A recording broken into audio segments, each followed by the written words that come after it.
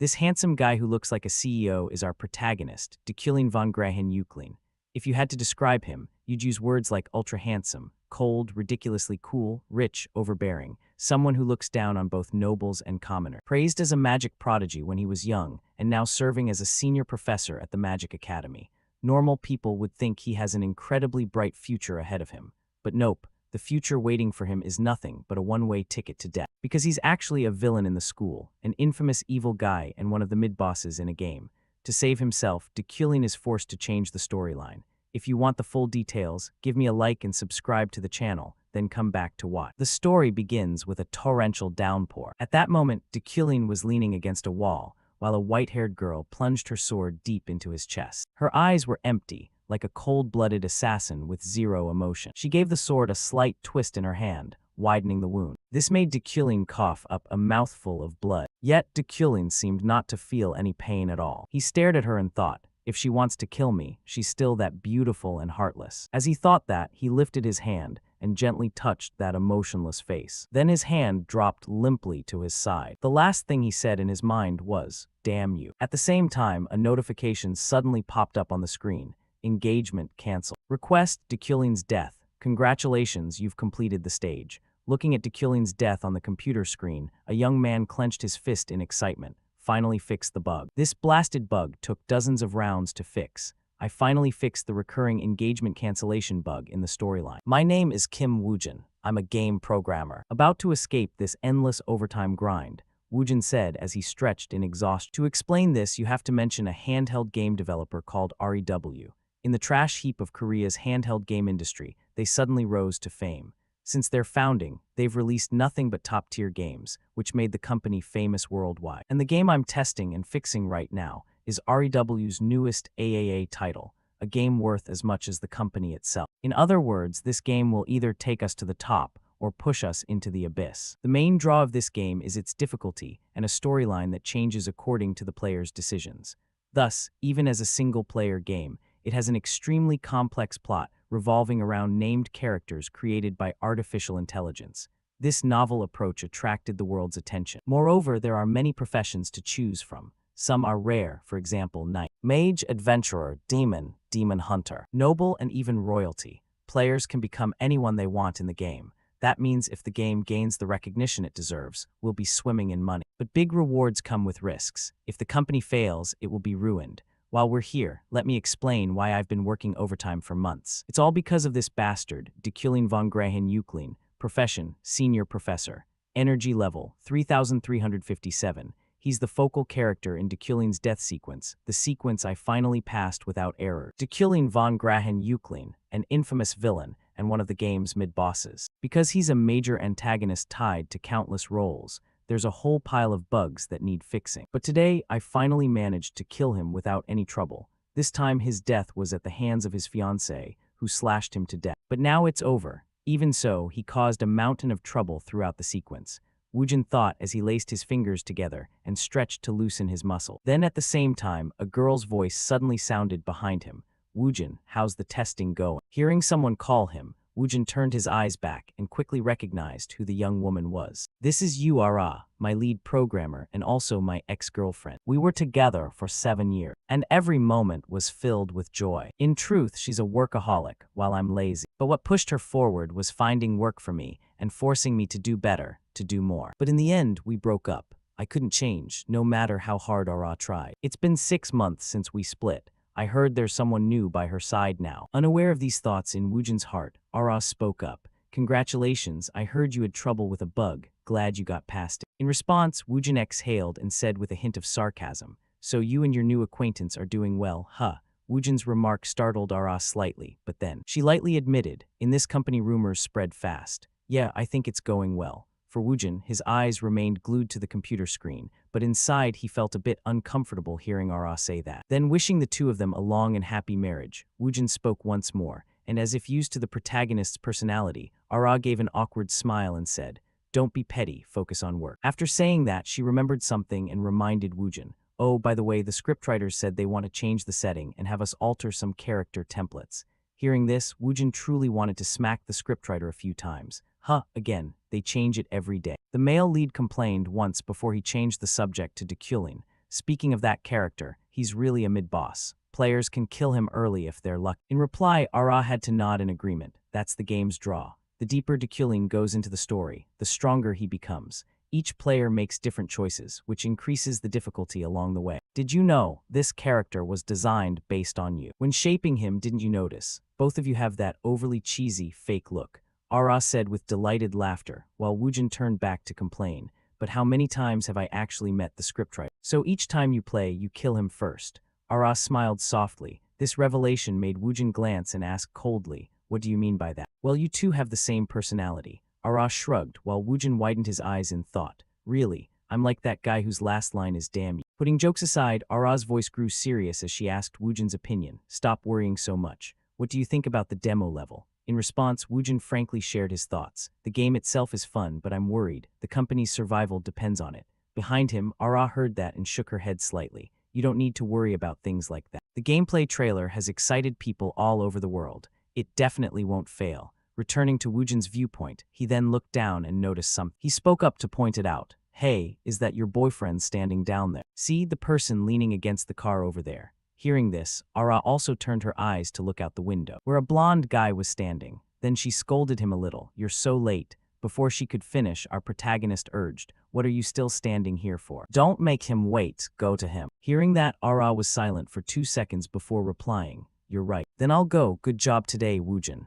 Bye. Woojin responded, but he didn't even bother to turn around. After his ex left the office, Woojin returned to his work. Sigh, back to checking Dekulin. But is that scriptwriter serious? Is he based on me? He has 6 attributes. He's supposed to be both a prodigy and a mediocre mate. As a child, Dekulin was praised as a genius and hailed as a magical prodigy.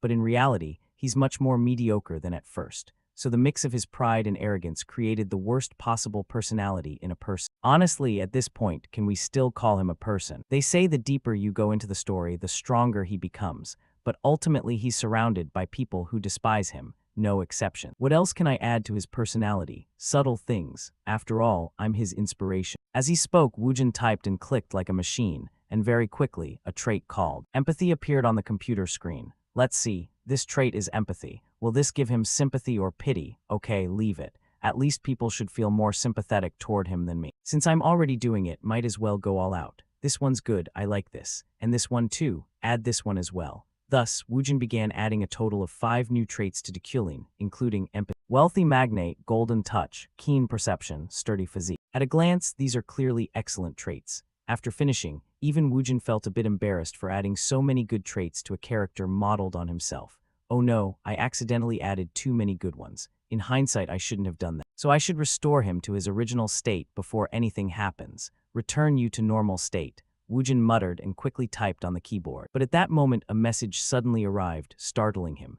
Damn, what the hell? Who sends a message at this hour? He glanced at the message and became even more shocked. Wait, it's the scriptwriter. Woojin hurriedly texted back. Oh yes, what do you want to change in the template? Tell me and I'll fix it right away. The scriptwriter replied, no, I'm just here to watch. This message puzzled Woojin, unsure what the other person meant, so he texted, wait, what do you mean? You mean you're here to check bugs with us? To Woojin's question, the scriptwriter sent an even stranger message. Haha, no. Look out the window. Seeing that, Woojin curiously looked out the window and wondered, the window, what's there to see? That was what Woojin thought. However, the moment he looked out, his face froze. Above, black clouds churned and lightning flashed within them. Most strikingly, at the center of the clouds was a large hollow, like a deep hole. This made Woojin's eyes widen as he wondered, what is that? Why is there a hole in the sky? Then, from inside that hole, a massive bolt of lightning shot down, as if trying to split the earth in two. Woojin's vision shifted. Countless chaotic images flashed through his mind, making him wonder what is happening. Hey, where is this? Who is this? A voice then rang out. Remember this, always be vigilant. Dekulin is not someone to be taken lightly. He may be down, but he can rise again at any moment. He's simply rebalancing the scale of his talent. After all, he's a despicable villain. Cut to an extremely lavish room where a loud call echoed. Wake up, get up.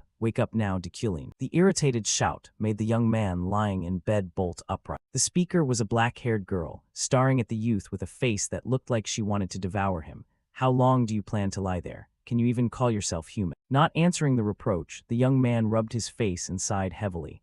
Ah, so that's it. It's been a few days since I possessed this body. But it still feels like a dream. Woojin whispered in a voice only he could hear. Meanwhile, seeing Woojin ignore her, the black-haired girl's lips clenched. Then she shouted, "How long will you lose yourself over a woman? Are you trying to disgrace our family name? I've left the files here. If you don't want to be fired from the professor position you love, get up and work." With that, she stormed out of the room in anger. On his side, Woojin was still piecing everything together. A week ago, the night sky suddenly flashed, and I woke up in an unfamiliar place. Inside a strange body. I can say I'm in the world of the game I'm programmed. The familiar scenery only strengthened my suspicion. Additionally, I'm in the body of someone who cannot escape death, regardless of how this world's plot unfolds. The worst character of all, I've become the villain, Dekulin. Pausing the story briefly, I want to unify how I refer to the protagonist. His real name is Kim Woojin, and the in-game name of the character he inhabits is Dekulin, so I'll use Dekulin. Returning to the story, Dekulin carefully gathered the documents the black-haired girl had thrown to the floor and arranged them neatly. Meanwhile, he lay dazed on the bed, rubbing his face and thinking everything over. A week has passed since I arrived here. At first, I thought it was all a dream. But as days passed, the sensation of being a living entity forced me to accept that this is reality. Having died like that, could I be experiencing some kind of afterlife? But in any case, what I'm certain of is, I'm the antagonist of the game in development, Dekulin von Grahen Uklein. Dekulin is the mid-boss in the game, whom players will face regardless of which route they choose. He is the enemy of many characters' parents and lovers, and the source of numerous events. I've become such a villain. The biggest problem is, I don't know which stage of the game I have appeared in. The only thing I know is the total mana I have, but I don't know how to use it. I can't defend myself in this state. I'm not joking. Among all the characters, including Dekulin, I tested playthroughs over 1,000 times during development, and Dekulin survived in only one scenario. He truly is a villain created solely to fulfill his role as a mid-boss. Thinking that over, Dekulin glanced at the stack of documents beside him. These were the papers the girl had left behind. They contained basic knowledge of magic and mana-related theory. Next, information about the black-haired girl quickly appeared in Dekulin's mind. Her name was Uriel von Dellen Uklein. The papers she left while I was asleep belonged to Dekulin's half-sister, and she effectively served as the true lord of the Uklein family in Dekulin's stead. Also, she didn't have a good relationship with Dekulin. The woman Uriel mentioned is probably Yuli. It seems there's something going on between Dekulin and Yuli. If I recall, she mentioned a professor position. There's even a lecture today. I should go. Since I never taught in my previous life, I need to gather any information I can, and most importantly, these lines keep appearing. At that moment, a system screen appeared before Dekulin. Main objective, survive by becoming a necessary character for the game. Side quest, teach at the academy. Reward, shop money plus 0.5. Whether he wanted to or not, Dekulin had to haul his tired body out of bed. As he moved, he reassured himself. Whether it's for it or for Yuli, I have to act. She was one of the factors that caused Dekulin's death. And the shop money is fairly important too. So how should I lecture? Of course I'm worried, but it'll be fine. After all, this body has a special skill. Understanding. Understanding, an innate skill that grants the user the ability to comprehend everything, can be activated by consuming mana. Before Dekulin existed, I added this skill to him, hoping he might become more empathetic. This is an innate special skill that appears in the latter half of the game, so it surely has some hidden usage. Lavish bath and wardrobe, but I can use them more naturally than I expected. It's as if I've always lived as Dekulin. At first I thought these clothes were too ostentatious. Now, they feel strangely elegant and comfortable. This must be the influence of Dekulin's dignity trait. Everything seems to be telling me that. This is your body. Honestly, I can't act against the manners this body expects. Things that Kim Woojin once found uncomfortable now feel completely natural. Even if it's just to gather information, attending my first lecture seems perfectly normal. I am an outstanding and worthy noble. Thinking that made Dekulin break out in a cold sweat. He reminded himself, what the hell, Kim Woojin, a healthy Korean youth, rather educated and handsome. Borrowing someone's final words before parting, a lazy, boring bastard. That's who I really am. Yes, I won't forget myself. No slacking. Scene change, Dekulin silently reminded himself once more, then strode out. Outside, a driver in a very luxurious car had been waiting for him. When the driver saw Dekulin, he bowed at a 90-degree angle in greeting. Seeing that, Dekulin coldly and briskly climbed into the car. In his head, he couldn't help but exclaim, "Goddamn, this expensive car. I don't think I ever rode in such an expensive car in my previous life. Damn." It reminded me of that time again. So frustrating. Dekulin gritted his teeth, thinking thinking of the image of Ara's new boyfriend waiting for her at the company below. Then when Dekulin glanced to the side, he noticed a brown-haired youth whose hair shadowed his eyes. Curious, Dekulin wondered inwardly, who is this kid? Beside him, the youth, startled to see Dekulin looking his way, quickly greeted. "Good morning, Professor," he said, handing a stack of papers to the protagonist. This made Dekulin quickly use his mind to deduce the boy's identity. It seemed he was Dekulin's secretary or assistant, probably. Thinking that, Dekulin took the papers and asked, "Are you a maid?" Dekulin's unexpected question made the brown-haired boy exclaim in surprise. "What, huh? You've been teaching me for nearly 3 years." "Ah, no, I'm just kidding," Dekulin shook his head. After that, while heading to the academy, the protagonist checked the stack of documents. These materials. I thought they were lecture notes, but they turned out to be a script I only needed to read. The lecture content had been prepared from start to finish. I mean, there's no way this incompetent, arrogant Dekulin would prepare a lecture himself. This kid must have done it for him. Thinking that, Dekulin felt a bit flustered and said, "Well done." However, the moment Dekulin said that, the student startled and cried. "What?" Dekulin didn't speak much and only instructed. "Rest until we arrive." "Yes, I understand," the student replied hurriedly, while the driver inwardly wondered in surprise. He praised someone just now. Back to Dekulin, his face wrinkled and he broke out in a cold sweat. What kind of absurd personality is this? My stomach twists just from one compliment. So this is Dekulin's nature. I had sensed it before leaving the mansion, but it feels like my mind is being influenced by Dekulin's personality.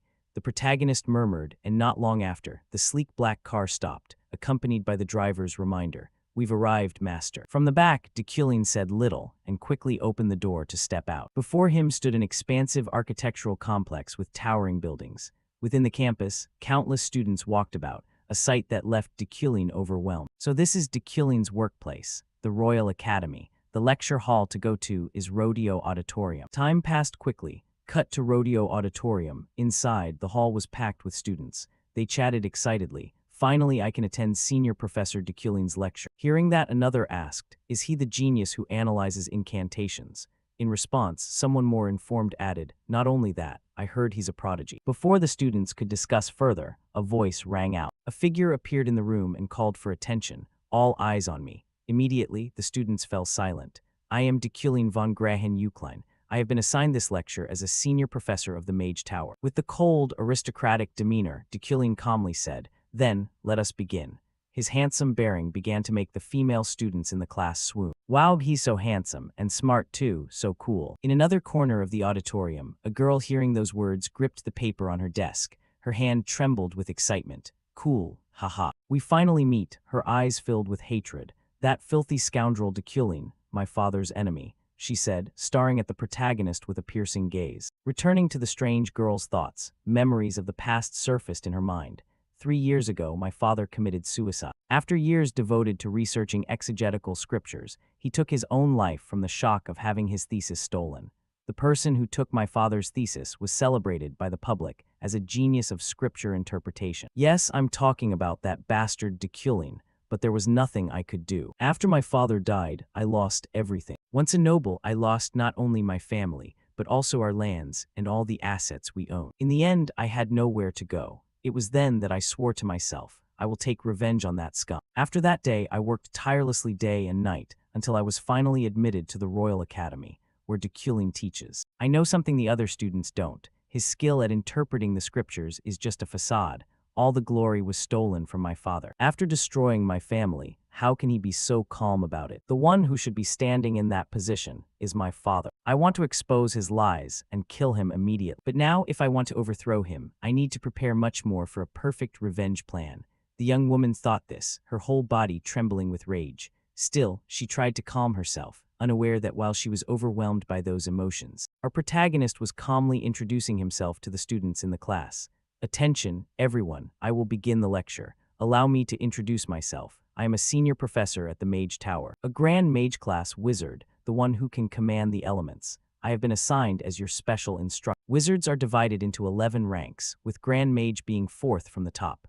By now, you must already know this. But magic is mainly divided into 3 attributes and 9 schools. The attributes include origin, the foundation of magic; element, the makeup of matter; and material, the medium that conducts mana. As for classification, there are summoning, spirit forms, destruction, support, control, durability, enchantment, harmony, and finally specialization. That's why a wizard must, blah blah, returning to Deculin's perspective. While lecturing the students, he thought inwardly, things are going more smoothly than I expected. Not only is this my first lecture, I'm also teaching magical theory, a subject I'm unfamiliar with, even though I'm only reading from a prepared script. It seems I grasped the entire content thoroughly. The dignity and dominance traits draw every gaze to me, while the elegance trait keeps me from feeling awkward under that attention. Instead of feeling pressured, it becomes natural. Deculin's traits truly make him a fitting lecturer. With that thought, Deculin focused on his lecture. He explained, mana has different uses depending on the body part that stores it. Usually wizards store mana in the brain, the place where spells are easiest to visualize. On the other hand, swordsmen store mana in the heart, the organ that pumps blood throughout the body. And finally, the Danshin is the most suitable mana reservoir for everyone, as it has a strong connection between internal and external forces. What I'm saying is simple. Effort is important, but if talent isn't enough, careful choice and focus are also essential. Saying this, even Deculin reminded himself. That is indeed sound advice for Deculin. In reality, Deculin is not an overly talented figure. Although he currently has 3,375 mana points, there's still a character whose name starts with over 30,000 starting mana. The one who should heed this advice most is him. It's laughable. Anyway, this is just a per-written lecture. With that in mind, he announced the end of the lesson. That concludes today's lecture. One last thing, as he said this, the protagonist's voice suddenly stopped. He hesitated inwardly. I'm hesitating over this line. Do I have to read it? If I were the real Deculin, I wouldn't read it. Deculin wants to be himself, not be influenced by the game's body's personality. So he asked the students, any questions? Hearing this, the students glanced at each other and shrugged. It seemed no one had any questions, which relieved Deculin a little. Good, it seems no one has questions, he murmured and prepared to end the lecture. However, at that moment, a gray-haired girl suddenly stood up and shouted, Professor Deculin, a strange spell was discovered in the mage dormitory last night.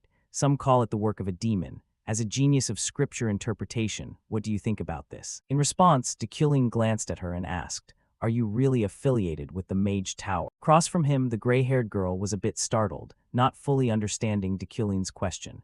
Excuse me, why are you asking that? Deculin explained. If you are truly from the Mage Tower, you should have introduced yourself first. I will not answer questions from an impolite child like you. Deculin's reply made the strange girl stare wide-eyed. But our protagonist seemed unconcerned and immediately turned toward the door he had entered.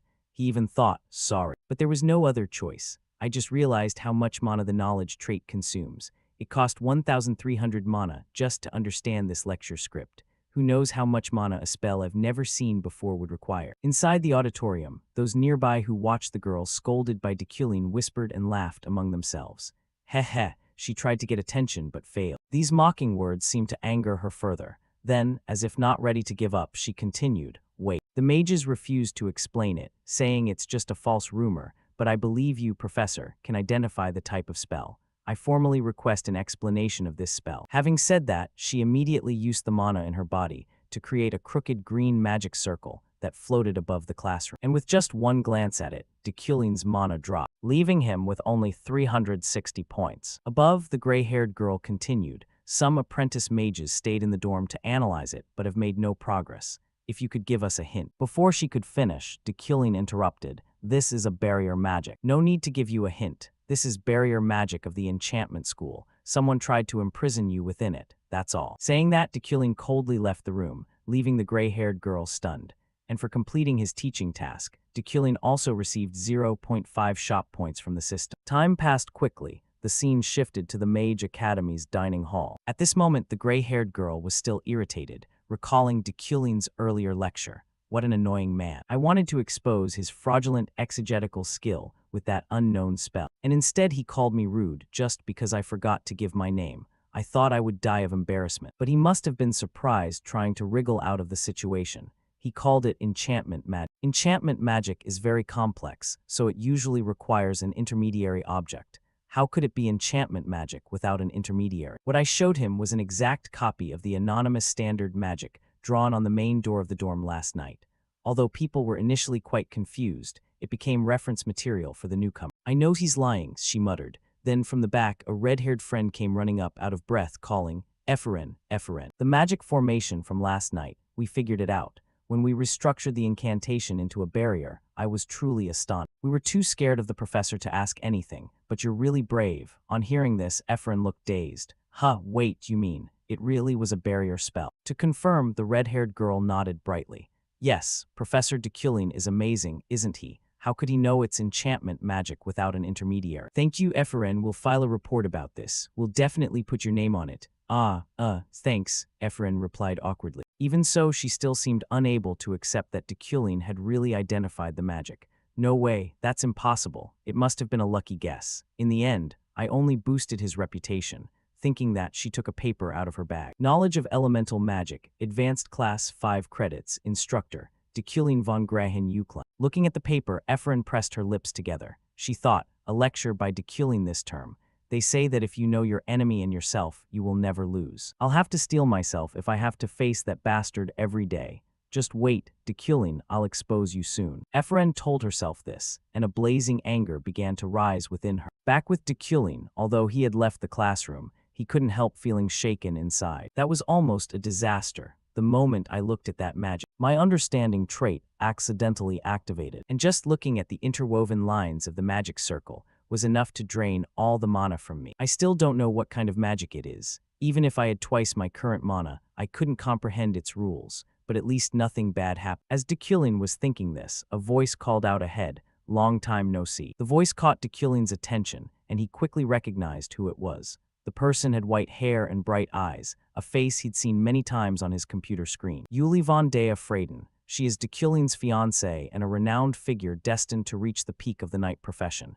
He hadn't expected to meet her here. Up ahead, Yuli greeted him. "How have you been late?" Deculin replied with an icy expression. "I'm not sure. Let's say I'm fine." For some reason, Deculin's answer seemed to anger Yuli. Her brows tightened as she demanded, "You say you're fine, even though you broke the promise we made just a week ago." Back to Deculin's perspective, he had no idea what promise she meant. "What promise? I don't know what you're talking about. It's best to dodge this." Thinking that to avoid more trouble with someone as dangerous as her, Deculin coldly walked past. "I don't remember now." Before he could finish, the knight stepped in front of Deculin and said coldly, "Are you planning to run away?" Like before, Deculin sensed that Yuli was determined not to let him go, so he had to stop and speak. "It seems I forgot because of my fever. Could you remind me what we promised each other?" At Deculin's question, images from last week began to form in Yuli's mind.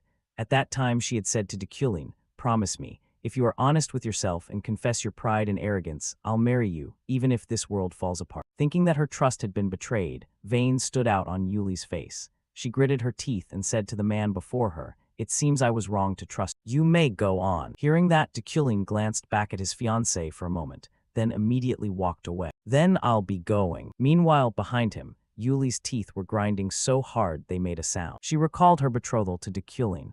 "My engagement to Deculin is for the sake of advantage. Deculin is a talented maid, and I am a talented knight. The union of the two would certainly be beneficial for politics and lineage," her brother had said. Because both the Eucline and Freyden houses have royal blood, no one opposed this marriage. Even Yuli accepted it at the time. "It's fine for the family's sake. Even if I don't love him, I'll accept it." That was what Yuli thought then. However, the two houses soon discovered a truth. Deculin's talent never actually existed. Perhaps he didn't want to admit it, but he had deceived everyone by claiming to be a genius at analyzing magic and became a professor. But what must happen eventually did. Over time, many began to doubt whether Deculin's talent truly existed.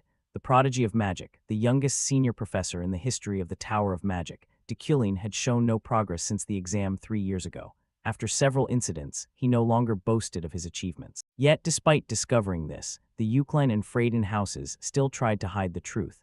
Probably because they didn't want to become the subject of gossip. They didn't want their flaws exposed. But I could not let it go. I can accept a loveless marriage, but I cannot forgive deceit. That is my creed as a knight. That's all. He had agreed to it. But now, he doesn't even remember that promise. Yuli whispered. Her hand began to clench until it trembled. The Royal Academy, the Tower of Magic. The Royal Academy is the best institution in the game, and the Department of Magic is the top faculty. You could liken it to the medical school of Seoul National University, and the Tower of Magic as its affiliated hospital. Scanning the surroundings, even Deculin nodded in admiration.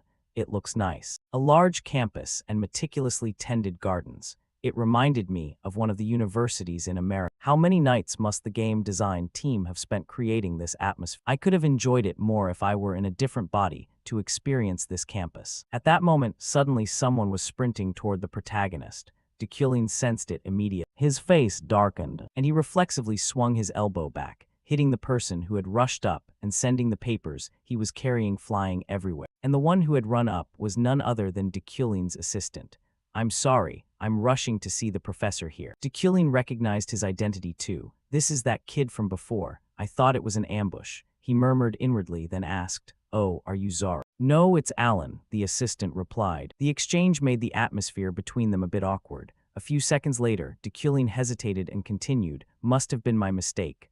"Ah, yes," Alan answered, a little puzzled as to who Zora was. Next, the scene cut to Dekulin's office. He was reviewing the documents Alan had brought and asked, "So this is the reason you rushed to see me?" Alan nodded and explained, "Yes, Professor. This is the list of sponsors for this year's new major." His words made Dekulin quickly understand the situation. The Tower of Magic is equivalent to a research institution in the real world, so money is essential for developing magic. Professors at the tower sponsor new mages they deem worthy. Then, while scanning the applicant's information, Dekulin suddenly noticed someone's entry glowing. "This name is glowing. I think it's because of Dekulin's attributes. He possesses the wealthy magnate trait rare, described as a born tycoon and exceptional financier with an unparalleled instinct for things of value. The more information provided, the more accurate your intuition becomes. The sharp vision trait rare describes the ability to perceive visually with acute insight. Mana points and similar elemental attributes are mainly used to link with other traits rather than alone." Back in Dekulin's perspective, he quickly inferred, "With this phenomenon, it's surely the combination of wealthy magnate and sharp vision. I think the factor behind this name will bring in wealth." There were a few like that, but she was the brightest. At that moment, standing before Dekulin was the gray-haired girl, Eferen. "Oh, that's another familiar face. Eferen Luna, that's a well-known name in the game. According to the developer who designed her, Dekulin had taken her father away. However, why does Eferen Luna have no sponsors at all?" Dekulin asked involuntarily. To this question, his assistant Alan scratched his head and explained awkwardly, "Ah, Eferen Luna, I think people are afraid." Not letting him continue, Dekulin nodded. "I understand." After saying this, Dekulin thought to himself, "It seems people worry about what she might do if they sponsor her. Let's see, she has enough talent to enter the Tower of Magic without the Academy." However, this Eferen Luna is Dekulin's enemy. No, rather, Dekulin is her enemy. "If I let things play out just like in the game, I'll meet the same end, death." A system notification appeared. Skill, villain's destiny, description. Everyone wishes for his death. However, what doesn't kill him will make him stronger. In the game, Dekulin dies in many ways. Stabbed in the heart, stabbed in the head, poisoned in wine, blown up to deaths, whatever the method. The fact of his death does not change. If I want to live, I must choose differently. A choice the original Dekulin would not make. With that in mind, after about 2 seconds of thought, Dekulin began to sign the paper, then handed it back to his assistant Alan. "Alan, submit these and borrow some books. I plan to write a few things before going home." "Ah, yes, Professor, goodbye." His assistant Alan replied and hurried off to borrow the books. Once he saw him leave his office, Dekulin fell into thought again. "I need a lot of money to survive. Money can prevent many deaths. Investing in a mage is one way to make money. However, that's still not enough. Countless names in this world hate me. They will kill me whenever they get the chance. To survive, what I really need is an escape. I need to become stronger." However, Dekulin's talent is only average. In this situation, I can't properly deal with the threats to come. I can't survive the countless deaths still waiting ahead. Although I have one advantage, my attribute. Dekulin can't control all 4 elements as he boasted, but he certainly has potential in manipulating earth and fire, along with his talent for manipulating magic. And from combining earth and fire to form metal, Dekulin developed a special trait called the Midas Hand. The Midas Hand, unique rank, consumes the user's mana to unlock a target's potential. Thus, Dekulin's talent for controlling metal allows him to manipulate swords that float by energy. Thus, Dekulin's metal control talent lets him command energy-suspended swords. However, this is certainly uncommon in this world. What I lack in raw power can be compensated by manipulating the properties of metal. But to accomplish all that, first I must learn how to control things. I have to learn to manipulate objects. Let's test it. No sooner thought than done. Dekulin placed his hand on the basic manipulation magic guidebook before him. At the same time, he he activated his understanding attribute to learn faster. At that moment, a fierce energy poured out from him and formed an extremely complex magic circle in the air. Next, a storm of information began pouring straight into Deculin's head, causing sweat to run continuously down his face. The contents and incantations of the mental ritual flowed directly into his mind, but quickly the process ended. To test what he had just learned, Deculin glanced at the pen beside him and tried to focus his mind. Sure enough, shortly after, he was able to make the pen float in midair. Our protagonist was quite pleased with this result. Now I've memorized the basic mental ritual and no longer need an incantation to cast it. Seeing something I only saw in the game realized like this. Even if it's only basic, if the result after first learning the skill is this good, once I learn advanced remote control magic, I'll reach nearly the power I want. But now what should I do next? Can I inscribe magic circuits across my entire body? In this world, the larger a magic circuit is, the more powerful it is. Then if I understand my body well with the understanding attribute, not just the brain but the heart, I can enhance my object control ability by engraving magic circuits over my whole body.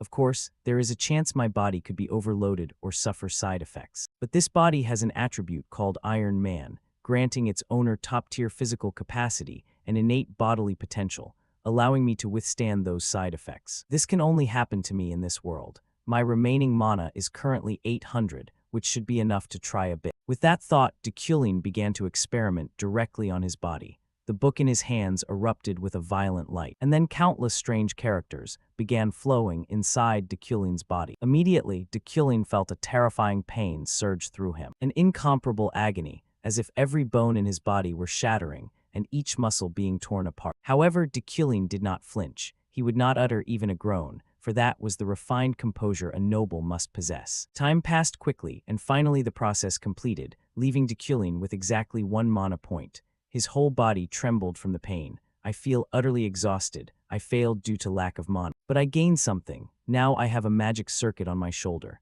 At this rate, it will take about 2 weeks to inscribe them across my entire body. Time passed swiftly. 1 month after Deculin's lecture, today was the first day of class. The scene shifts to the Tower of Mages, where the students had gathered and were intently reading the wooden notice board posted by Deculin. I, Professor Deculin, want to assess your abilities. Bring me any results you obtain from this area. This place is saturated with elements, suitable for your experiments. After reading it, the students were surprised, turning to each other and whispering, "This is different from what the upperclassmen told us. Are all his classes like this? Think about it, he just expects us to self-study using the guideboard. So we have to do something with the elements. Is that why we're here? Where is Professor Deculin?" The group asked anxiously. Elsewhere, Ephraim frowned in annoyance and blamed Deculin inwardly. What an irresponsible man. Telling us to self-study on the first day. What kind of bastard is he? No sooner had she finished speaking than a blonde girl came up from behind and bumped into her. The girl hurried on without offering any apology. This irritated Ephraim, and she was about to snap at her. However, the moment she saw the blonde girl's face, Ephraim fell silent as she recognized who it was. It was Sylvia von Josephine Allais. Across from her, Sylvia tilted her head slightly toward Ephraim, but then turned away and walked off. This left Ephraim staring blankly, wondering. She doesn't recognize me. Time passed quickly. At that moment, Ephraim was building a small castle with her magic, like a child playing in the sand. Yet Sylvia's earlier dismissal still nagged at her. What happened? If I'm not mistaken, that girl is definitely a member of the Allais family. 10 years ago, the Allais family, fearing my father's and my potential, used their soldiers to surround our manor and threaten my family. So why doesn't she remember me? Before she could find an answer, her little castle suddenly began to collapse under a strong gust of wind. What's happening? It feels like mana is being drawn away somewhere. Ephraim frowned, looking around to investigate. Sure enough, Sylvia was using her magic to construct a huge castle. Ephraim's small castle was being sucked toward it by Sylvia's spell. This made Ephraim angry, and she demanded, "Hey, what are you doing? Do you realize you're taking everything I gathered? Hey, are you even listening to me?" Ephraim shouted, but the other girl remained silent. This made the gray-haired girl so furious that she trembled. What the hell is wrong with that brat? Why isn't she responding to anything I'm saying? However, Ephraim was perceptive. A normal person, even a stranger, would at least react, but Sylvia showed no response to any words. Ephraim quickly concluded that Sylvia was doing it on purpose. With that thought, she smirked and said, "Hey, why are you pretending not to know me, Miss Sylvia?" In front, Sylvia's shoulder twitched slightly at the remark, and of course Ephraim saw it. Just from that, the gray-haired girl was certain Sylvia recognized her. She continued, "I thought so. There's no way you don't remember me. After threatening my family and forcing me to abandon magic, are you afraid I've come to steal all your attention? Across from her, Sylvia coldly denied it. I don't know you. Hearing that, Ephraim angrily shouted, how dare you look down on me now? In response, Sylvia turned and stared at Ephraim with a sharp gaze. I don't know you, but I know your father. That arrogant noble, I heard he's dead. As soon as the words left her mouth, Ephraim clenched her teeth. Her eyes filled with extreme fury, like a bomb ready to detonate at any moment. And as expected, the surrounding students began sensing a massive magical fluctuation and turned to look. Look, a male student exclaimed. At that, everyone simultaneously turned their eyes and discovered. Ephraim had focused energy into her fist and lunged straight at Sylvia without thinking. She shouted, what did you just say? Say that again. Ahead, Sylvia quickly used her magic to form a barrier to protect herself. Ephraim's attack struck the barrier directly, producing a deafening explosion in the air. The group of onlooking students were pushed back by its force. Only when the blast subsided did panicked voices begin to rise. What just happened? Is anyone hurt? Someone asked anxiously. By their gazes, Ephraim was now gripping Sylvia by the hair and demanding, I told you to repeat that. How dare you insult my father? Before she finished, a student in the crowd sensed a strange magical vibration and shouted, what is that? What light is that? Hearing this, Ephraim paused. She looked behind and discovered that, somehow, a spatial rift had appeared, emitting red-black energy. The entire group of freshmen panicked and screamed. Even Ephraim, who had been so fierce moments before, broke into a cold sweat at the sight. It's a rift. Yeah, it's where my mana and Sylvia's mana collided earlier. It's sucking everything around it in. On the side, a student who realized the urgency shouted, hey, it's about to explode. Run now? Hearing this, Ephraim felt her heart drop. No, if it explodes, metal shards will fly like stray bullets and everyone here will die, she thought. However, she had no way to stop the rift. A few seconds later, the black hole detonated, releasing an extremely powerful shockwave. The ground around it was ripped into fragments. Seeing this, Ephraim gritted her teeth and used magic to raise a protective shield for everyone, but then she suddenly felt an unusual silence. What's happening? Why is it so quiet? Has it stopped? Ephraim wondered as she looked ahead. What she saw was the cold, cool figure of Deculin standing there. All the fragments hurled outward by the explosion were suspended in midair, motionless. This made Ephraim startle and wonder, when did he get here? And why did the explosion debris stop midair like that? Unaware of these thoughts among the students, Deculin began to command all the fragments to converge. They swirled like a flowing stream, emitting brilliant colors that left the students in awe. The moment they saw Deculin use telekinesis, everyone around gasped in admiration. Because they were all trainees studying magic, they couldn't help but appreciate the beauty of the spell. It was an enchanting magic, whose beauty no one could deny. Returning to Deculin, after he tossed the entire pile of fragments aside like rubbish, our protagonist grew cold and said to the assembled students, attention, today's lesson ends here. Everyone except those who caused this incident leave. Seeing Deculin's icy expression, Ephraim swallowed nervously. It's over, I'm done for, she thought. Time passed quickly. The scene shifted to the interrogation room. Because the disturbance caused by Ephraim and Sylvia nearly got the whole student body into serious trouble, the academy immediately launched an emergency investigation. And as the professor responsible for that class, Deculin was present. Outside the entrance, a portly man saw Deculin and greeted him cheerfully. Professor Deculin, you arrived early. As expected, your seriousness sets an example for all maidens. That man was Ritlan, professor of spirit studies. The man behind him was Relin, professor of auxiliary arts. In response, a girl wearing a mage's hat tilted her head and said, welcome, Professor Ritlan, Professor Relin. Sorry for summoning you without notice, and thank you for coming so quickly. This girl was Adeline Sigilian, president of the Royal Academy of the Magic Tower. Hearing this, the two professors nodded and took their seats.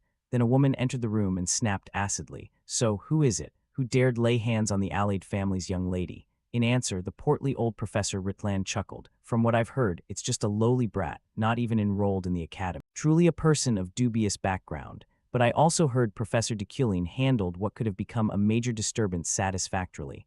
I've heard the same. Quite impressive, Professor Relin chimed in. From Deculin's perspective, with his ability he could read Ritlan's true intentions with a single glance.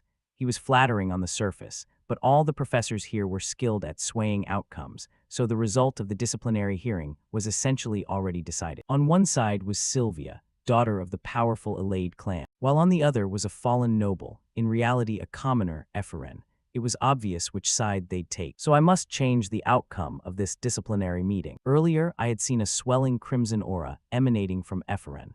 Only I could see it because of my sharp sight trait. It signaled the emergence of a villain's fate. If I can't change the outcome, my death will draw nearer. Returning to the interrogation, after waiting for everyone to assemble, a voice announced, "The disciplinary hearing between novice mages Ephraim and Sylvia will begin now." On this side, the portly Ritlan, not waiting for anyone, boomed, "How dare you two brawl within the academy? If not for Professor Deculin, someone would have been hurt. Why did you two fight?" In response to his question, Ephraim could only lower her head and say bitterly, "I can't speak."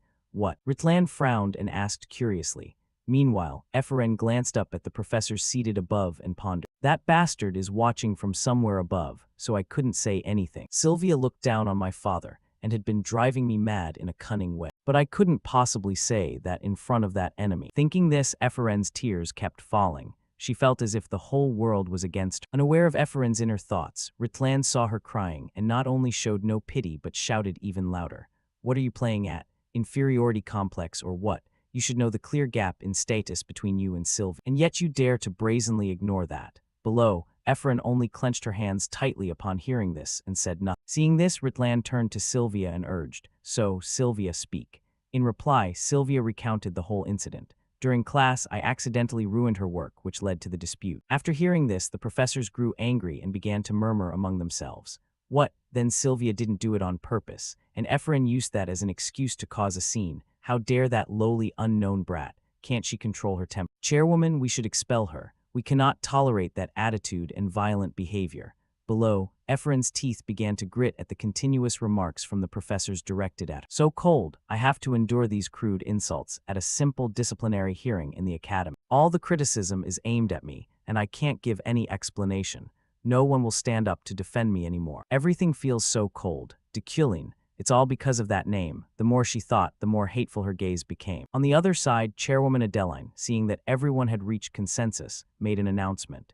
"If that's the case, it seems everyone has decided. Professor Deculin was present at the scene. Let's hear his opinion before reaching any conclusion." Hearing this, Deculin spoke up. "I, Deculin, ask you as a senior tower professor and a member of the disciplinary committee. Do you think you are not at fault in this matter?" Sylvia von Josephine allayed. Upon hearing this, both Ephraim and Sylvia were startled. Then Sylvia blankly asked back, "Pardon?" Deculin's voice rang out again. "Let me ask again. Do you truly believe you're not at fault in this incident?" Hearing this, Ephraim genuinely didn't understand what was happening. Not only her, portly Ritlan also stammered in confusion. "What are you saying, Professor Deculin?" Ignoring his words, the protagonist kept his icy gaze fixed on Sylvia and made it clear to everyone in the room. "You surely could have prevented that incident, but you did not. Or perhaps the ability everyone has such high expectations for you was actually insufficient to do so." Deculin's resolute words left Sylvia stunned. But then she reacted very quickly. She immediately bowed her head and took responsibility. "I'm sorry. To be honest, I didn't stop her because I wanted her to get into bigger trouble." Beside her, Ephraim widened her eyes and thought, "What? Why did he not ask me but ask Sylvia? No matter how you look at it, this is my fault." She then cast a suspicious glance upward. Meanwhile, portly Ritlan thought similarly and advised, "But even so, Professor Deculin, the fault isn't with the defender. The attacker is to blame, isn't she?" In response, Deculin turned to him with a cold look. "If you consider the context, the fault lies with me, the one who taught the class. Professor Ritlan, do you want me to take the blame?" "Of course not, I only thought that would be inappropriate," Ritlan hesitantly replied. To Ephraim, Deculin's words made her even more astonished. He had even dismissed the professor who sided with Sylvia. Why did he have to go that far? Could it be to protect me? Ephraim wondered inwardly. Then, to break the tension, Chairwoman Adeline clapped her hands to draw everyone's attention. "All right, they're children, friction is how they grow. These kids are just novice mages, so instead of arguing over who's to blame and belittling them, let's let this one slide. This time no one will be disciplined, you both may go." The chairwoman's declaration made Ephraim's hands clench and tremble. Instead of feeling relieved at not being expelled, she felt anger. "What? I was fully prepared to be expelled. The Deculin I know certainly wouldn't do this." But then why? Ephraim wondered. The scene cut to the professors. With the inquiry over, they drifted out of the room. Meanwhile, portly Professor Ritlan took the chance to flatter the protagonist. "Exactly as expected from Professor Deculin, you have a special way of analyzing things. It's all for the students." However, before he could finish his sentence, Ephraim below, unable to contain her curiosity, stood and said, Professor, I have a question. Countless thoughts ran through Ephraim's mind. If he remembers the Luna name, and if he knows my father, and if he knows that he suffered his whole life before ending his own life. After saying that, she bowed her head anxiously to ponder. But, supposing Deculin does remember, what if he withdraws his decision to protect himself? Even so, if he doesn't remember my father, wouldn't that be even more painful? The more she thought, the more anxious Ephraim became, awaiting Deculin's reply. But Deculin did not disappoint her in his answer. You don't need to ask. Don't waste your talent on things from the past. Having said that, our protagonist immediately left, leaving the gray-haired girl standing dazed alone. I knew it. Deculin knows about me and my father. If not for that, he would have no reason to help me. Surely Deculin felt some responsibility and decided to assist. So he helped me out of pity, thank goodness. It turned out he had not forgotten, and if he still remembered me, I'm satisfied with that. At least for now, that's enough. As she thought this, tears streamed down her small face. Ephraim moved, wiping her tears away. Thanks to the shift in her feelings, Deculin also overcame the variable death and received 2 shop coins. Time passed quickly. The scene shifted to Sylvia. She was picked up by a blond man in a convertible. His name was Gilthian von Ludwig Alade, Sylvia's father, a telepathic mage and head of the Alade family. Having heard the whole story, he turned to comfort his daughter. Well, you don't need to worry about that child anymore. Ephraim Luna truly has talent, but she missed her chance. Behind them, Sylvia stared blankly at the surroundings, thinking back to a memory. 10 years ago, on the aptitude test day to enter the academy, it was the first time Ephraim and Sylvia met. After the test with the magic orb, the old mage was stunned by the light it emitted. Impossible, both of you have the talent to become archmages. Around them, others who heard the result whispered to each other, "What? Those 2 kids from our territory, what's going on?" The reason everyone was so surprised was because of that archmage level. The pinnacle of the magical world, the immortal, eternal level, an existence at a degree even an emperor cannot reach. Those who attain that level are called archmages and are recorded in the continent's history. However, normally only 3 people can become archmages in an era. It doesn't matter what kind of mage they are or what they specialize in. That's an unchanging law of mages. At that time, aside from Demakin, the first to reach the eternal level in this era, there were 2 spots remaining. However, one of those 2 positions was essentially reserved for Adeline, the chairwoman of the Magic Tower, the strongest candidate for Archmage. In other words, Sylvia, the heir of the Alade family, and Ephraim, the daughter of the Luna family, a branch house, must compete for the remaining slot. I could understand that without anyone explaining. That day, I learned the real reason the Alade family was oppressing the Luna family was because of me. It was to help me become an archmage instead of Ephraim. Becoming an archmage is my wish and my destiny, Sylvia told herself. Yet when she thought of Ephraim's earlier words, "Are you afraid I'll surpass you?" Sylvia felt a bit annoyed but quickly reassured herself. "No, I'm just overthinking." Ahead, Uncle Gilthian seemed to sense his daughter's worry and smiled. "You don't need to worry about that child. You should be wary of Deculin. He's not a simple man. He may be struggling now, but he was called a prodigy in his youth. He could rise to the top. No one knows." Sylvia clearly absorbed her father's admonition. "I know." Professor Deculin saw through my trap. At that moment, I had clearly caused Ephraim's mana to vanish. I set a trap so that when it touched Ephraim's mana it would detonate. The bigger the explosion, the more trouble she'd be in. But Deculin immediately saw through my plan, even though I had checked for signs of observational magic in the area. At that time, he forced me to compromise, instead of saying it was my doing. "I know everything, do as I say." That was a threat, but I still had to accept it. I thought he was just someone with above-average talent, but unexpectedly, he's so deep. What kind of person is he really? The more she thought, the more sweat broke out on the young girl's face. Her hands trembled uncontrollably from stress. Time passed quickly. A few days later, the scene shifted to Deculin's mansion. At that time, our protagonist wore an elegant outfit that highlighted his nobility. It seemed Deculin was preparing to attend a party. Outside the room, a man's voice reminded him, "It's Roy. Are you ready?" Deculin replied he'd be out short. After that, the driver drove Deculin to the party in his expensive car. Inside the car, the protagonist quietly thought about Ephraim.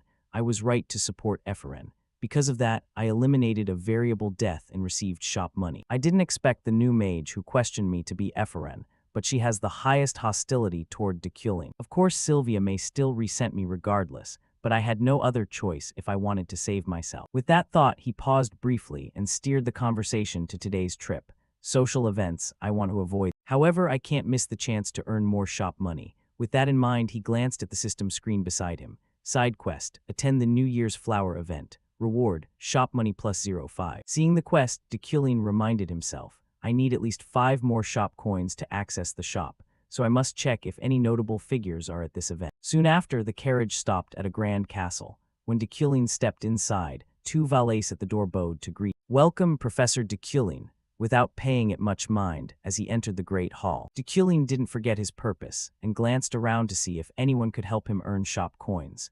They all looked like high nobility. And I also recognized many famous people I knew, especially Ihelm, the one I personally designed. Coming here was definitely the right choice, Dekulin murmured inwardly. At the same time, an older man behind him quickly noticed Dekulin's arrival and hurried over to greet him. Look who's here. Isn't this Professor Dekulin? My daughter is in your class. Around them, other guests who heard this also turned and surged forward, like sharks spotting prey. Oh, Professor Dekulin, I've always wanted to meet you. Facing a crowd crowding toward him, Dekulin had to retract his earlier thought that coming here was the right choice. Before Dekulin could greet the nobles in front of him, a voice grabbed his attention.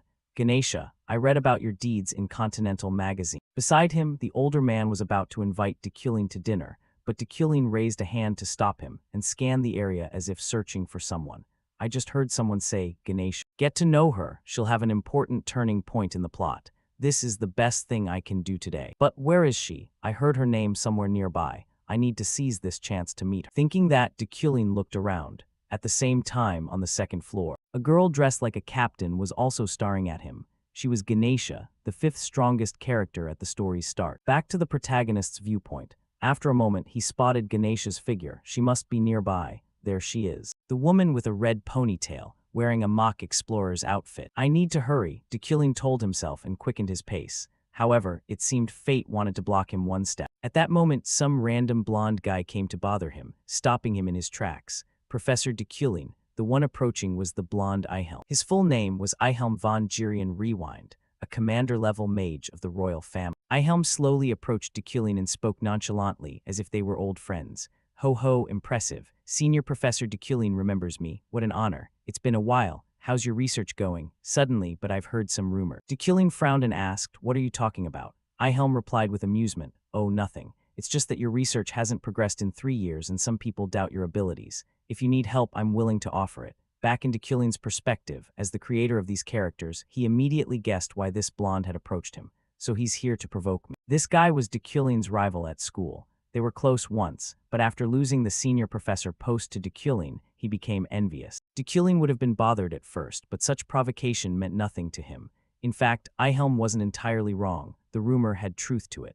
Thinking that, Dekulin glanced up to the second floor and realized Ganesha's figure had vanished. She's gone, Ganesha's disappeared. I lost track of her because I stood here listening to that idiot. Behind him, unaware that Dekulin was furious, Ihelm kept talking like a machine. If you stay so arrogant, no one will like you. Back to Dekulin, by now he could no longer restrain his anger. He slowly moved closer to Ihelm and warned coldly, Hey, Ihelm, enough of your nonsense, get lost, bastard. With that, Dekulin left, ignoring the stunned Ihelm behind him. Damn it, I have to find Ganesha before she leaves the party and get to know her. Otherwise, my plan will collapse, Dekulin muttered inwardly. Time passed quickly. At this point, the protagonist still hadn't found the strong woman. Instead, he had to spend time shaking off the crowd that wanted to talk to him. Phew, even though I lost Ihelm's tail, there are still many idiots blocking the way. That's why I hate these parties, Dekulin sighed in annoyance. But then, suddenly a voice called from beside him, Professor Dekulin. Hearing the familiar sound, Dekulin looked toward the caller. And to his surprise, the one calling was Ganesha herself. In front of him, Ganesha looked at Dekulin with a teasing glint and said, Did we just run into each other by chance, or were you looking for me? Dekulin didn't answer immediately, still taken aback by Ganesha's attitude. Of all times to run into her while hiding from those lunatics. More importantly, are Ganesha and Dekulin acquainted? Thinking that, he gave a wry smile and replied, I'm just lost. That answer made the redhead burst out laughing. How funny, I knew you were looking for me. You have something to tell me. I'm sorry about that mission, but I returned the mission fee and supplies. Can you let it go this once? From that remark, Dekulin immediately deduced. It seems Dekulin and Ganesha are connected through some mission. Unaware of these thoughts in the protagonist's mind, the adventurer continued. I'm sorry I didn't bring the magically gifted children you mentioned. No, it's not that I didn't bring them. I grew attached to them, so I couldn't give them to you, she said with a complicated expression. Meanwhile, our protagonist still didn't understand the full story. I don't know what she's talking about. but it seems Dekulin has done this many times, trying to make up for his shortcomings with talented children. Turning back to Ganesha, her tone shifted slightly and she asked, "Let me ask you something. How long do you intend to live like this?" Her voice was full of sarcasm, and the question made Dekulin thoughtful, bringing back many memories. Until when? Before I entered Dekulin's body, he had listened to the temptations of useless people, destroyed the trust around him, and hurt many people for his own benefit. However, I'm different. Saying that, Dekulin rested his hands on the balcony, looked into the distance, and said calmly, "From now on I'll live different." To Ganesha, her earlier remark was pure sarcasm at Dekulin, yet she received a completely unexpected reply, leaving her staring at the protagonist in astonishment. "I didn't expect that. I thought you'd kill me for opposing that secret mission and running off. You're worrying too much." The male lead waved his hand, secretly admiring Dekulin's foolishness. He actually seriously tried to kill Ganesha, the top fighter right now. He must have wanted to die. I knew nothing about Dekulin at first, but Ganesha could kill anyone with a single hair. Her attributes were an immortal body and mastery of martial arts. She was a warrior who had reached the pinnacle of combat. Because I'm him now, Dekulin couldn't send an assassin to kill Ganesha. If he had, he'd probably be in a coffin by now. It's a bit different from what I expected, but I still achieved my goal at this networking party. There's no reason to stay here. Thinking that, Dekulin no longer wanted to linger at social events like this, so he told Ganesha, "I'll come back, so don't worry." Ganesha, curious as he started to leave, asked, "Are you really leaving like that? Is that okay? No assassins or killings involved." "I'm not free," Dekulin replied coldly. That remark left the redhead momentarily stunned. Back to Dekulin, as he walked, he was mulling over a few things. With the Yuklan family's influence, as Ganesha said, I could use the Adventurers Guild to put pressure on her. However, doing so would increase the variables surrounding my death. Just as Dekulin thought this, almost as if rewarded for the right decision, the system issued a reminder: "Villain fate, avoided cause of death, store money +1. The notification left Dekulin's face blank. What? Before it was overcome, and now it's avoid. I didn't realize it, but was that conversation one of the causes of death? I can't be careless here. The more he thought about it, the more anxious Dekulin became, and he wanted to leave the party immediately. A slip of the tongue leading to a painful end. Cut to another corner of the party, where a brown-haired girl complained to her friend, "Hey, how much longer are you going to sit here?" Her name was Rayleigh. She was a relative of Yuli, an adventurer. In front of her, Yuli grumbled, "I never wanted to come here in the first place." "Oh, come on, that's enough. Let's go," Rayleigh urged. Yet Yuli remained stubbornly seated. Seeing that, her friend seemed to pick up on something and suddenly asked, "So what's going on with that guy, Professor Dekulin? I'm a bit worried. There are too many rumors." From Yuli's perspective, of course there were no pleasant memories with the protagonist, so she replied bluntly, "Of course, what's good about him?" Her frank words made Rayleigh uneasy. She glanced around and warned, "Hey, if you say that out loud." At the same moment, footsteps sounded nearby, catching Yuli's attention. She lifted her gaze slightly and spotted Dekulin, slowly descending from the stairs below. Dekulin met her eyes as well. But then, not wanting to entangle himself with one of the causes of his death, Dekulin turned and left immediately. His reaction surprised the surrounding guests, who murmured, "What? Professor Dekulin is leaving? The guy who loves parties. Wow, he's leaving without even glancing at his fiancée once. Maybe he doesn't like her that much." If so, were the earlier rumors true? Because Dekulin left the party earlier than usual, rumors spread that he had a falling out with Yuli. But there's no way Kim Woojin would write that. In short, after Dekulin left the party, he completed his New Year's flower task and received an additional 0.5 store coin. Time passed quickly. It had been a week since I attended the New Year flower party. During that time, besides daily memory training and introductory kinetic mantra practice, I felt my physical strength was lacking, so I began physical training.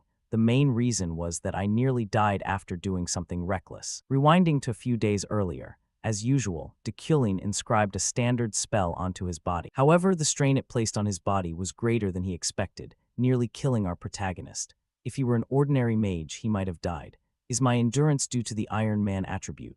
After meeting Ganesha the other day, I craved greater power and inscribed the kinetic fire control mantra alongside the object control mantra to enhance metal manipulating techniques. The purpose was to upgrade by implanting a magic core into the kinetic mantra. This method shortens the time needed to learn spells, but is extremely dangerous. After realizing the tremendous pressure it put on my body, I decided to train my physique. As a result, I established a morning routine. With that thought, Dekulin finished his training. Whether it was due to the Iron Man trait or not, after only a short period of training, his muscles had become highly defined, indistinguishable from those of longtime athletes. Phew, time to head to work. Deculin exhaled soft. Time passed quickly. Cut to Deculin's office, where his assistant Alan arrived and handed him a document satchel, explaining, "This is a declaration recently sent from the Mage Tower. The sender is the Tower's Professor Qualification Review Committee." Upon hearing this, Deculin's expression changed, and he quickly inspected the letter. The letter read, "We hereby notify you of a hearing scheduled within the next 6 months regarding developments in the research you are conducting, Professor Deculin. Please prepare all relevant materials until then." For Deculin, such an unexpected inquiry was difficult to handle. If an audit hearing is held, it would mean Deculin's research had been stalled long ago, even before I entered this body. This is an unfavorable situation for me. In the game, Deculin was always a genuine professor. Perhaps the prerequisite of this task is to retain the title of professor. If I lose it, all hope of returning will vanish. Therefore, I must find something, anything, in Deculin's laboratory to save myself. Deculin stood before the lab door. However, after opening the door and stepping inside, the scene before him left him speechless. It was utterly messy. Books, papers, and furniture were strewn everywhere, a chaotic jumble, and it looked like no one had set foot here for a long time. If Deculin had truly been using this lab, it would never have been this disorder. Thinking that, Deculin glanced at a pile of debris not far away. He sensed something from it. That pile looked very unusual. Was it hiding something? I don't know who to blame, but this was surely the most effective way to hinder Deculin. Luckily, I had learned the kinetic mantra in time. With that in mind, Deculin used his object control ability and pulled a notebook from inside the rubbish heap. Opening the book, Deculin saw that it was a notebook recording research data. It seemed someone had encrypted all the research results to prevent theft. But it was futile. As Deculin thought this, he used his understanding trait to scan through all the information. Immediately, a stream of brilliant golden light began to emanate from within the note. This made even Deculin admire it. This dazzling golden light, it's blinding. It seems his research truly is extraordinary, thanks to combining the prosperity magnet and sharp vision. I can perceive this splendor. However, the research is still incomplete. It's torn and has many gaps. Even the logic in parts of it is completely skewed. Nevertheless, the work is grand enough to trigger the prosperity magnet. Next, he discovered a pendant clipped inside the notebook. Inside was a photo of the girl Epheren with a man, seemingly her father. That child is Epheren Luna, right? So that's it. It seems that when Epheren's father worked as a researcher for Deculin, he desperately tried to hide this. The grudge the Luna family mages hold against Deculin. Clearly, Epheren's tragic life was caused by him. But don't worry, I will complete this research using the understanding trait. If I can complete the thesis that way, I'll list that person as a co-author. Of course, I also need achievements of my own, so I can't put only your name. In another development, cut to the cafe on the academy grounds, where Epheren and a group of classmates were discussing.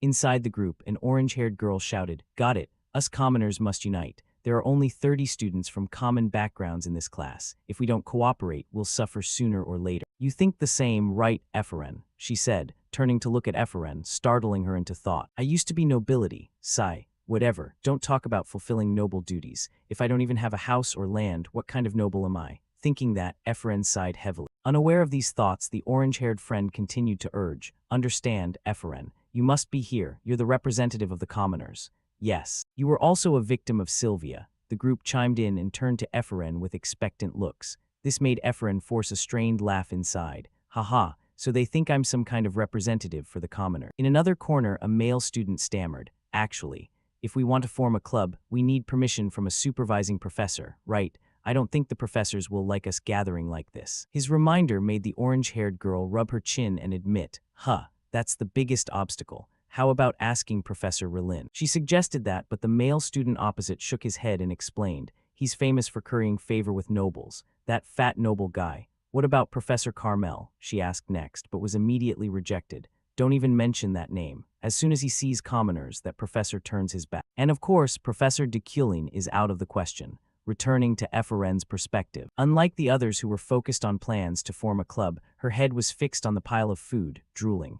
Don't they like eating that? I hope they don't eat it. She silently prayed inwardly, but before her wish could come true, the orange-haired girl suddenly banged the table and proposed, "Right, Epheren, try asking Professor Deculin. You'll ask for us, won't you?" The friend's words turned Epheren's face pale. While the others seemed to think the suggestion wasn't a bad one, the male student sitting next to Epheren said, On second thought he's pretty fair. He despises everyone equally, nobles and commoners alike. Across from them, the orange-haired girl continued excitedly. You avoided punishment because of him. Doesn't that mean you caught his attention? Hearing that, Efren began to reply with an embarrassed face. That's not true. Do you think he's that kind? As she said this, her face kept breaking into a sweat from anxiety. Why did the atmosphere shift so oddly? I don't want anything to do with Deculin. Thinking that, and to avoid the task of relying on Deculin falling to her, Efren immediately dashed off. I can't do it anyway. Don't say that. Keep thinking. Thinking that, and to avoid the task of relying on Deculin falling to her, Efren immediately dashed off.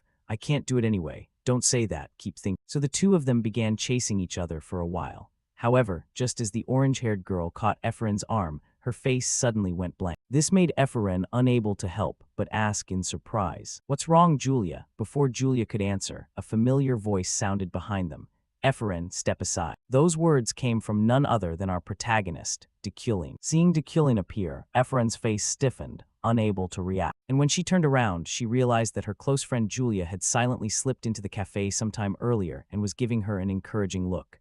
Good luck, Efren. Julia, when did you sneak in there? Coward, Efren screamed inwardly. On our protagonist's side, he had no time to watch Efren and Julia exchange looks, so he simply walked away. Seeing that, although a little fearful, Efren had to force herself to calm down. She carefully extended the form and said, Professor Deculin, I want to start a club and I need your signature. I don't mean to bother you. I'm just worried you might not approve a club that includes commoner. Back from Deculin's perspective, Efren's words caused him to pause briefly and consider the matter. I don't want to be involved with Efren, but she's right. The truth is that the other professors wouldn't cooperate with us. So rather than waste time on those pretenders, why not just try? With that thought, Deculin reached out to take the form and quickly signed it, adding, send the details to my office. Here, take it. Deculin returned the form to Efren. While Efren herself still couldn't believe her eyes, he actually signed. He just agreed, Deculin. Efren said this as she watched Deculin's retreating figure with suspicion. Meanwhile, Julia rushed over and hugged her to celebrate. Wow, you actually got his signature. I didn't expect that. Ignoring those words, Efren kept her gaze fixed on Deculin. She truly couldn't understand why he acted that way. Why, like at the disciplinary council, why is he being nice to me? Time passed quickly, cut to Deculin's lecture hall. His class had begun. Today's lesson is understanding the pure elements. As you know, elements are the foundation of all magic. However, many mages still don't understand the difference between classified magic and pure elements. Blah blah. Below, Efren was still lost, in a jumble of thoughts over Deculin's sudden kindness. She began to speculate inwardly. Is it because of guilt or sympathy? He led my father to his death. Even if he's nice to me, it feels fake. If he truly knows he's done wrong, he should reveal his true nature and repent. The more she thought, Efren's hands clenched and trembled. Julia beside her noticed this, and worriedly asked, Are you okay, Efren? Don't worry about those kids. They do nothing but gossip. Julia said this while glancing irritably to the side, which made Efren somewhat puzzled.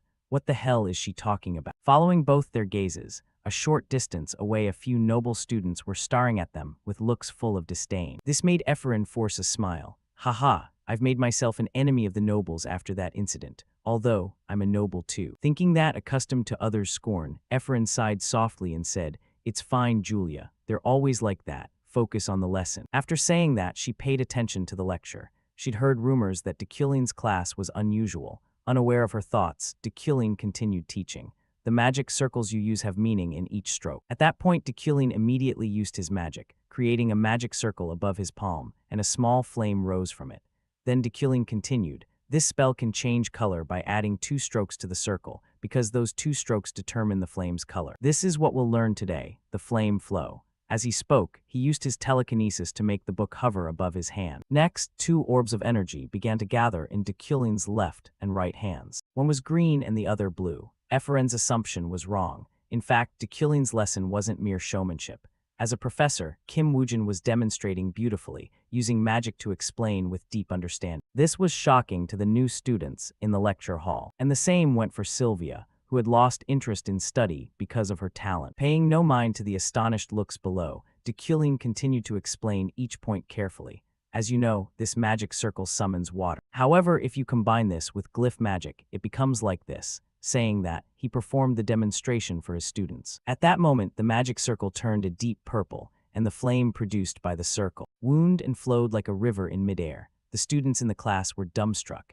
It actually became a stream. The fire is flowing like water. Opposite them, the most astonished, was none other than Sylvia. Impossible. I didn't expect his class to be so theoretical. Most so-called genius mages use intuition in their magic, so their theories act like mold. If every mage prioritized theory, all magic would conform to the same mold. If you focus too much on theory, you won't have time to practice magic. Trying to understand every spell purely through theory is inefficient and makes training difficult. This is the paradox of magic. To become a high-level mage, you must have strong intuition. But high-level mages cannot explain their intuition with theory. For someone whose genius is being questioned by others, dedicating a lesson to theory like this is unthinkable. The more she thought, the more curious Sylvia became. Time passed quickly. Cut to the dormitories of the Magic Tower. Eferen had just finished Deculine's class and returned to her room. As she walked, she sighed. It's really different from the rumors. I've never concentrated this much in a class. She spoke, her gaze troubled, as she noticed the door covered in countless insulting graffiti. However, Efren wasn't angry. She just found it annoying. How long are these people going to keep playing this joke? It's gotten worse since my clash with Sylvia. As she said this, Efren paused when she noticed a paper bag wedged in the door crack. Reading what was written on it, confusion crossed Efren's face. A sponsorship certificate. Wow, I almost believed it was real. There's no way this is real. Who would sponsor me when both the Alade family and Deculine hate? Actually, it's a good thing. I can report it and claim the reward. Efren chuckled and quickly went to the Magic Administration office to inquire. But after receiving confirmation from the staff, Efren's face went blank. It's real. Efren recalled the moment the staff member said, "It's not a joke, the seal is genuine." She couldn't help but shout, "What? Are you kidding?" Just the thought of suddenly having a sum of money fall into her lap made her face blossom with joy. She even doubted if this was a dream and pinched her cheek to check. This will wake me up. Come on, wake up. Then suddenly, Efren's expression turned anxious. Wait, no one saw me right. What if people find out I have 100,000 elni? I should pack my things in case something happens. I shouldn't go to the Magic Administration. That staff member had a strange look. She might be coveting my money. Oh no. I should have been more careful, Efren shouted. The moment she stood up, her small head collided hard with the front of the table, making her clutch her head and tremble in pain. Pausing for a beat, a wave of emotion began to spread through Efren's body. Tears welled at the corners of her eyes. I'm not dreaming yet. Someone noticed my talent. There are still kind people in this world. Keep going, just a little more, Efren urged herself. In another development, Uriel had just been told some bad news by the butler, prompting her to ask, "Are you serious?" The butler in front of her nodded in confirmation. Yes, he went to the Schatzen Jewel auction. He should have arrived by now. This made Uriel frantic with irritation. He lost 10 million elni last year. What disaster is he going to cause this year? If he causes trouble again, I won't forgive him. She shouted, then the scene cut to Luton City, Schatzen Jewel. At that moment, Deculine's carriage had just arrived at the auction house. Here, of course, Deculine wasn't someone idle doing frivolous things. He came with a purpose. Finally, I can buy what I want. Using psychokinesis as his primary magic for the first time, he realized he needed more metal to compensate for his limited talent. The items I always carry are made of steelwood, but that's only a temporary solution. What I really need will be at today's auction. With that thought, Deculine opened the door and stepped into the waiting room. However, upon entering, he immediately saw an unexpected figure, his fiancée. Yuli was also sitting inside. Ah, damn, why is she here? I didn't expect to run into Yuli in a place like this, Deculine complained inwardly. At the same time, Yuli noticed his presence. She frowned and stepped lightly toward Deculine with an unhappy expression. I hope you're well. I heard you handed 2 young mages over to the disciplinary council this time. Hearing that, Deculine calmly replied with a cold face, that news is old. Is there a problem? Are you going to blame me? Yuli was silent for a few seconds, then continued, they're all newcomers. Do you want to crush their dreams? Someday you'll feel remorse. Don't repeat the mistakes of the past. This is my final advice to you. Across from her, Deculine inwardly rejoiced at those words. Final advice. Those are Yuli's last words to me. Perhaps she's planning to cut ties. Fine, I think that's for the best. No matter how beautiful she is, I don't want to marry. There's no reason to bind myself in this world to something I've never experienced in real life. Besides, there are too many deadly variables around her,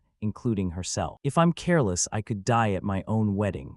But Yuli isn't the type to attend auctions, so why is she here? Deculine, curious, bluntly asked, did you come all the way to the auction just to tell me this? The suspicion in his voice made Yuli startled. Then she fluffed up like an angry cat and shouted, stop being delusional. I'm not here to find you. I'm here because there's something I need. I told you I'm really here to bid. Seeing her flustered, Dekulin raised a hand to reassure her. All right, calm down. Say it once and I get it.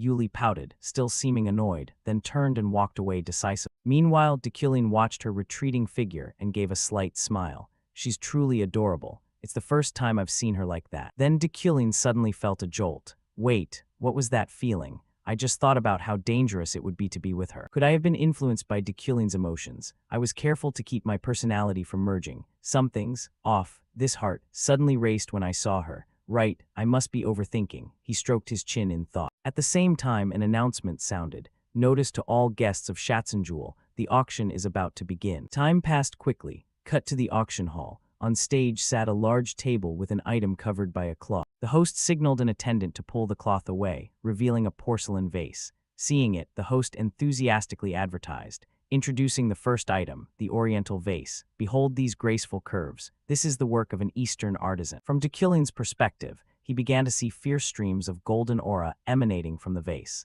The radiance was so intense it nearly blinded. This is the light I saw when I checked Yuli's documents. That light kept growing stronger. If that's the case, above, the host started calling out bidders. Number 993 bids 700,000. Number 1038 bids 750,000. Number 1413 bids 1,500,000. Oh, guest number 777 bids 2,500,000. Congratulations to guest 777 on winning the item. Back into Dekulin's view, thanks to his wealthy magnate instincts, he could easily gauge the value of the auctioned items and spared no expense buying them. This vase never lost its glow despite the rising price, meaning it could go even higher. I have enough in my account to invest the rest. Dekulin's current balance is 205,238,039 elni. Thus, Dekulin began acquiring a series of items for his collection. Rulrein's ring was sold to guest 777 for 3 million. Luxu's scepter was sold for 2.1 million to guest 777. The NG letter 1 EF necklace was also sold for 4.3 million to guest 777. This time, guest 777 secured the item for 5.5 million. Around them, other guests, seeing how boldly number 777 was spending, looked on curiously. Wow, number 777 bought them all. Isn't that Professor Dekulin? Elsewhere, the night Yuli sighed at Dekulin's lavish, wasteful spending and scoffed inwardly. That pathetic name. He wants attention even in a place like this. He's so different from me. Unbelievable. How can he spend a fortune for a fleeting vanity? I don't understand why he lacks modesty, but fine, whatever. I just need to win the winter flame. Yuli reminded herself and quickly refocused on the auction. Soon the auction neared its end. Now, the final item of today's auction was officially revealed. Many desired it, but it was nearly impossible to find. It was a stone used to forge countless great swords in history. A naturally magical stone, the winter flame, snowstone. The host's voice rang out as the covering cloth was pulled aside. Before everyone's eyes lay a bluish mineral outcrop, shimmering with light. The moment they saw this item, both Dekulin and Yuli widened their eyes, because it was the very reason they had come today. It is one of the 10 rarest metals in the world, commonly used to forge swords or other weapons. As its name suggests, it is a rare, strange item that carries both cold and fire energy. Only items of legendary tier like dragon bones surpass it for sword-making. Therefore, snowstone is undoubtedly the best material I could obtain. I absolutely must get it. This is what I need, both of them thought silently. But it wasn't just Dekulin and Yuli. Naturally, many attendees at the auction also had their sights set on this ultra-rare item. Bids quickly climbed at a dizzying pace. 10 million, 13 million, 20 million, 25 million. Number 1089 bids 30 million. Any more. If not, the item will belong to. At that point, Yuli's face lit up with joy because bidder number 1089 was her.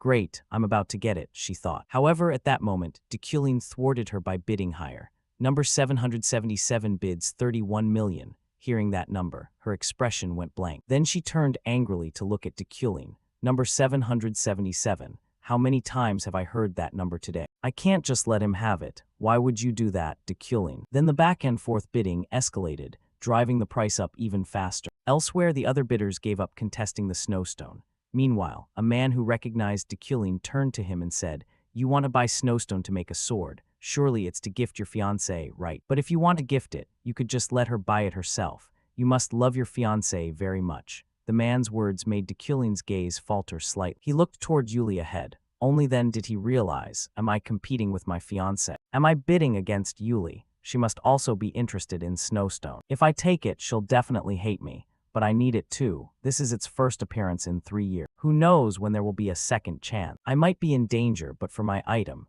I absolutely must win the snowstone. So it was obvious who would end up with the snowstone. Final, 42 million elni. The owner of the snowstone is bidder number 777. Hearing this, the surrounding guests applauded and congratulated Dekulin, marveling at his extravagance. How exciting. Professor Dekulin bought them right. At that price, this might be the most dramatic auction I've ever seen. Oh, Yuli is going to be so pleased. Professor Dekulin worked hard to secure a gift for his beloved, and he obtained what he wanted. From Yuli's perspective, an intense anger swelled inside her with nowhere to vent. Once again, this is happening just like last year. I don't want this. Images of Dekulin laying out countless gems and jewelry on a table and proudly saying, I can give you all of this, and if you want, I can buy more. I'll do anything for you, began to form in Yuli's mind. For her, that engagement day was the worst day of her life. This will win me her heart. Look how magnificent I am. That is what Yuli heard Dekulin say amid the wealth he flaunted. She felt only humiliation. Do you know what I truly wanted from you? So I left. Destroyed my own engagement with my own hands. However, that was not all. After that day, countless rumors surfaced. She tried to act strong but ended up in Dekulin's arms anyway. I heard she only got promoted to captain of the knights because of that. They say she begged. At such slanderous talk, Yuli's hand tightened.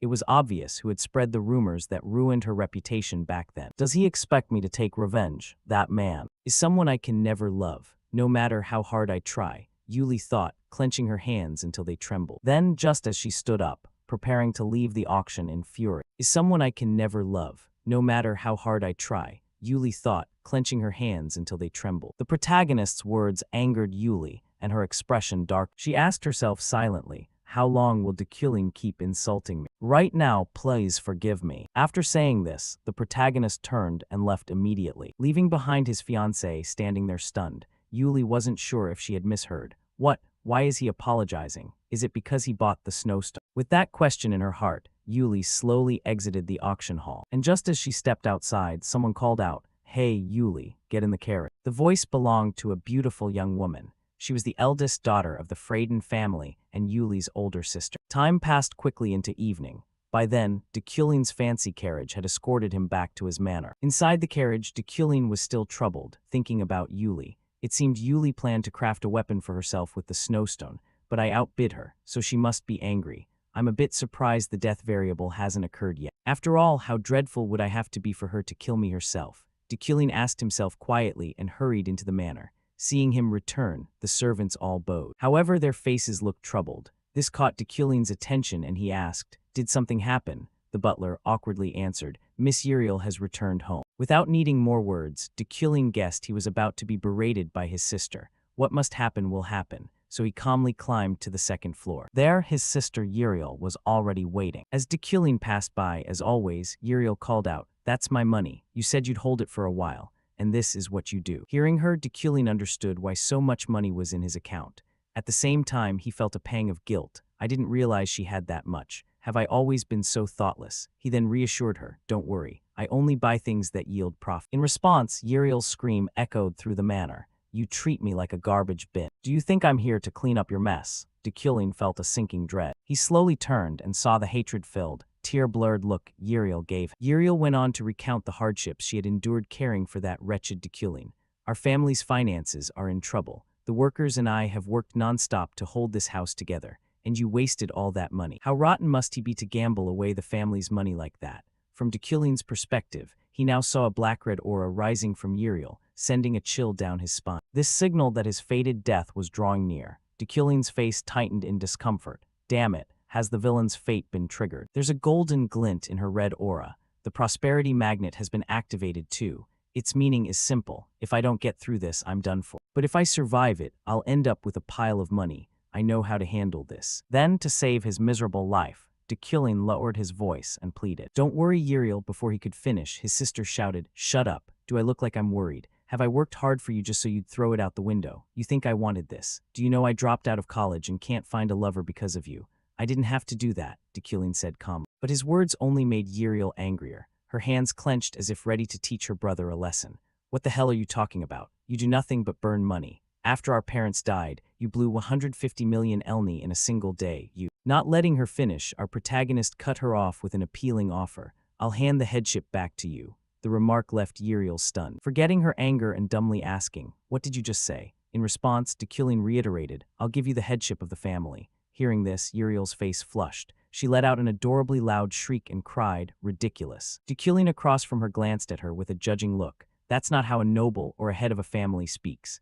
Don't try to fool me, Uriel said, turning aside. Dekulin insisted he wasn't lying and, if necessary, could swear an oath if Uriel didn't believe him. This immediately startled his sister, who asked, what swear? You mean a mage's oath? You'd die if you broke that oath. Are you serious? Yes, Dekulin answered calmly. From Uriel's point of view, she couldn't tell whether Dekulin had eaten spoiled food to make him say this. But it made no sense. Why would he suddenly say that? Did he hit his head? Dekulin nonchalantly, you don't have to believe me. Hearing this, though astonished, Uriel provisionally believed him. Still, she warned Dekulin, if you go back on your word, I'll kill you on the spot. Dekulin replied, will you leave the house? Of course I will. Someone spent all the family's money, so I have to do something. After saying that, Uriel left happily. As for Dekulin, thanks to his quick thinking, he survived this death variable and gained 2 shop coins. Once he saw Uriel go, Dekulin finally exhaled in relief. Phew, the storm has passed. Luckily I'm unscathed. Letting her take the position isn't so bad. If I change things bit by bit like this, I can avoid death. Just as he thought that, a familiar voice suddenly called from the window. Have you really changed? The sudden voice startled Dekulin. He glanced toward the sound and saw the person who was speaking was the adventurer Ganesha. An uninvited guest, Dekulin said coldly. Meanwhile, Ganesha swung herself into the room and explained, sorry, I was passing by and dropped in. I was quite surprised to see you like this. In response, Dekulin folded his arms and sighed. Why be surprised? She's the one who handles the work better than I do. Answering, Ganesha began to relay some deeply troubling news. But Uriel von Granhen does not carry the bloodline of the Euclin family. This made Dekulin, who normally wore a calm expression, startle and turn around. What is she saying? I don't remember that being in the game. From Dekulin's viewpoint, he hurriedly tried to recall all the information he knew about Uriel. Uriel was said to be a half-sister. I knew she wasn't Dekulin's biological sister. However, she has no blood relation to the Euclin family at all. I had no idea about that. For reasons Dekulin couldn't determine, Ganesha asked on, is this really okay? You're the one who asked us to do this, Professor, to determine whether you and your sister are blood related. We already agreed to this, remember. Hearing that, Dekulin quickly understood, so that's the context. Thinking it over, he shook his head slightly and replied, even so, Uriel is still Uriel. This answer made Ganesha so surprised she broke out in a sweat. Wow, you're astonishing me today. I didn't expect you to say something like that. Not only her, even Dekulin felt surprised at his own words. I'm surprised too. I didn't expect such a scenario to exist. Back in Ganesha's perspective, she had only intended to drop by and say a few words, so she now prepared to leave. All right, I'll keep your sister's secret. Oh, one more thing before I go. I heard the 6-headed serpent has begun to move. Behind him, Dekulin's mind quickly ran through information about that organization. The 6-headed serpent.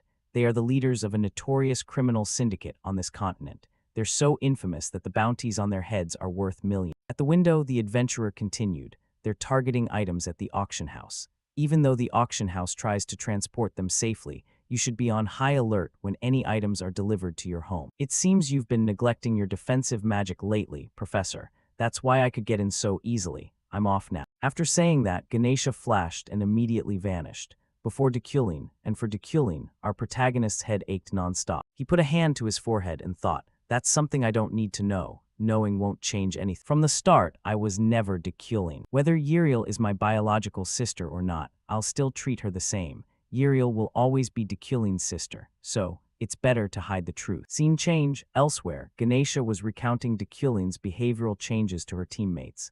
I told you so. Professor Dekulin has changed a lot. It's like someone else is inhabiting his body. Now he's completely different. That bastard speaking sweet words like that is really strange, Ganesha said with some amusement.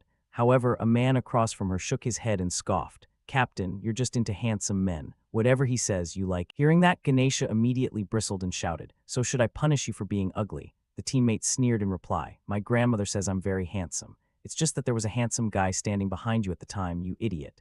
Ganesha shouted loudly. Then the two of them lunged at each other and brawled, making Rayleigh next to them only sigh and ask, you say Dekulin really has good character. Hearing this, Ganesha temporarily stopped bullying her teammate, adjusted the tilted hat on her head and said, well, we don't need to keep following Dekulin. I wanted to ask whether he's still looking for magic slaves, but probably not. Shall we head back now? Saying that, Ganesha's expression grew serious as she warned. By the way, what everyone heard today is a secret. You should all keep this to yourself. After saying that, the five of them clasped hands at the same time.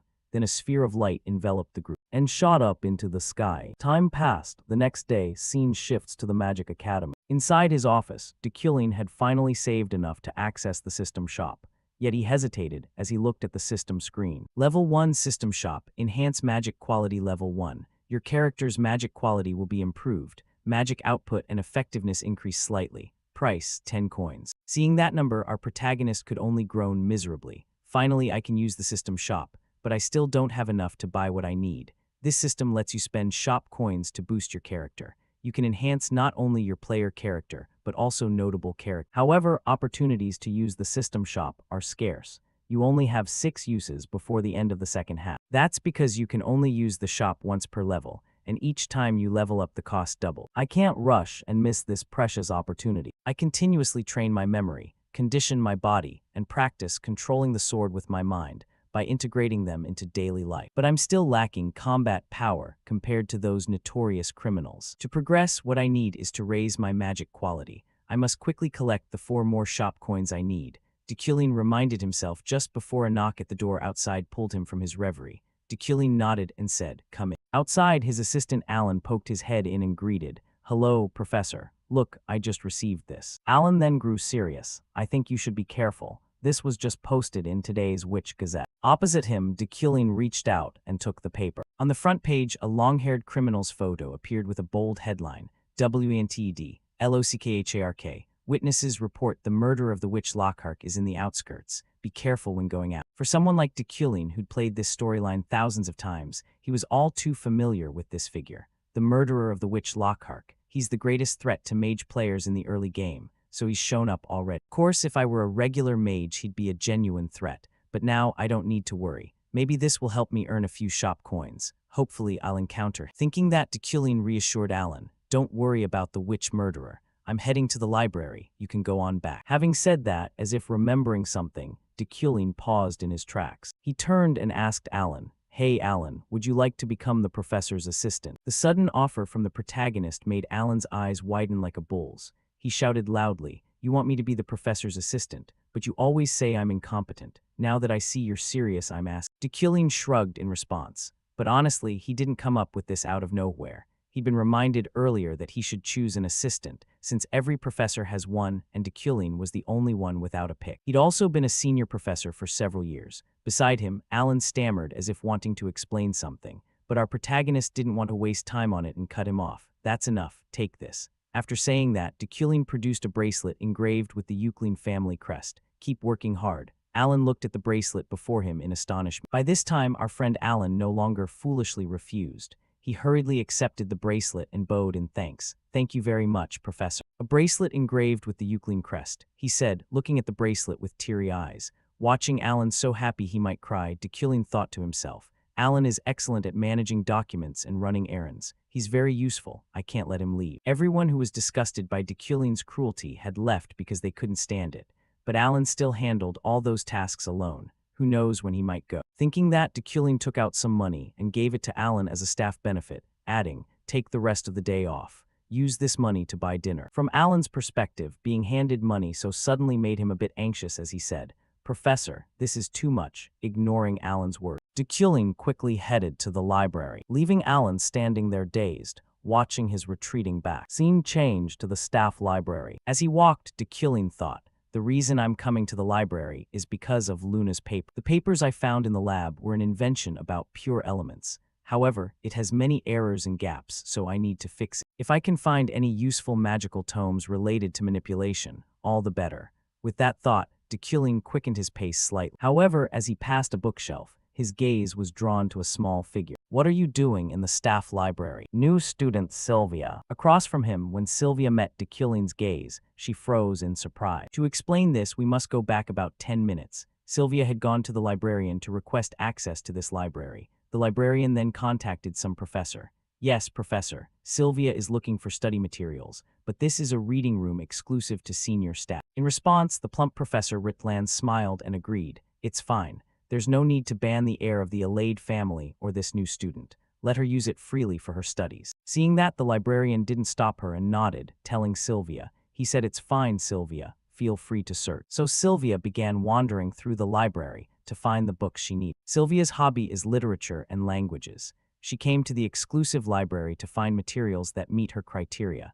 The novel she sought was ethanol, but with the disappearance of the Fae, its value rose and ethanol became rare. That's why Sylvia came to the exclusive reading room, a place she didn't usually visit. And of course, she didn't expect to run into Deculin here. Deculin, why is he here? I was told he doesn't come near the library. Sylvia worriedly thought, but quickly explained, I'm here to look for materials. Professor Ritlan allowed me. In front of her, Deculin still wore a stern face as he said, so that means that Professor ignored academy rules and the librarian let you in anyway. If that's the case, they deserve discipline. Deculin's words made Sylvia stammer, at a loss for what to say. Then, before she could explain further, Deculin used his telekinesis to retrieve the book from Sylvia's hands. Let's check it out. This is the novel Ethanol. You broke the rules just to find a romantic novel written in ethanol. Deculin's voice was teasing, causing Sylvia's face to flush. She hurriedly said, how can you read ethanol's language? Wait, that's not important. I just like literature and language. Then, for some reason, Deculin tossed the book back to Sylvia and admonished, I'll let this slide this time. However, if you come here again without proper permission, I'll discipline you. So if your purpose isn't to flaunt your family's influence, have someone else borrow the books for you. Having said that, Deculin left immediately, leaving Sylvia standing dazed. She hugged the book to her chest and thought, did he insult me? I just wanted to learn about the Fae through the novel Ethanol. But how could Professor Deculin possibly read ethanol? The ethanol language lacks consistency, which makes it hard to read. The more she thought about it, the more perplexed this prodigy became. Scene shifts to some pine forest. At this time, there was an outdoor lesson for new students. They chased small beasts, then gathered herbs. To ensure safety for this lesson, 3 professors, including Deculin, were supervising. On one side, the portly Professor Ritlan wiped the sweat from his face with a cloth and said, this is their first field experience. They seem too calm. I expected them to be afraid of Black Mountain. Training must stop at dusk, but I'm proud of them. Deculin looked around and thought, Black Mountain, it's far from the academy. Black Mountain holds great significance and is heavily guarded by the Magic Tower. Its forest is considered a training ground for students and also a rich repository of magical materials. Therefore, the risk of attacks by monsters and poisonous creatures is high. Thus, the Magic Tower must strengthen protective barriers and ensure patrols by on-duty professors. Returning to Ritlan, as if remembering something, he scratched his head and said to the protagonist, "Oh right, Professor Deculin, the appointment for this week's duty hasn't been decided. We need to assign someone new. Who do you think is suitable?" In response, Deculin volunteered himself. "Let me do it." Hearing that, the fat Ritlan's eyes showed a flash of surprise. But he quickly agreed and didn't forget to praise Deculin, just as I expected from a professor. The way you lead is a model example of an academy instructor. Back to Deculin, faced with such flattery, he kept a cold expression. And of course, he's not stupid enough to take on heavy work for noble reasons. I'm not doing this for any lofty cause. As he thought that, Deculin glanced at the mission screen that had been sent to him. Side quest, Darkness of the Magic Tower, reward, shop coin +1, additional title reward. Returning to Deculin, he began to sense something pulling at his mind. Something was drawing him over there. That's probably why I received the side quest. Something was about to happen on this mountain that could turn the game into a horror story at night. Deculin frowned in thought, while the 2 other professors began to gather everyone and announced, "Now start packing up. Goodbye, Professor." One student called out, "All right, see you later." They nodded. Time passed quickly. 9 hours later, at a cafe near the Magic Tower, the mage Epheren, after receiving sponsorship funds, decided to treat her friends to sundaes.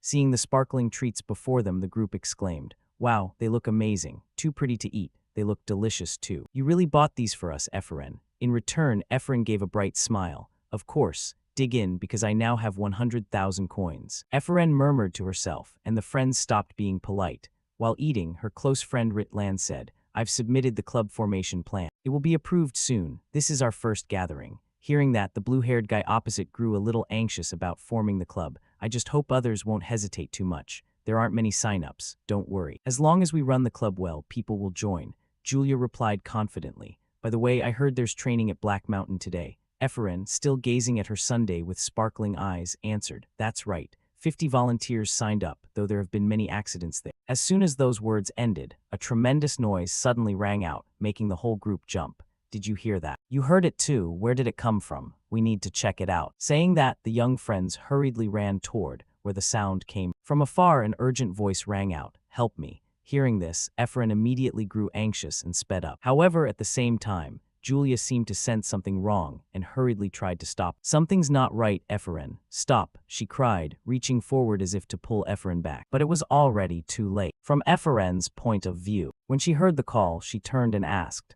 "What did you just say, Julia?" No sooner had the words left her than Ephraim realized something strange. She was no longer standing on the street. She was in a deeply unfamiliar forest. "Where is this? I was just on the street." Before she could figure out why she was there, the cry for help sounded again. "Help me." The voice startled Ephraim. "Right, someone's calling for help. Where are you? I'm coming to help, I'm here," the voice replied. Seeing that, Ephraim immediately dashed toward the source. In front of her stood a young woman with long hair covering her face. "Are you all right?" Ephraim asked anxiously. But at that moment, the strange woman suddenly began to spew blood incessantly, her anguished cries echoing in all directions. Seeing this, Ephraim instantly became on guard. She quickly gathered mana into her fist, thinking, "What the hell is this? Is someone attacking her?" But before the girl could wonder long, a cold figure appeared in her sight, Dekulin.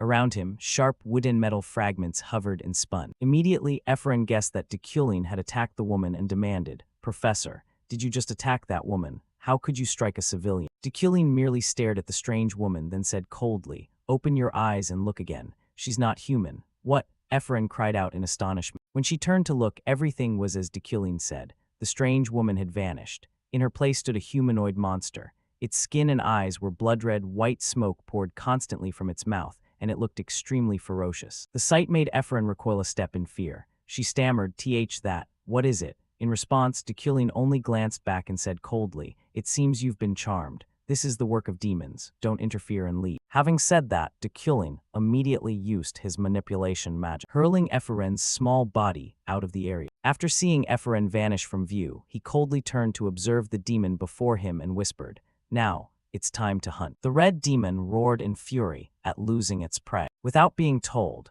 both Dekulin and the demon lunged at each other at wind-ripping speed. Attacks came in a relentless barrage, clashing violently in the night. The red demon let out an enraged cry and shot forward like a bullet toward Dekulin. As it closed in on him, it swung an arm bristling with razor claws.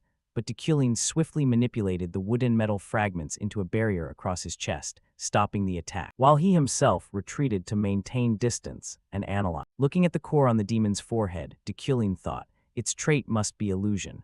But thanks to my resolve, my resistance to mental attacks, it has no effect on me. My blood is boiling. The Euclid bloodline makes me furious." Euclid attribute unique rank. Description: a lineage with exceptional power in demon slaying. When facing demons or in areas heavy with dark mana, you can purify surrounding mana with your own and use it to enhance your strength.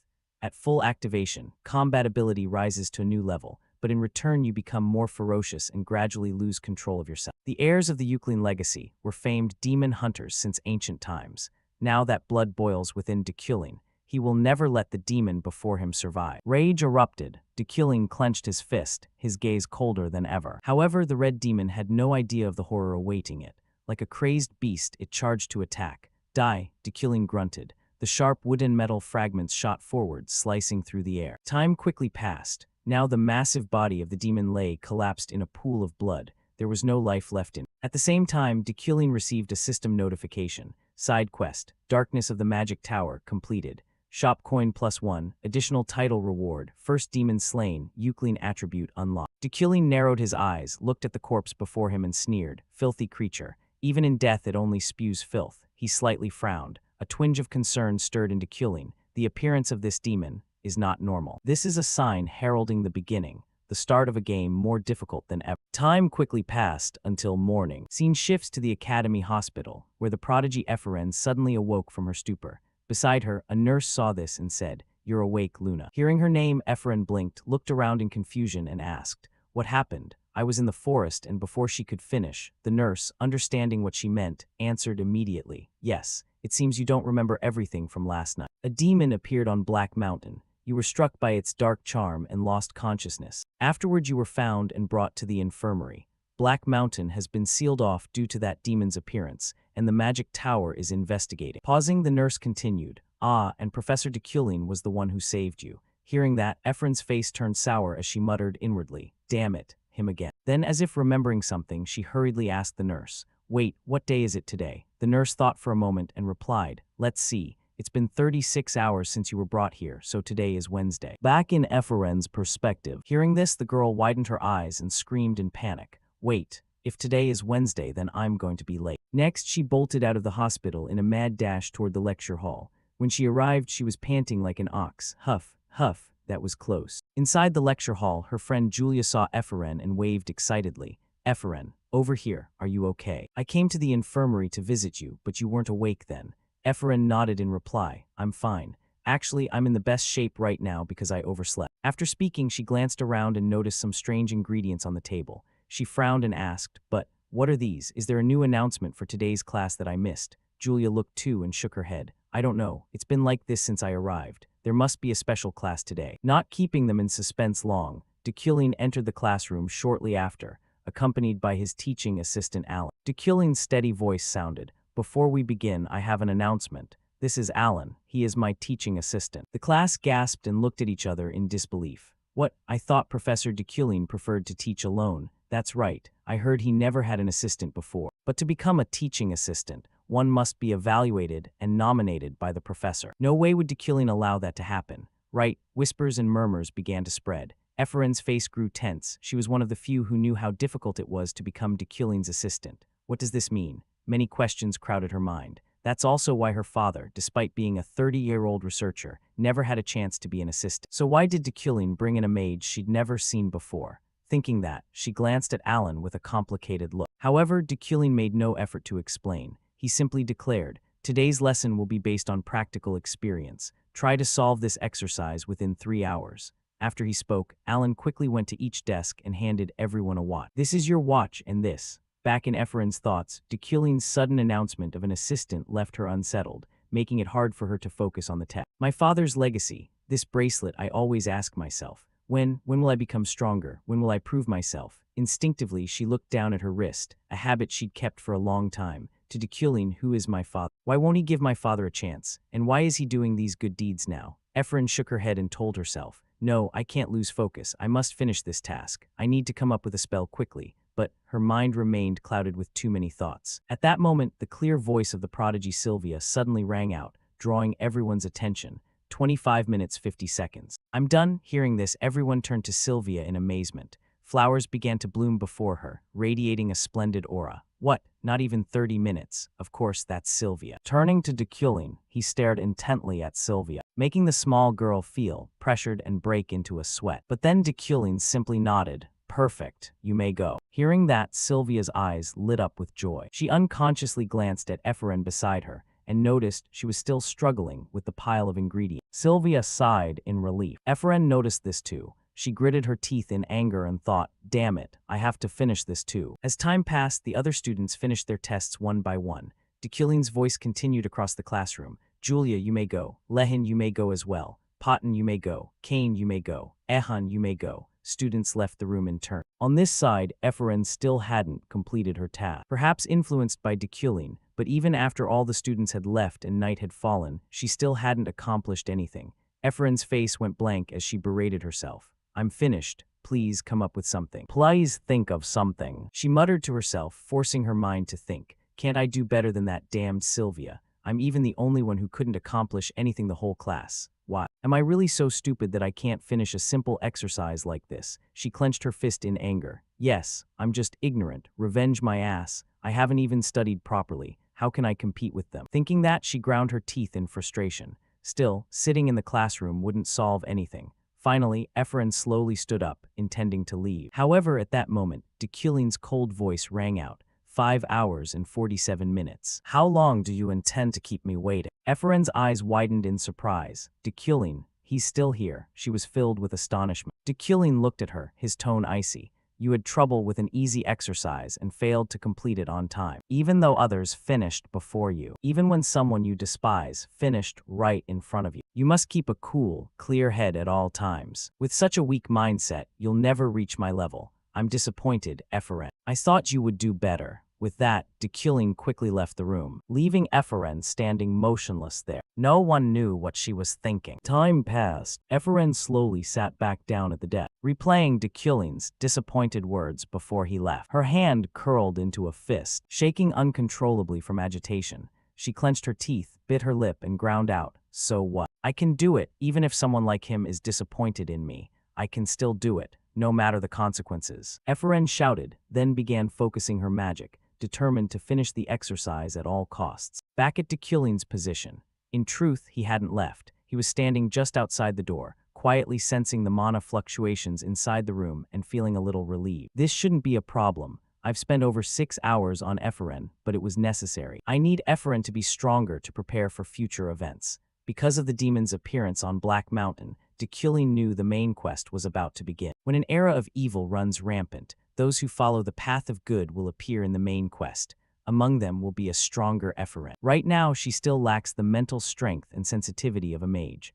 But once Eferen overcomes this obstacle, she will progress very quickly. Of course, that power will threaten me, but I will not allow it to happen. Fate is just an idea for those unwilling to strive. I only trust myself. With Dekilin's personality, he would hardly allow anyone to catch up to him. As he thought this, he sensed the mana fluctuations in the room had ceased. Then the classroom door was flung open forcefully, and Eferen stormed out, scowling. She didn't even notice that Dekilin was standing there. After watching the young girl leave, Dekilin calmly entered the classroom to check Eferen's test results. As no surprise to him, the flowers had bloomed brilliantly. Seeing this, a smile unexpectedly appeared on the protagonist's cold face. He whispered, 6 hours and 25 minutes. The exercise is complete. After speaking, he took out a sheet of paper with Eferen's picture on it and wrote something down. As he wrote, he muttered, "The girl has revealed the innate weakness of an academy student. Still, this result is worthy of contesting for first place." At the same time, the system issued a notification. "Congratulations. Side quest completed. Your path, shop XP +1. After finishing everything, Dekilin dragged his tired body out of the room. However, while he was still walking across the campus, a cheerful voice called from ahead, "Oh, Professor Dekilin. Haha, long time no see." Hearing the call, Dekilin immediately looked toward the speaker. Then the protagonist's expression tensed and sweat began to run. "It's Zeit. What is he doing here?" A few pieces of information about the burly man flashed through Dekilin's mind. Zeit von Bruggen Freyden, currently the head of the Freyden family, and also Yuli's older brother. He was also the one who pushed for the engagement between Dekilin and Yuli. But more importantly, his early game combat power even surpasses Ganesha. In terms of strength, he ranks 3rd at this stage, a figure notorious for terrifying combat ability. But why would someone like him seek me out? Could it be because of Yuli's snowstone? Thinking this, the biological alarm in Dekilin's head kept ringing. He swallowed hard, unsure what to do. Could this situation be a deadly variable? I have no strategy to deal with this monster. Ahead, Zeit didn't know the protagonist was so worried he was about to piss his pants, so he cheerfully called out, "Great to see you. I've heard you and Yuli haven't been getting along lately, so I've been worried. So I decided to arrange a dinner this week. Are you free?" After hearing Zeit's upbeat tone, Dekilin breathed a small sigh of relief. Thank goodness, for now he still seems friendly. He was about to say something, but before he could open his mouth, Zeit's large hand slapped his shoulder. "Haha, decisive, I like that. I've prepared the dishes you like, so come. I arranged it, so I'll take care of everything. Then see you later, Professor Dekilin." Zeit's tone sounded more like an order than an invitation. Watching his large back leave, Dekilin felt a bit uneasy. He hadn't been given a chance to refuse. No, rather, Zeit made it impossible to refuse. Zeit always puts his family above all. Who knows what would happen if I broke his plans? It seems I can't cancel this appointment. Time quickly passed to the next day. Scene shifts to the Freyden family. At this time, Yuli had been informed about the meeting with Dekilin. Naturally, she would not agree easily. "I don't want to meet. Besides, I'm busy training the cavalry, so I don't have time to meet." In response to his sister's objection, Zeit's face showed some vexation. "You're angry because someone stole a snowstone from you, right?" Hearing that, Yuli immediately retorted, pouting, "Listen, no way." Zeit continued, "Why would he want a metal that's only useful for forging weapons? If not for you then." Before the burly brother could finish, Yuli shouted, "If he plans to give me a sword, I'll break off the engagement immediately." She said it with a face full of anger. However, Zeit opposite her was equally irritated. Thick blue veins like worms began to bulge on his neck and face. The burly man even began to radiate a terrifying pressure and growled, "Yuli, think carefully. The other day I told you that doing that was very foolish. I'm certain I warned you. In politics, there is no room for personal feelings. And as far as I know, there's no man who loves you. Or do you have someone who likes you? Opposite him, Yuli ground her teeth and replied, no. Seeing her somewhat resigned face, Zeit's tone softened a little as he asked, are you that concerned about Dekulin's path? Yuli answered immediately, it's none of my business. Then why? Zeit asked further. For that question, she stood silent and did not answer. Seeing that, the head of the FATED family had no intention of pressing further. Instead, he turned and left, but not before admonishing, be on time. If there's a problem, handle it. Behind him, Yuli remained standing silently. A mix of anger and helplessness began to swell inside, making her hand clench tight. Then, as if to vent that anger, she frantically threw herself into sword training. The sound of wind-splitting strikes rang out continuously, and the ground around her suffered from her techniques. At that moment, a man in black approached from behind and warned, your sword path is chaotic, my lady. This black-haired man was Veron, Yuli's subordinate. Seeing him appear, Yuli calmed down somewhat and replied, Veron, I'm sorry. You've seen my ugly side. Veron answered with a composed face, it's nothing, my lady. I still can't believe that scoundrel suits you so much that the family head forced you to marry him. Turning to Yuli's perspective, not allowing his subordinate to speak further, she immediately cut him off. Enough. As a knight, it's unbecoming to speak ill of others behind their backs. Don't dirty your hands for me, I'm fine. Yuli said with emotion, then quickly spun and left. I'm going home, prepare yourself. Yes, my lady, Veron replied from behind. Watching the small figure walking away step by step, the subordinate seemed to reach a decision. He thought, my lady, I have finally found the answer to this suffering. I have found a way to prove my loyalty. As her subordinate, this is something only I can do. I will make you happy, my lady. Thinking that, he unconsciously grabbed the sword at his hip. His voice carried a hint of killing intent. In another development, because a demon had appeared on Black Mountain, Elder Birch of the council was convening a meeting. Inside the room, an elderly man spoke. They say a demon has appeared on Black Mountain. At first, mages had to use secret arts to suppress its malice, but with the demon's reappearance, we must act immediately. Send letters to the 12 great families, tell them to gather, according to Birch's wishes. Time quickly passed to the next day.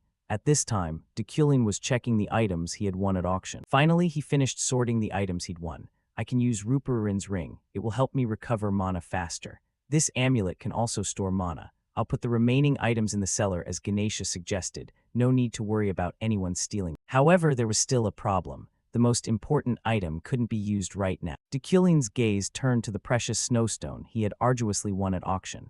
It was currently locked away in a cabinet. I know I can't use this snowstone immediately, but it still remains unmoved. No matter how much spirit power I use, is it resisting my mana? In the game it's very expensive. I could only admire it, so I don't know how to use it.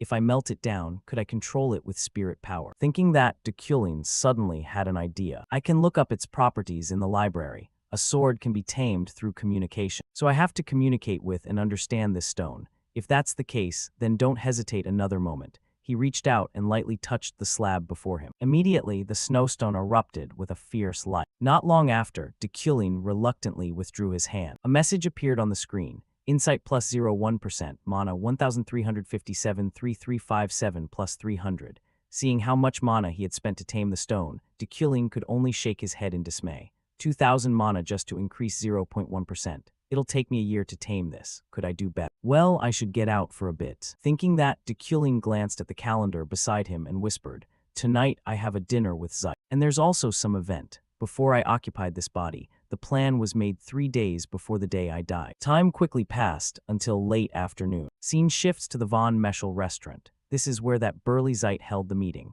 Dekulin was already there. As soon as he appeared, the Freyden head cheerfully said, thanks for coming. Yuli went ahead, she's waiting inside. Saying that, the two quickly stepped into the room, followed by murmurs of admiration from the guests. You look beautiful dressed like that, Yuli.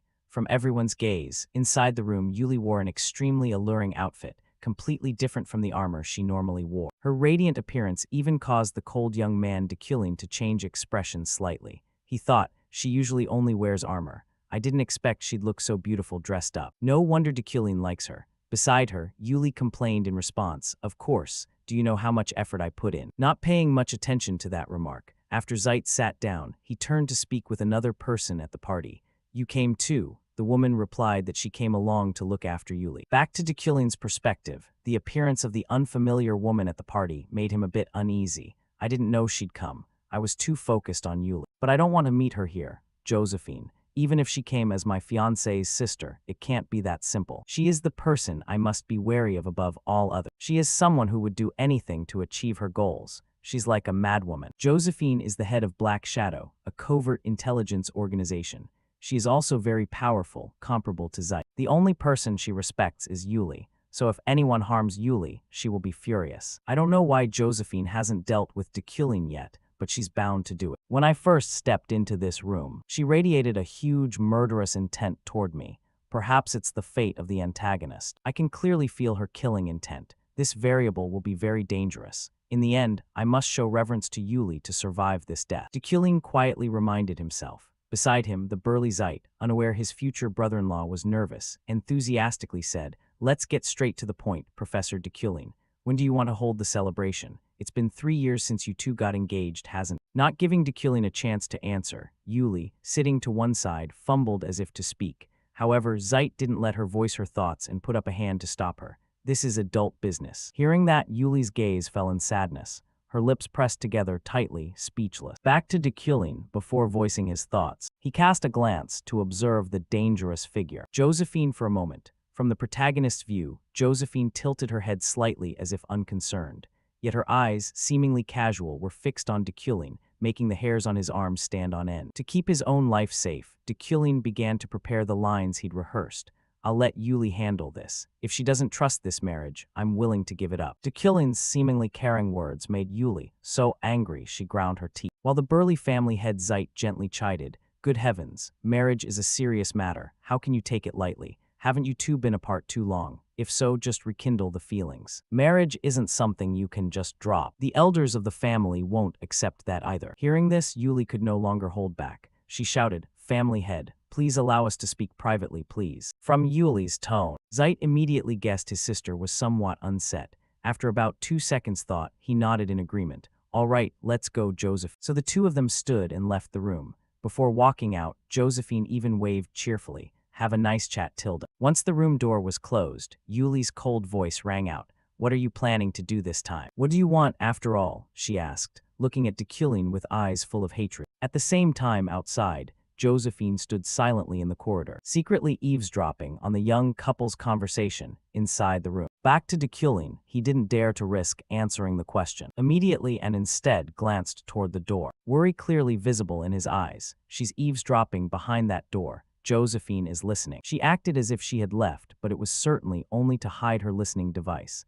There's no way she actually left. However, this was also an opportunity. Josephine didn't know that she had been discovered. Dekulin truly loved Yuli. If he could make her believe that, he could avoid the deadly variable. With that thought, he switched on his superb acting skills to fool his little wife. He put on an emotional face and said, "Yuli, I'll tell you the truth. As you can see, I cannot cancel the betrothal as I wish. No, more precisely, there's nothing we can do. Things have gone too far." Hearing that, Yuli across from him clenched her hands and demanded, "So this time, what dirty method will you use to torment me? Before we were betrothed, you used your connections to force this marriage. You promised to compensate the elder of my family. Do you remember what you said to convince me? You said fighting is too dangerous. Because of that line, you forced me to give up pursuing the Empire's cause, then suggested I take over as captain of FATED, the unit managed by the Yuklin family. And when I refused, you spread all kinds of rumors about. What are you trying to do?" As she spoke, tears welled in Yuli's eyes. She stared at Dekulin, waiting for an answer. But looking at her face now, Dekulin was also silenced.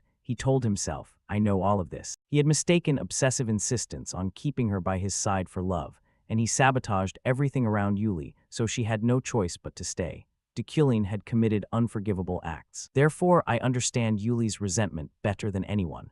Thinking this, Dekulin could only say, "I will not do that anymore." "I don't believe you," Yuli shouted. Yet the protagonist's next words truly surprised her. "I know I pushed you too hard. I realize what I did was wrong, but I didn't do it alone. Your sister and brother also went too far. If it weren't for that, they would have no reason to oppose canceling the betrothal, simply for family honor. Besides, shouldn't you leave your family behind to pursue your dream of becoming a guard? A guard is a knight not affiliated with any family, sworn to protect only the emperor. Yuli, I am neither honest nor loyal. I am completely the opposite of your ideal. I am not suitable for you. The only thing I can do for you is to maintain our betrothal, but not to marry you. I truly want you to be free, but given this tangled web of interests, I cannot. You can use my name to protect yourself as long as you need, until you can pursue your dream. I will wait, and I will keep our betrothal." Across from him, Yuli's face had lost all anger. Instead, she sounded skeptical. "What are you planning? Why are you saying all this now?" In response, Dekulin kept his tone. "I'm not expecting anything by saying all this. However, if I could ask for one thing, I want to see your smile once a month." "That's what I wish for," he said with a sorrowful look. When Yuli heard this, her face blushed like a ripe fruit. Her voice became stammering and inarticulate. "What? Why would you suddenly want something like that?" Not only her, even Josephine, eavesdropping outside, was startled and blushed, leaving Zeit beside her a bit puzzled. Back to Dekulin, he had been lost in thought. To avoid the deadly variable, I said what she wanted to hear. However, seeing how flustered Yuli was after his words, she looked truly adorable. I must admit, even the love Dekulin felt for Yuli is mine now. Opposite him, Yuli's face grew redder. She said shamefully, "Are you trying to trick me with such embarrassing words? Anyway, I don't believe you. I'll never trust your plan." Seeing her reaction, Dekulin couldn't help but laugh out loud, but that made Yuli even more embarrassed. "Why are you laughing? I told you I wouldn't believe it." Outside at Dekullin's acting, even Josephine was completely convinced and felt reassured. Although slightly embarrassed, are his feelings real? If so, should I watch a little longer? In short, Dekulin avoided another deadly variable and earned 2 more shop coins. Time passed quickly. 3 days later, he was in his fancy car, heading somewhere. Inside the car, Dekulin glanced at the surroundings and thought, 3 days went by so fast. The Memorial Day has arrived. The protagonist's destination this time was a cemetery. After instructing the driver to wait outside, Dekulin entered the cemetery alone. As he walked, Dekulin's mood was full of emotion. Only the sound of footsteps in a graveyard can stir a person's feelings, simply because of the atmosphere. Sunlight threaded through the blades of grass and the cracks on the tombstone. My heart dissolved into this place before my body had a chance to. This is where my memories are kept, not Dekulin's, but Kim Woojin. Thinking that, Dekulin looked toward a particular gravestone. Images of his ex-girlfriend, Yu Ara, began to surface in his mind. Her beautiful smile was still imprinted in Dekulin's memory. To clarify this, let's go back to a time in the past. It happened late one night. While Dekulin was taking a short break, his girlfriend suddenly suggested, "I'm going to hide an Easter egg inside." I was thinking it would be great if we added something to Dekulin's profile. He's the game's main boss, so I thought that would be enough. "I also have the author's permission," she said, excited. But faced with that attitude, Dekulin was only slightly annoyed. He tossed his empty coffee cup into the trash and shook his head in complaint. "That will only add to our workload. We've been working all night. It doesn't directly affect revenue, so don't try to increase our workload, team leader." Hearing that, Ara crossed her arms and protested. "Why not? This is important too. We have to put our hearts into the game." In response came the protagonist's sigh. "You're babbling again. Fine, do whatever you want. You didn't bring this up to ask my opinion anyway." From Ara's perspective, she looked at her boyfriend and said with delight, "I think it's a pretty good idea. It won't be useless. Dekulin also has a deceased fiancé, after all." At that time, Ara always spoke cheerfully about the interesting ideas she came up with. I couldn't understand what she found amusing about those stories. I didn't know what her joke meant. After she placed an Easter egg in, what made her smile so happily? To recall Kim Woojin's memories, I must find those clues. Did I call the idea great, or did I ruthlessly dismiss her? Thinking that, Dekulin studied the gravestone before him. Inscribed on it were the words, "You Ara von Ferges Mahanisht, always grateful to you." Reading that inscription, Dekulin seemed stunned. He stood there, dazed, thinking, why did she carve my name on this gravestone? Dekulin was created based on Kim Woojin. Why did Ara use her own name for the deceased fiancé of Dekulin? And why did she thank me? Thinking that, Dekulin reached out and lightly touched the cold gravestone. A wave of emotion began to flood Dekulin's body, causing him to be unable to hold back his tears. A single word could fill his entire being with feeling. It was as if he could hear Ra's whispers. Memories of earlier days returned in succession. The way she gushed praise for his drawing. The way she put a coat on him whenever he shivered from the cold. The way she held his hand and told him she loved him. The way she always helped him up when he was tired. 7 years together, always by my side. Memories of her. The more he thought, the more Dekulin's tears flowed. However, there was one thing he did not know. Not far away, a strange man was watching him, grinding his teeth. He whispered, "I've found you, filthy maid." Time passed quickly. By now, Dekulin's tear-streaked face had gone, replaced by his usual cold expression. Done with what he came to do, he wanted to leave the cemetery. As he walked, he thought, now I'm calm like this, as if I never cried just now. Deculin's personality is truly puzzling at times like this. With that in mind, the strange man stepped forward and blocked Deculin's path. Looking at his silhouette, the protagonist murmured, "A familiar face. Lockhart, isn't it?" From Deculin's view, the long-haired stranger held a sharp dagger. A murderous aura radiated from him, enough to make an ordinary person shudder in fear. He was Lockhart, the mage killer who had been wanted and publicized earlier. Seeing Deculin recognize him, Lockhart grew furious, like a mad dog about to bite. "You know of me? Unbelievable. How dare an arrogant, trivial mage like you say that?" Not answering the taunt, Deculin quickly reviewed what he knew about Lockhart. The mage killer Lockhart. This guy was a lieutenant villain who targeted only mages. What made him a natural enemy of mages was his ability to nullify magic. As in other games, nullification is often seen as cheating. Moreover, Lockhart's ability had no limits and wasn't even affected by physical force. Thinking that, as Lockhart lunged to get close to Deculin to taste some blood, he quickly used his telekinesis, sending fragments of stone flying forward like bullets. However, when the stones were only a few centimeters from Lockhart, they suddenly stopped, as if blocked by an invisible barrier. This made Deculin narrow his eyes. Although he had known beforehand, it still bothered him. Magic couldn't be used within his range. He muttered, while on the other side, Lockhart opened his mouth in a loud laugh. "Haha, stupid mage. Magic doesn't work on me." After saying that, he swung the dagger toward Deculin. Deculin nimbly jumped back to dodge. Next, Lockhart kept charging. His arms swung like a machine, attacking frantically. But with his observational skills, Deculin easily read his attack angles and gently evaded without difficulty. Most mages would tremble before Lockhart because of his special ability. However, Deculin was different. At that moment, Lockhart leapt into the air, aiming the dagger at Deculin, and shouted, "Die." In response to his word, came a powerful punch from Deculin, striking his face. The force of the blow immediately sent Lockhart's nose bleeding profusely. After all, Deculin's daily physical training was not for nothing. Lockhart's body was flung away like a torn sack. Seeing his pathetic state, Deculin said coldly, "It's meaningless to me." Lockhart roared in anger. "You bastard!" But before he could utter more, he took a full-force kick to the face from Deculin. A few days earlier, I had managed to get 10 shop coins and buy mana quality enhancement. This helps improve my mana control efficiency. After enhancing mana quality, Deculin tried using telekinesis to manipulate a chair. Immediately, the chair shot up onto the roof and got stuck there. It seems I need to recalibrate this entirely. I only wanted to lift it a little, but now I realize I can unleash more mana than before. It seems this ability applies over a wider range than I thought. Now let's just carry on with daily life as usual. Saying that, Deculin quickly took off his shirt and tossed it aside, then began his usual pull-up exercise. However, the moment he grabbed the bar, Deculin suddenly noticed something strange. He hurriedly withdrew his hand and saw deep, distinct indentations where he'd gripped. This surprised Deculin. "What is this? I thought it would be only a mild enhancement, but in reality, it significantly increased my bodily strength quality." Back in the present, Lockhart had been kicked flat on the ground like a dead dog by Deculin.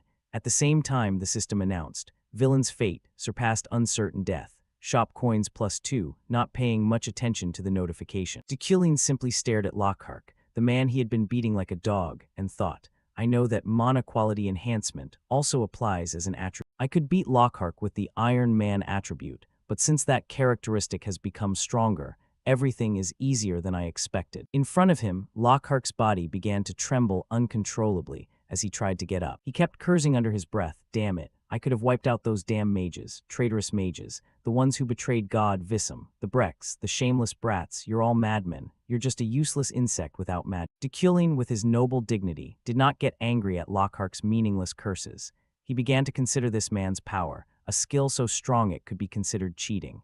A rage directed squarely at mages, and within that expression was betrayal. Deculin suddenly thought of something and asked, "Lockhart, are you of the Scarlet Clan?" This unexpected question left Lockhart looking stunned. He stared at Deculin, then hesitantly asked, "You, how did you know?" The Scarlet Clan is named so because they are all born within a curtain of blood. Their bloodline descends from demons of ancient time. They conceal their identities and live scattered across the continent, the race opposed to mages. Just as magic was created to fight demons, the conflict between mages and the Scarlet Clan is a core element in shaping the worldview, and is also one of the main storylines of the game. However, the Scarlet Clan constantly faces mortal danger, simply because of their ancestors. A purge is very likely happening somewhere right now. Thinking of that, Deculin's face showed some sympathy. He said, Lockhart, I understand you very well. The oppression you've endured for so long has truly been hard. But if you kill an innocent mage, you'll become a monster like that. In response to this, Lockhart's face twisted with extreme rage. He shouted, as if he couldn't accept that such words could come from a mage, Shut up, what do you know? Stop preaching and just kill me. But Deculin calmly explained, I know that, because the Scarlet Clan is innocent too. This statement left Lockhart momentarily stunned, but quickly he countered, What, you little mage, what did you just say? Deculin remained calm and replied, I am Deculin of the Euclin family. It is a family of high nobility, one that has never lost its dignity. Hearing Deculin introduce himself, Lockhart truly could not understand. He shouted, Are you going to preach to me before you kill me? But Deculin continued, The only time I lost my dignity was when facing a demon. The Euclin line has hunted demons since ancient times. We start to go mad as if we're just waiting to see a demon. It's an instinct I cannot overcome. But did I lose my dignity and composure when standing before you? Did I waver when you provoked me? Did I go mad as if I'd been waiting for it for a long time? You are human, you can trust me. Ahead, Lockhart's face truly became dazed. An unusual thought suddenly arose in his mind. Perhaps this is the dignity of a true noble. At that moment, a shout came from the distance. Over here, hurry up. Hearing the call, Deculin quickly delivered a kick to Lockhart's chin, causing him to spit blood and faint on the spot. So stay there and surrender, he murmured, though Lockhart could no longer hear him. Shortly after, one of two people who had run up stood at attention and introduced himself. I am Inspector Robar. That was quite a kick. You must be Professor Deculin. As for this murderer, should I give him a few more kicks? He said, turning to glare angrily at Lockhart. Fortunately, Deculin stepped in to stop him. It's fine, leave him be. With that said, he began to use his telekinesis. A pile of sand not far away slowly changed, gradually forming a sturdy rope. Seeing this, Inspector Robar was stunned. I didn't expect magic to be this wondrous. Deculin handed him the rope he had made and instructed, This one can nullify magic, so spells won't work on him. Instead, tie him with this rope. So miraculous. No wonder he's so good at fleeing, and why the magic radar didn't work, Robar said in amazement. Then Deculin asked, Why did you arrive early? Weren't you on patrol? Inspector Robar shook his head slightly and explained, We came after receiving a report. Didn't you report it, Professor? Not me. Someone must have heard the commotion and called it in. Then I'll go ahead, you get to work. Understood, Robar replied quickly. Back to Deculin, the encounter with Lockhart here was a minor matter for him. Luckily, he could resolve it without bloodshed. There are still traces of that person here. I don't want to hurt anyone. Deculin thought to himself. Time passed quickly, scene change. The next day at the Euclin Manor, Deculin's training room. At that time, his sister Uriel was also present to deliver a summons from the Berkt Council. She said, It's the first meeting in 15 years at Berkt. Hearing that, Deculin paused his training. He took the letter and casually asked, You came all the way here just to give me this scroll? Uriel replied with a bored expression, Because you don't care, so I had to come in person. Isn't it the head of the family's role to look after this household? And when will you put some clothes on? Meanwhile, Deculin quickly opened the scroll and grasped the letter's contents. It read, Recently, demons have appeared on Black Mountain. Therefore, the Berkt Council wishes to assemble the families to discuss this matter. At the same time, the system issued a main quest for him. Main quest, Berkt Summons. After reading it, Deculin said to Uriel, It will take place in a week. I can bring someone with me, like a guard. Hearing this, Uriel was a bit surprised, then probed. You need a guard. Then I'll ask Jeff. He used to be with the mercenary company. Deculin shook his head. No need for that. Someone like Jeff is even less necessary. He's more used to holding a helm than a weapon. Opposite him, Uriel let out a soft snort. But then her expression grew worried as she warned, You can't go without a guard. I've been there. The journey to Berkt can be life-threatening. I've been there. The journey to Berkt can be life-threatening. Her words made Deculin pause slightly. He asked, You're worried about me? Dream on. Don't say such disgusting things. I just can't let you die before I officially take the headship from you, Uriel shouted. Before she awkwardly cleared her throat and added, Leave the guard matter to me. I'll hire someone trustworthy. Sung Change, Freyden military camp. At this time, Yuli was training a group of soldiers. Good, that's the attitude. Keep your focus. Not far away, the deputy commander looked ahead with a face full of anxiety. What should I do? In response, someone behind spoke up. What do you mean? The sudden voice startled the deputy commander, who shouted, At least walk so you make some noise, Veron. We just landed a big contract, but there's something that worries me. I'm not sure we should accept. Veron raised an eyebrow. Don't speculate. Tell me your concern, deputy. Hearing that, the man could only bitterly speak his worry. This matter is awkward to bring up with. The mission is to protect Deculin. more precisely, to protect the entire convoy. But plainly, they know if they asked us to guard the whole convoy, we wouldn't agree. That's why they downplayed it, the deputy said calmly. What he didn't know was that when Veron heard the name Deculin, his hand trembled with excitement. However, Veron quickly hid his earlier manner and advised, take that mission. Guarding an entire convoy isn't something just anyone can do. If we succeed, our army's reputation will rise immediately. Money worries will ease too. After all, we are a private army. The deputy still hesitated, but the commander about Deculin, however, Veron cut in coldly. It's fine. Our commander isn't the kind to let personal feelings interfere with a mission. Hearing this, the deputy nodded in agreement. That's true. I'll report back to the commander then. With that said, the man quickly departed. Behind him, Veron stood there with a cold expression. Berkt is the name of a highland mountain range in the northern part of the continent. Rising to 3,500 m, it's also the home of the mages, known as the Berkt Elders. This place is the center of all magical schools across the continent, where every thought and study about magic gathers. Magic towers are expected, but even the floating isles of mages cannot disobey orders issued from here. Berkt's influence is so vast it can be seen as the pillar of the magical world, and because the Grand Convocation is rarely called, only once every few decades, being summoned to Berkt for this event is both an honor and a recognition of one's status within the magical community. However, a summons from Berkt is also known as a graveyard for mages. Scene change, Berkt Station. Currently, Yuli's group is at the station. She warns her deputy, have you prepared thoroughly? Of course, don't worry, the deputy replies, then adds, he's coming. Hearing that, the knight Yuli turns to look back and sees Deculin approaching with his assistant Alan. On this side, Alan looks around with interest, then exclaims in surprise, wow, it's April, yet the snow is so heavy, Professor. Indeed, we are far in the north. Returning to Yuli, upon seeing them, she steps forward to greet. Thank you for coming all this way. From this transfer station, the Freyden Association will be responsible for protecting half the train. We will do our utmost to protect you and ensure you have a comfortable journey, she says with a flushed face.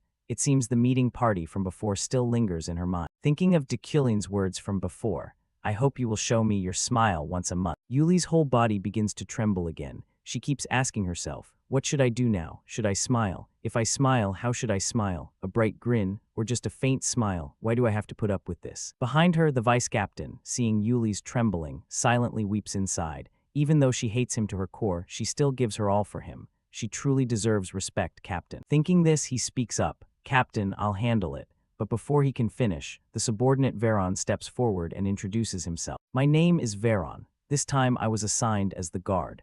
They only came here to show their respect after entrusting me with this duty. In response, the vice captain smiles, pats Veron on the back a few times and introduces, this kid is truly capable, recognized by our association, so you don't need to worry, Professor. Protagonist's perspective, Deculin, seeing the vice captain praise Veron in front of him. Deculin quietly frowns and observes, a capable person, huh? To be sure, I should check with keen sight, but I can't sense any special energy from him. Am I overthinking this? Across from him, Veron has no idea Deculin is subtly checking him. He casually says, most mages travel with guards, so each carriage is assigned one. I'll be in charge of the carriage you're in, Professor. Deculin nods, then I'll be counting on you. On this side, after finishing the greetings, Yuli prepares to leave.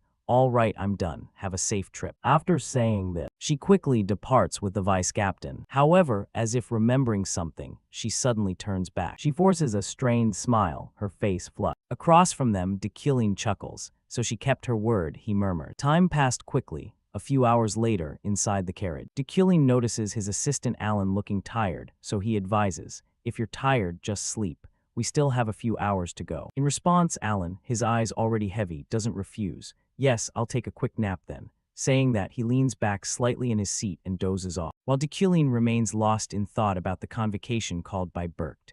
The summons from Berkt is also called the Grave of Mages for a particular reason. Berkt is regarded as the pillar of the magical world, but it also has a second, completely opposite face. That's because unexpected events always occur whenever the Grand Convocation at Berkt is held. One of the greatest dangers is attacks on the trains. Getting through such an event safely is not easy. One of the reasons for the original Deculin's death was an intellectual game that required guessing which train route to take to Berkt would be safe. If you wanted a lower-risk option, you could buy information from the underworld about which train would be attacked. If he were the original Deculin, he certainly would have done that. However, now he can't. After I inhabited Deculin, I severed all ties with the underworld. Therefore, before coming here, I prepared various measures to protect myself. For example, that's why I used insight to learn the legendary martial art Estran combat. And to be fair, Alan is sleeping very soundly. He was riled up with excitement earlier, yet now he can sleep peacefully. Rewinding to a few days earlier, when Dekulin made the offer to his assistant, Alan, would you like to come to Berkt with me? Be my assistant. Of course, since this trip is dangerous, you can refuse if you want. Across from him, Alan was so moved he nearly cried. Thank you so much, Professor. It's an honor for someone like me to be given this opportunity, he says, sniffling and with tears streaming, which annoys Dekulin, who hates mess. If your nose starts running, I won't bring you along. Back in the present, honestly, Alan's agreement surprised Dekulin a little, really surprising. I didn't think he'd agree to come despite knowing how dangerous it is. Could he be more ambitious than I thought? Time passed quickly. The train made a brief stop to drop off passengers at some station. Dekulin looks out and thinks, now only the final stop remains Berkt. Nothing has happened so far. Did I choose the right train? I prepared extremely carefully, but it seems it was all for naught. Before leaving, I used the Midas hand on the outfit of a renowned master to boost its defensive capability. I also reinforced various wooden and steel components and concealed them inside the carriage. I even cast spells on Alan's clothes. Thinking of this, Dekulin's expression grows somewhat somber. Lately, I've used the Midas hand so often that I have almost no mana left. Should I use it on something else? What a waste. Preparation is preparation, but it's best if nothing happens. Hopefully things will remain peaceful like this, Dekulin whispers to himself. But things never go according to his plans. Just as the train was crossing a large stone bridge, suddenly one of the carriages exploded, producing an enormous blast. Rewinding to a few days earlier, before Dekulin boarded the train to Berkt, Gilthian and Sylvia, father and son, had already begun their journey. Inside the carriage, Uncle Gilthian complains to his daughter, "Aren't you going to put your book down even on the train?" Opposite them, Sylvia keeps her head bent over the exercise work. The professor assigned a lot of exercises. Hearing this, Gilthian chuckles and advises, "Haha, you'll become a great mage one day, and yet you're more diligent than anyone." In reply, Sylvia says calmly, "If I can't even do this, how could I become a great mage?" After saying that, her face shows slight annoyance, her eyes thoughtful as she thinks, "Honestly, I'm not worried about Ephraim at all, but I still want to hear more of Dekulin's lecture." Pondering this, Sylvia grows curious and asks her father, "Father, why did we leave early to attend the Berkt convocation? Couldn't we have gone in a few days?" Opposite them, hearing the question, Gilthian suddenly falls silent. He is silent for a long moment, then his steady voice speaks, "Have you ever heard that? The trip to Berkt is the grave of mages." Sylvia, surprised, asks back, "I thought that was just a ghost story." Then her father shakes his head and slowly explains, "It's not a joke. Whenever a convocation to Berkt occurs, a few mages always perish. 15 years ago, as many as 11 people died. For a long time, being summoned to Berkt has been a sign of a prestigious family. If you are chosen among the 20 families and attend, your family's name will be etched into history. However, families summoned but unable to attend the convocation are permanently struck from the list, and there is an important rule: a new family will take that vacant position. So what do you think is the easiest way to bring down a prestigious family? Sylvia, hearing this, understands the point. Surely families not among the 20 honored clans would try to kill participants to take their places. Still, she finds it hard to believe. No, this. Before she can finish, Gilthian admits that's exactly it. The trip to Berkt is like thin ice. Those who crave to become esteemed mages will lose their lives for what they seek. That's why we had to hurry. We received word that a group is plotting to attack the train departing after hours. I brought you along to be as careful as possible. However, if this leaks, there will certainly be trouble." Saying this, Gilthian pauses, then thinks, "Should I explain this to Sylvia? After all, she will have to face the world's cruelty." With that thought, he continues, "Among the 12 traditional families, do you think any family has always held its position? If someone must be punished for this, it must be all mages. The deaths on the way to this convocation are, in essence, like a magical natural death." Back to the present, the explosion from the carriage immediately puts Dekulin and Veron on alert. Dekulin narrows his eyes and begins to use his mental force. The nearby window instantly shattered. Because of the blast, Alan slowly wakes up. Seeing the scene before him, he's astonished. What is happening?" Alan panics. "Professor, look. The entire train is hovering in midair." Back to Dekulin. At that moment, he breathes a sigh of relief inwardly. What a relief. Estran's martial art was part of it, but memorizing the primary kinetic incantation before departure helped us survive. At the same time, on the roof of the carriage, the attacking assassin group is also stunned. This is impossible. The whole train is floating in midair. Are the senior professors really that different? In response to the assassin who spoke, another in the group growls, "This is a bit unexpected, but we're only getting started. Everyone focus. If we succeed, we'll receive a worthy reward." With that, they drop a rope down and use it to swing into the carriage, where Dekulin is sitting. They kick through the window glass and climb inside, sending shards of glass flying everywhere. However, Dekulin had long prepared for this attack. Seeing them appear, he coolly says, "What a bunch of fools. Too bad for you that I anticipated this long ago." As the words leave his mouth, he immediately uses his mental power to direct broken steel and splintered wood to fly at the assassins like bullets. They had just swung into the carriage and hadn't recovered when they were perforated like a beehive. Beside him, his assistant Alan, witnessing the scene, cries out in shock, "Professor, this is an attack. What's happening?" Hearing this, Dekulin glances at him, then grabs Alan by the nape and snaps his neck, causing him to faint on the spot.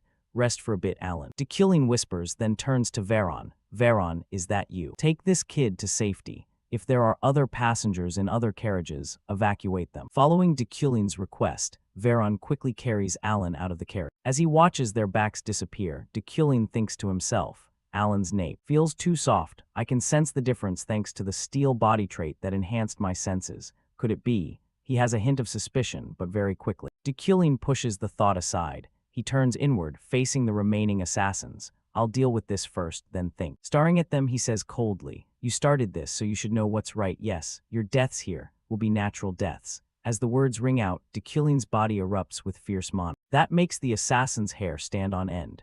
An overwhelming sense of danger begins to envelop. Back with Veron. After placing Alan safely propped against a rock below, Veron looks up at the carriage floating in the air. He frowns slightly. No one knows what he is thinking. Time quickly passes. Back to Dekulin. Inside the carriage, the assassins' bodies lie scattered everywhere. Pools of blood stain the floor, none of them breathe. Dekulin wearily leans back in his seat, trying to steady his breathing. More exhausting than I thought. Mitigating the explosion's damage while fighting at the same time has drained my mana. As he thinks this, he looks at his trembling hand. His mana now is down to exactly 10 points. Soon after, the swordsman Veron returns to the carriage and reports, "I've taken all the remaining passengers to safety." Hearing this, Dekulin nods in praise. "Well done. Then we should." Before he finishes, Dekulin's eyes flash with surprise. He studies Veron's expression intently, then thinks, "This guy, his gaze is different than before. Well, I was stunned by the attack too. He must be surprised as well, right?" That's what Dekulin thinks. But immediately after,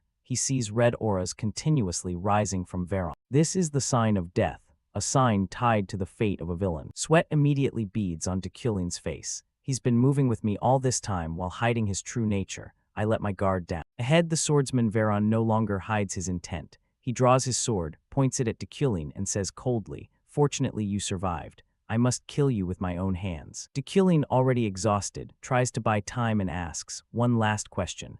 Are you doing this on someone's orders? Is it Yuli?" At that, Veron across from him screams like a mad dog, "Stop. If you mention my master's name one more time, I won't forgive you." She is a courageous warrior. She would never think of such things. Erase that imagination from your mind. You will die by my hand for my master. From Dekulin's point of view, seeing Veron's determined face, he quickly pieces things together.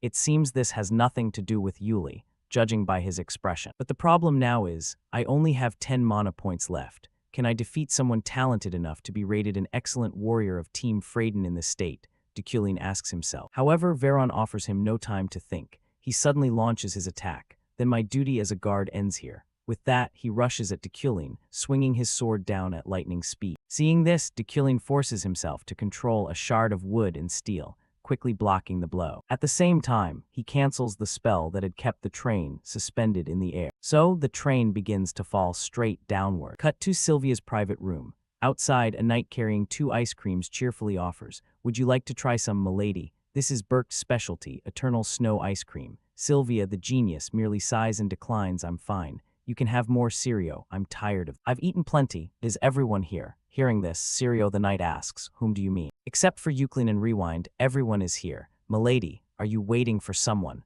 "Ah, no." Sylvia shakes her head. Her expression is thoughtful, which seems to make Sirio realize something. He quickly leaves the room, saying then, "I'll take my leave. If anything happens, call me milady." Back to Sylvia's perspective. Sitting alone in the room, she begins to recall an old memory. A day in the cemetery. It was just a normal day, a day she visited her mother and spoke to her. She gently placed a bouquet on the cold gravestone and said, "How have you been lately, mother?" Professor Dekulin is terrible. He gives too much homework, as if I only attend his class. Today, but at that moment, she suddenly hears a sobbing sound coming from somewhere. Unable to contain her curiosity, Sylvia quietly follows the sound. And then she witnesses an unexpected scene. Up ahead, a figure is kneeling before a grave. It is Dekulin. Even seen from behind, she immediately recognizes her teacher, even just his hunched back. One look and she is certain it is Dekulin. Why is he in a place like this? I don't think he's the type to be sorrowful over someone else's loss. Sylvia wonders to herself. At the same time, ahead, Dekulin stands up. At the corners of his eyes, 2 lines of tears still remain. This leaves Sylvia dazed. Is he crying? Dekulin, the man always cold and stern, had shed tears. That's wonderful. I always thought he was an annoying, self-righteous professor, but he himself once lost someone he loved. Those tears like shooting stars, they weave through my mind. At that thought, her heart seems to beat a little faster. She remembers her father's words from before. I received word that a group is plotting to attack the train. Gilthian's remark made Sylvia a bit worried. How bothersome. After hearing Dekulin's lecture that day, I felt there was something I wanted to try. If I try using this mana stone, could it work? Among the 3 attributes of primal magic, all are formed by using root spells and their variations. Sylvia's magic is a combination of the 3 basic attributes. She uses the mana stone as a medium and reshapes it as she wishes.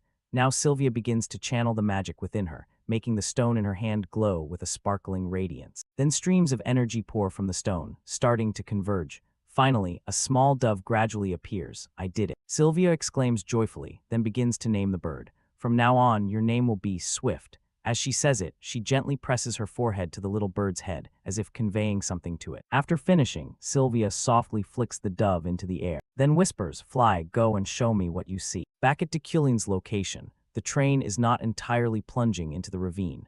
Instead, part of it remains snagged on the mountainside. Inside the carriage, Dekulin's face contorts in pain. The train luckily held fast and did not fall. "But I think I broke a few bones. I'll recover soon, thanks to the iron body trait." As he thinks this, before Dekulin can do much, a sword hurtles straight toward him. Fortunately, with his enhanced senses, Dekulin notices in time and tilts his head to dodge. Next, he swings his arm to control a shard of wood and steel, striking Veron on the head. But the blow is repelled by a pale red aura, a protective force field. Dekulin wonders to himself. Across from him, Veron can't help but praise Dekulin's durability. "You're stubbornly persistent, Dekulin." Saying that, he coats his sword in an aura, then dashes forward to deliver a horizontal slap. Dekulin strains to manipulate the floating wood and steel shards around him to block the attack. Veron's strikes are extremely fast and powerful. Sweat begins to fall from Dekulin's face. "He's strong. Veron is far stronger than me. Even at my best, I couldn't beat him, but Dekulin will never fall in situations like this." Veron's strikes are extremely fast and powerful. Sweat begins to fall from Dekulin's face. "He's strong. Veron is far stronger than me. Even at my best, I couldn't beat him, but Dekulin will never fall in situations like this." Opposite him, Veron keeps rushing in, attacking relentlessly, but Dekulin's wood and steel shards also have a limit. After taking countless blows, they begin to splinter. Seeing this, Dekulin lets out a faint smile. "Damn it, if this sword cuts me, will the game end, or will nothing have ever happened? Will I open my eyes back in the office? If not, then what will happen?" A spray of fresh blood spurts into the air. Looking at the sword nearly at his throat, Dekulin tells himself, it's all over. However, suddenly an unexpected anomaly occurs. The space inside the carriage begins to warp, as if being distorted. This leaves Dekulin staring in bewilderment. What is this? Is the space fluctuating? Next, a streak of blood suddenly appears on Veron's wrist. Before anyone knows what happened, his hand has been severed and falls backward. The pain is so intense that even a knight like Veron cannot help but clutch his arm and scream. Seeing this, Dekulin immediately realizes his chance. "I don't know what happened, but this is my opportunity." Saying that, he uses his remaining mana to drive a rusted shard of steel straight into Veron's right ankle, startling him. But that is not all. Immediately after that attack, Dekulin hooks his leg and kicks Veron's left leg. The powerful kick makes Veron stagger, lose momentum, and fall backward. He crashes into a few seats and tumbles out through the large hole in the carriage. However, Veron reacts very quickly. At that moment, he manages to draw a dagger, drive it hard into the floor, keeping himself from falling below. Seeing this, Dekulin calmly steps forward toward him, looking at him with cold eyes. This enjars Veron. His face contorts as he asks, "What did you just do?" Dekulin shakes his head slightly in reply, "I don't know either, More importantly, why did you try to kill me? I don't remember anything between us. What? I remember clearly the crimes you committed against my master. Veron responds. By now, Dekulin sees Veron's nature clearly. He is blindly loyal. You really say this is for Yuli's benefit, even though Yuli didn't ask you to do this. What is Yuli to you that you'd do something like this? To this, Veron only replies coldly. You will never understand, Dekulin. Then memories begin to stir within Veron. The scene shows Knight Yuli speaking with a group of people. The woman opposite says, thank you so much. If not for you, things would have been terrible. Yuli bows in response. Of course, I only did my duty as a knight. Elsewhere, the boy Veron struggles and protests loudly. Let me go. I didn't do anything wrong. That guy started it. Hearing this, the woman immediately turns to him and says venomously, do you know how good my Jason is? Surely you've done something wrong. Behind her, a kid with a bruised eye smirks. Hee, that's right. His expression only endears Veron more. Want to die? Veron snarls. To that, the woman just sneers threateningly. Haven't you learned your lesson? I'm about to hand you over to the police. Let's see what happens to you. You should kneel and beg for mercy. You beat my child. You'll be charged with assault and unlawful entry. Back in Yuli's view, she stands aside, seeming to realize something. She interjects hurriedly. Wait a moment. You're saying that boy trespassed. That's right. Its behavior matches its social status exactly. The woman says coldly, admitting. This surprises Yuli. She looks at Veron more closely. Did that boy climb over those high walls? Such a scrawny boy. Thinking that, as if having made up her mind, the knight says, I'll take the child to the police station myself. Please rest here, man. So Yuli takes Veron and leads him away. Along the way, the kid Veron keeps shouting, let me go. I told you to let me go. I didn't do anything wrong. Why take me to the police? Hearing that, Yuli's steps halt. She murmurs, the Phrygia family is notorious for their behavior. I'm certain you're telling the truth, at least partly. This gives Veron a glimmer of hope, and he continues to explain, not just partly, I really didn't do anything wrong. But before Veron can finish, Yuli cuts him off loudly. You still shouldn't hit people. If you come with me, I'll teach you how to control yourself. What will you choose to do? Yuli's words make Veron visibly surprised. Then he asks, will you feed me? For Veron, that's how my master and I first met. After that, I joined the Knights. However, because of my childhood and temperament, I couldn't get along with others. The only one who cared for me was Yuli. Yes, everything really was fine, as long as I can stay by the captain's side. My master is always ahead of me. She always helps others, and she never compromises with injustice. My respect and admiration for her continue to grow, and so does my love for her. I know my feelings only hinder her. I know my emotions are a burden to her. However, I must kill him. One day he will bring destruction to my master, Veron says with eyes full of hatred. And at those words, even Dekulin must admit inwardly, he's right. All the terrible things in this world are butterfly effects from what Dekulin did. However, I will change what Dekulin did. I'm certain Dekulin's fate is not destruction. Thinking that, Dekulin reaches out to Veron. Take my hand, Veron. No matter what happens, I won't harm Yuli. Trust me. His words make Veron's face slightly pensive. Unfortunately for our protagonist, his words fall on deaf ears. Veron doesn't hear a single one. Moreover, the red aura covering him flares even more intensely. This makes even a patient person like Dekulin lose his composure. He snaps angrily. Do you really have no intention of changing your mind? Below, Veron replies with an expressionless face. Yes, I will not change my decision. No matter what, I will kill you. Back to Dekulin, toward this kind of fool, he has no intention of holding back. Idiot, your stupid choice today will torment Yuli forever. Then, Dekulin tightens the rusted shard in his hand and strikes straight at Veron. At the same time elsewhere, the knight Yuli suddenly flinches. This makes the vice-captain ask with slight concern, Captain, are you feeling unwell? Worried about Veron again, he can take care of himself. Haha, right. Yuli smiles in response, unaware that. Far away, her loyal subordinate is falling free through the air. Master, I hope you will be happy. He whispers one last line. At the same time, the pigeon created by the genius, Sylvia, is hovering directly above the carrot. Through its sight, Sylvia witnessed the entire incident. Dekulin had fought with his master's bodyguard, and the bodyguard fell off the cliff. No, more precisely, that knight tried to kill Master Dekulin first, and Dekulin killed him in self-defense. Sylvia quickly concluded. However, at that moment, the voice of the knight Sirio called from behind her. Miss Sylvia, here you are. Let's go back. The break is about to start. All right. Sylvia replies and hurries after her knight. Still, she feels some worry. She wonders if Dekulin will arrive on time. Time quickly passes. A group of police received a report of a bombing on the train and rushed to the scene. The investigator in charge is Deputy Director of Security, Lilia Fremia. Seeing her arrive, several men run up to greet her. What an honor, Deputy Director. Lilia, not wanting to waste time, asks directly. There was an explosion and an attack. Yes, the experienced-looking man answers. However, such incidents happen often when the Berkt summit is near, so it's not a major issue. As he speaks, he hands Lilia a report book. While reviewing the documents, Lilia asks, I see. Were there any casualties? The man nods and explains, yes. Although no one was injured, 2 people are missing, one bodyguard named Veron and Professor Deculin. You can hear the details from that survivor over there. As he says this, he points to the assistant Alan, who is still unconscious, leaning against a rock. Lilia continues to question those nearby to confirm the situation. While speaking with a photographer, she receives an interesting piece of information. A night saved me. The train hovered midair for a while, and when I came to, the train had fallen. I think the assassin tried to attack again. Hearing this, Lilia is puzzled and asks. The train stopped midair. The photographer quickly senses her confusion, produces a photo, and explains. Here's the picture. I was so shocked I had to capture it immediately. In the photo, Deculin holds the train fixed in midair with his psychic power. This is hard for Lilia to believe, despite the clear evidence before her. He lifted the entire train with magic. Ridiculous. Suddenly, a voice rings directly in her head. Knight Veron is dead. I do not know why, but Veron attempted to murder Deculin and ultimately failed. Senior Professor Deculin survived. The sudden words startle Lilia. She quickly turns to search for the source of the message, but sees no suspicious person. Where is this signal coming from? Lilia narrows her eyes, scanning everyone around, but still cannot identify who contacted. Suddenly, someone in the crowd points forward and shouts, "Someone's coming from the other side.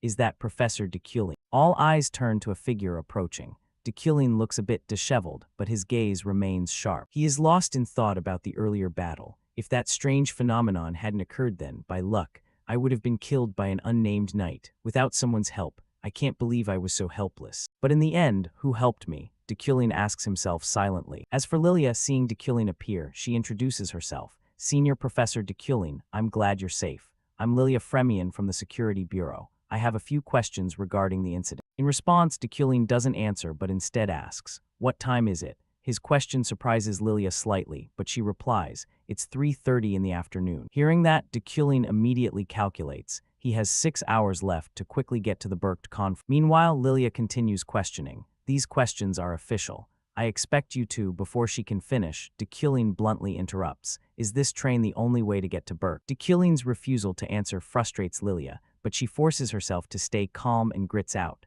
No, there's also an overland route and a sea route on the other side. Let me ask again, please hear me out. Professor, the knight who was with you. Lilia hasn't finished speaking when she suddenly realizes that Deculin's figure has vanished. She can't help but wonder, turning to the 2 men nearby. Wasn't Professor Deculin just here? Maybe he used acceleration magic. Even after stopping the train from derailing with psychic power, then fighting the assassin and Veron, he still has enough strength to use such high-tier magic. How much mana does he have? So he's the Deculin Lockhart mentioned. Cut to the Berkt assembly. Representatives from the powerful houses are seated safely around a large round table. On one side, Uncle Gilthian murmurs, it's almost 9:30, the moment the stars converge. Beside him, the genius Sylvia looks a bit anxious. She glances at the 2 empty seats and thinks, he still hasn't arrived. Cut to another corner of the assembly. Behind a curtain, a cloaked mage sits. He speaks. Before the assembly begins, I wish to express my deep gratitude to those who answered the summons. As his voice rings out, a terrifying surge of magic radiates, making Sylvia frown at the pressure it exerts.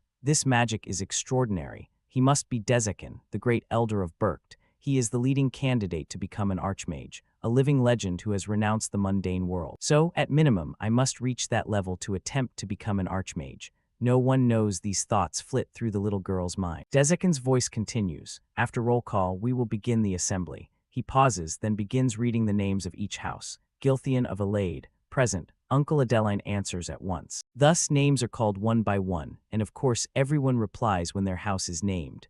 However, when Dezekin calls the Euclin house, no one responds. Euclin hasn't arrived. Dezekin's voice deepens. If he does not arrive before I call his name 3 times, I will consider him unresponsive to the summons, and the Euclin house will be disqualified from the mage ranks. These words instantly stir the hall into an uproar. Disqualified from the mage houses. This is a major event. They were summoned for the first time 200 years ago. Someone in the meeting jeers. Wasn't this foretold? Deculin's abilities pale compared to his ancestors. Indeed, there are many tales saying his talent is negligible. Ha ha ha, mocking laughter fills the room. Hearing this, Sylvia inexplicably feels annoyed. How has he lived until now? Doesn't anyone worry about him? It's pitiful. It really makes me uncomfortable, despite the murmured gossip from the mages. Dezekin continues to call. The current head of the Euclid house, Dekulin, still no answer. The current head of the Euclid house, Dekulin. The atmosphere grows heavier. The current head of before Dezekin can call a third time. The door suddenly bursts open. All eyes immediately turn that way.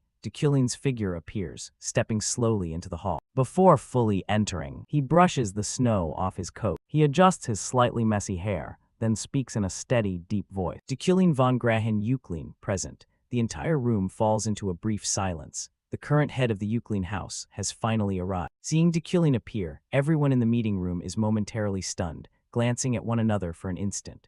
But no one speaks, as if all understand tacitly. The silence hangs with an indescribable tension. Thus, the meeting begins in silence and proceeds swiftly, without a wasted word.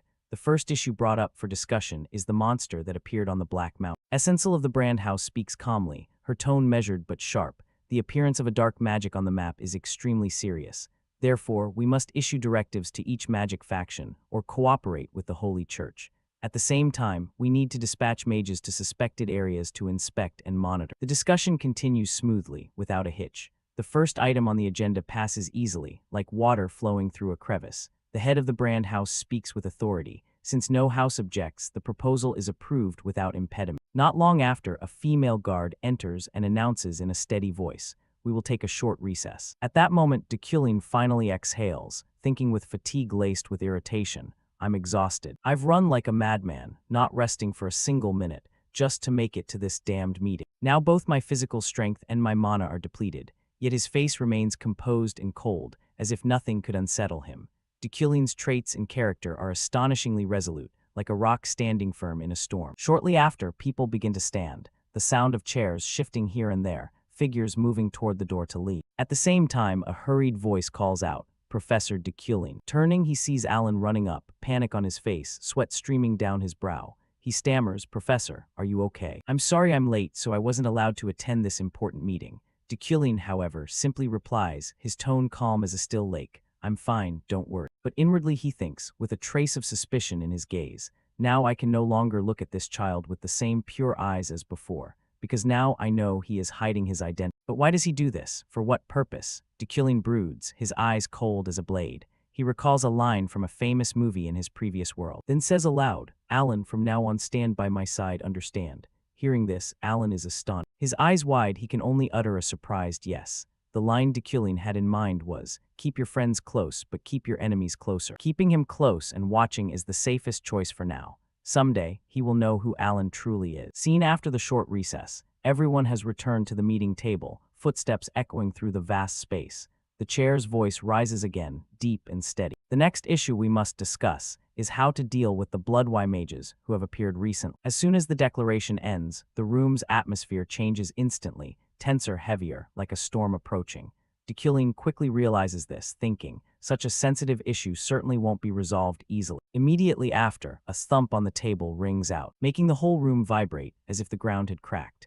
Bidin of the Bayored house shouts angrily, his voice growling like a beast. Those Bloodwy are no different from a nest of filthy cockroaches. They proliferate by sneaking into our society and gradually corrode this land in a disgusting way. In response, Essencel's face briefly darkens as she retorts, her tone equally sharp. "What evidence do you have to say that? We have no way to distinguish Bloodwy from other races." Before she can finish, Bidin roars, drowning out all other sounds. "Then we just need to find a way. There must be some clue, some distinguishing trait of their race. We must eliminate them as soon as possible, using the royal magic at the Mage Tower." Essencel shouts angrily, eyes blazing like fire. "Old Bidin, watch your words. Eliminate them all. What the hell are you talking about?" Sitting to the side observing, Dekulin is not surprised, only musing to himself. "I knew their views would clash like this." No one knows his thoughts as Fat Bidin continues to shout, his tone growing more aggressive. "I don't know the reason, but the Bloodwy are recognizing one another and gradually gathering into groups. They must have a leader guiding them. Moreover, we have no idea what they're plotting when they act like this." At this, Essencel can no longer hold back. She slams the table with a thunderous bang,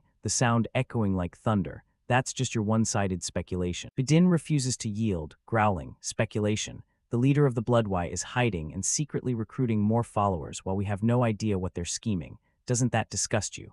On hearing this, the other representatives nod in agreement. Old Badin continues loudly, triumph in his voice. Yes, 60 years ago, countless mages died because of your hesitation. After that remark, the atmosphere falls into an impasse. No one speaks, as if the space has frozen. After a moment of silence, Gilthian suddenly turns his gaze to Deculin and speaks. In a low, loaded tone, then, Deculin of the Euclid house, what do you think? Everyone knows your house is a great demon-hunting lineage, long on the front lines of the fight against these demons. Hearing the question, Deculin falls silent for a moment, thinking, as someone of this era, I understand situations like this.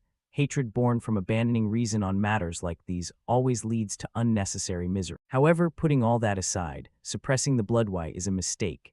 Even if I cannot stop them, I must delay this as long as possible to accomplish the main mission ahead. Because the true common enemy of this world is not the Bloodwhite. He then speaks calm but weighty. For a long time, the Bloodwhite have indeed been our common enemy. However, if you examine the records one by one, they all stem from some mistake. Old Badin asks irritably, a mistake? He replies without wavering, yes, exactly. 237 years ago, during the Radra witch incident, Radra was falsely accused of witchcraft and burned alive. Since that event, a large-scale persecution erupted, resulting in countless Bloodwhite people being killed.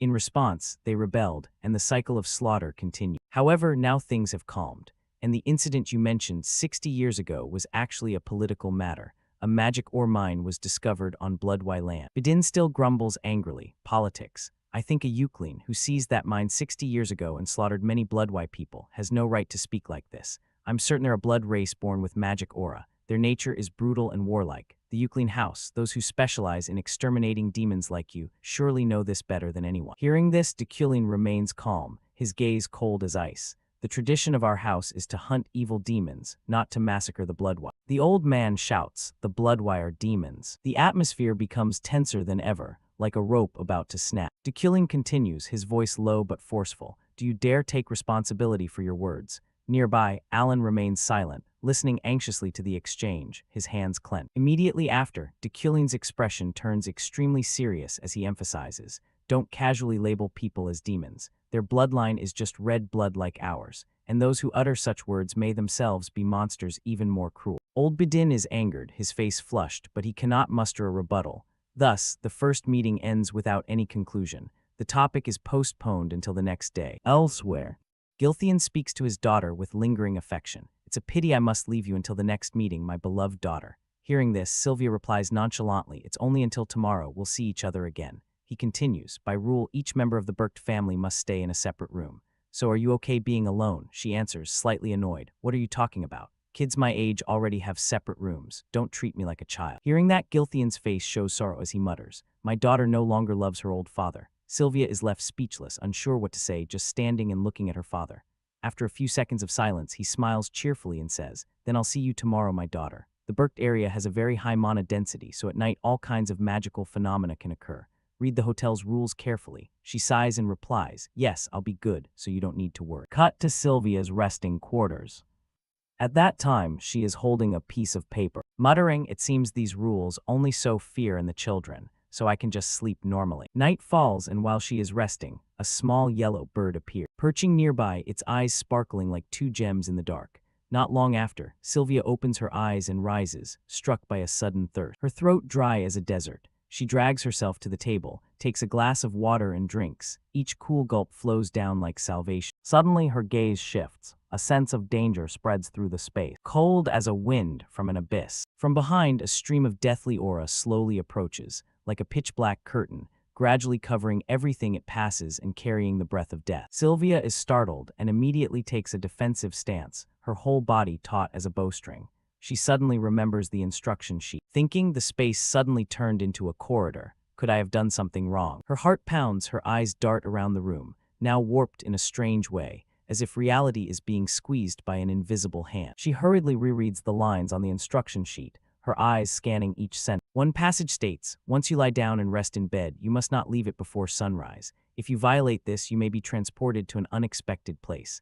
At that moment, she breaks into a sweat, droplets running cold down her forehead. Sylvia realizes, so if you're in bed you must wait until morning to leave. That's why I'm in this situation. A few days earlier, when she was in the second corridor, she didn't encounter this. but now she thinks, it seems this happens because the clan leaders and powerful people are nearby. Therefore, the ambient energy becomes denser and more easily altered. I've been too complacent and careless. I kept thinking that staying in my room would keep me safe. Trying to stay calm, Sylvia tells herself in a trembling voice, "Calm down, I need to calm down." But at that moment, eerie sounds suddenly come from the corridor behind, low growls mixed with heavy footfalls, like a stalking beast. Along with them, a shroud of deathly aura moves closer, thick and chill as the breath of death. Sylvia perceives it. Her pupils immediately contract, fear kindling in her chest like a small flame about to burst into flame. She spins around, thinking, something is coming. Instantly, she runs along the corridor in the opposite direction, her small legs straining with all their strength. Very quickly, she saw a staircase glowing a deathly hue ahead, the strange light sparkling like a tempting invitation. But she suddenly remembered, the Rosary Hotel is a one-story building. Also, the instructions warned, never follow stairs that appear leading up or down. Her heart pounded, she gritted her teeth and kept running. Passing an open door, the light inside mixed with the faint deathly aura spilling out. The warnings resurfaced in her mind. If you encounter open doors in the corridor, do not enter those rooms. Sylvia shut her eyes, clenched her teeth, and dashed through the doorway, reassuring herself inwardly, "Don't panic. I remember a door ahead, and it will surely help me get out of this." She arrived moments later, immediately knocked and called out in a trembling voice from fear, "Is anyone in there? Please help me." But terror filled her head as another warning rang out. If someone suddenly knocks on your door at night, do not respond or make any sound. Sylvia feared the person inside would see her as a threat and refused to help. Desperate, she continued pounding on the door. "Is anyone in there? Please, please help me." After several seconds with no response, the girl grew tearful with fear, her hands trembling as if about to collapse. Suddenly, the door swung open, warm light from within illuminating Sylvia's unready face. Along with it came a familiar, gentle voice. "Out this late and lost, Sylvia." It was de Culin, standing there calm as a placid lake. Seeing him, Sylvia steadied somewhat, though her eyes still glistened, and her tears had not yet dried. De Culin said, "All right, come inside quickly." Sylvia hurriedly obeyed, softly replying, "Thank you." Before long, the fireplace was lit, bringing warmth to the girl. Sylvia regained her composure and whispered, "Sorry for troubling you. I carelessly left my bed at midnight and was randomly transposed into the corridor." De Culin showed no anger, answering calmly, "Chaotic magic incidents happen often in Berkt. Along with that, souls rendered unconscious by magic wander about and cause many hazards." He paused briefly, then added, "You should have read the rules carefully so you wouldn't have gotten into trouble." Sylvia sat behind him, listening and observing, thinking, he always has a calm, composed face and a steady gaze. Has he endured so much loss and pain that he could ignore the rules and open the door to help me? While she was lost in thought, a cold growl suddenly came from behind. From the door crack, something like purple ichor crept through the gaps, slick and terrifying. It then transformed into a gruesome skull that screamed and lunged at her, its sharp teeth flashing in the dark. Sylvia froze in fear, but at that moment de Culin's composed voice rang out. "Calm down, you don't need to be afraid." Immediately, two flying forms sped past the girl at extreme velocity, racing straight at that dark soul. In no time it was struck and began to disintegrate, turning to ashes before Sylvia's astonished eye. It turned out those two streaks of light were shards of crystallized ice, hovering like razor-sharp blades. Sylvia exclaimed, "Wonderful, that wandering soul really was shattered." De Culin replied softly, "No need to be surprised. It's just a specialized killing spell, but still, it's nothing worth mentioning." He paused a moment, then continued, "Because magic should not be created for the purpose of killing." Those words made Sylvia blush slightly, unsure how to respond. She looked at the flames before her and wondered, "Isn't that the flowing flame?" At that moment, de Culin glanced up from his book and replied softly, "That's right." After that, Sylvia began casting a series of spells of various elements to catch his attention: brilliant lightning, sturdy earth-shaping, soft wood, and a fiery fey blade. But de Culin paid her no mind,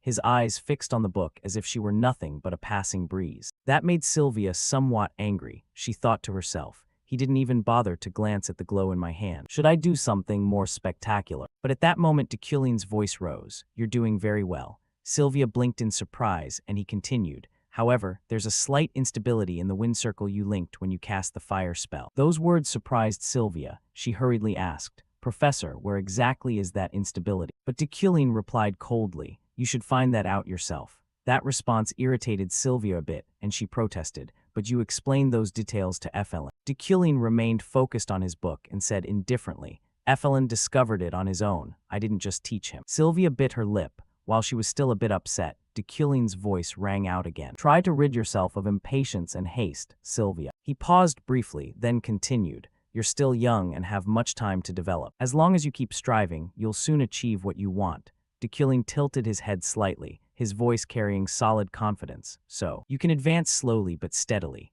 He closed the book and looked at the girl. After all, you are one of the 3 most promising and talented young mages in the world. Those words surprised Sylvia. Is this Deculin's assessment of me? She recalled the things people had always attributed to her since she was very young. Oh my, what a genius. This girl will surely become a great archmage. With such power at her age, her future must be bright. Sylvia remembered that those lines were what she had always heard since childhood, and still heard, now, stale social compliments she was sick of. But why did Deculin's words feel so different, like a sharp blade piercing her heart? Cut to not long after. Sylvia, exhausted, was given the bed to sleep on, her even breathing echoing in the quiet room. Meanwhile, Deculin continued reading, his eyes scanning each line by the flickering firelight. Suddenly, a faint but strange surge of power caught his attention. He looked toward it outside, thinking, this power, could it be? Not long after, Deculin entered a forest, walking while pondering. I've received a warning. Aside from the Berked meeting, this secluded mountain path is apparently also a forbidden area. It seems I might find a rarer-than-expected item here. At the same time, a ghost appeared behind him, its form vague but fierce. It lunged with aggressive gestures and a terrifying roar to intimidate him.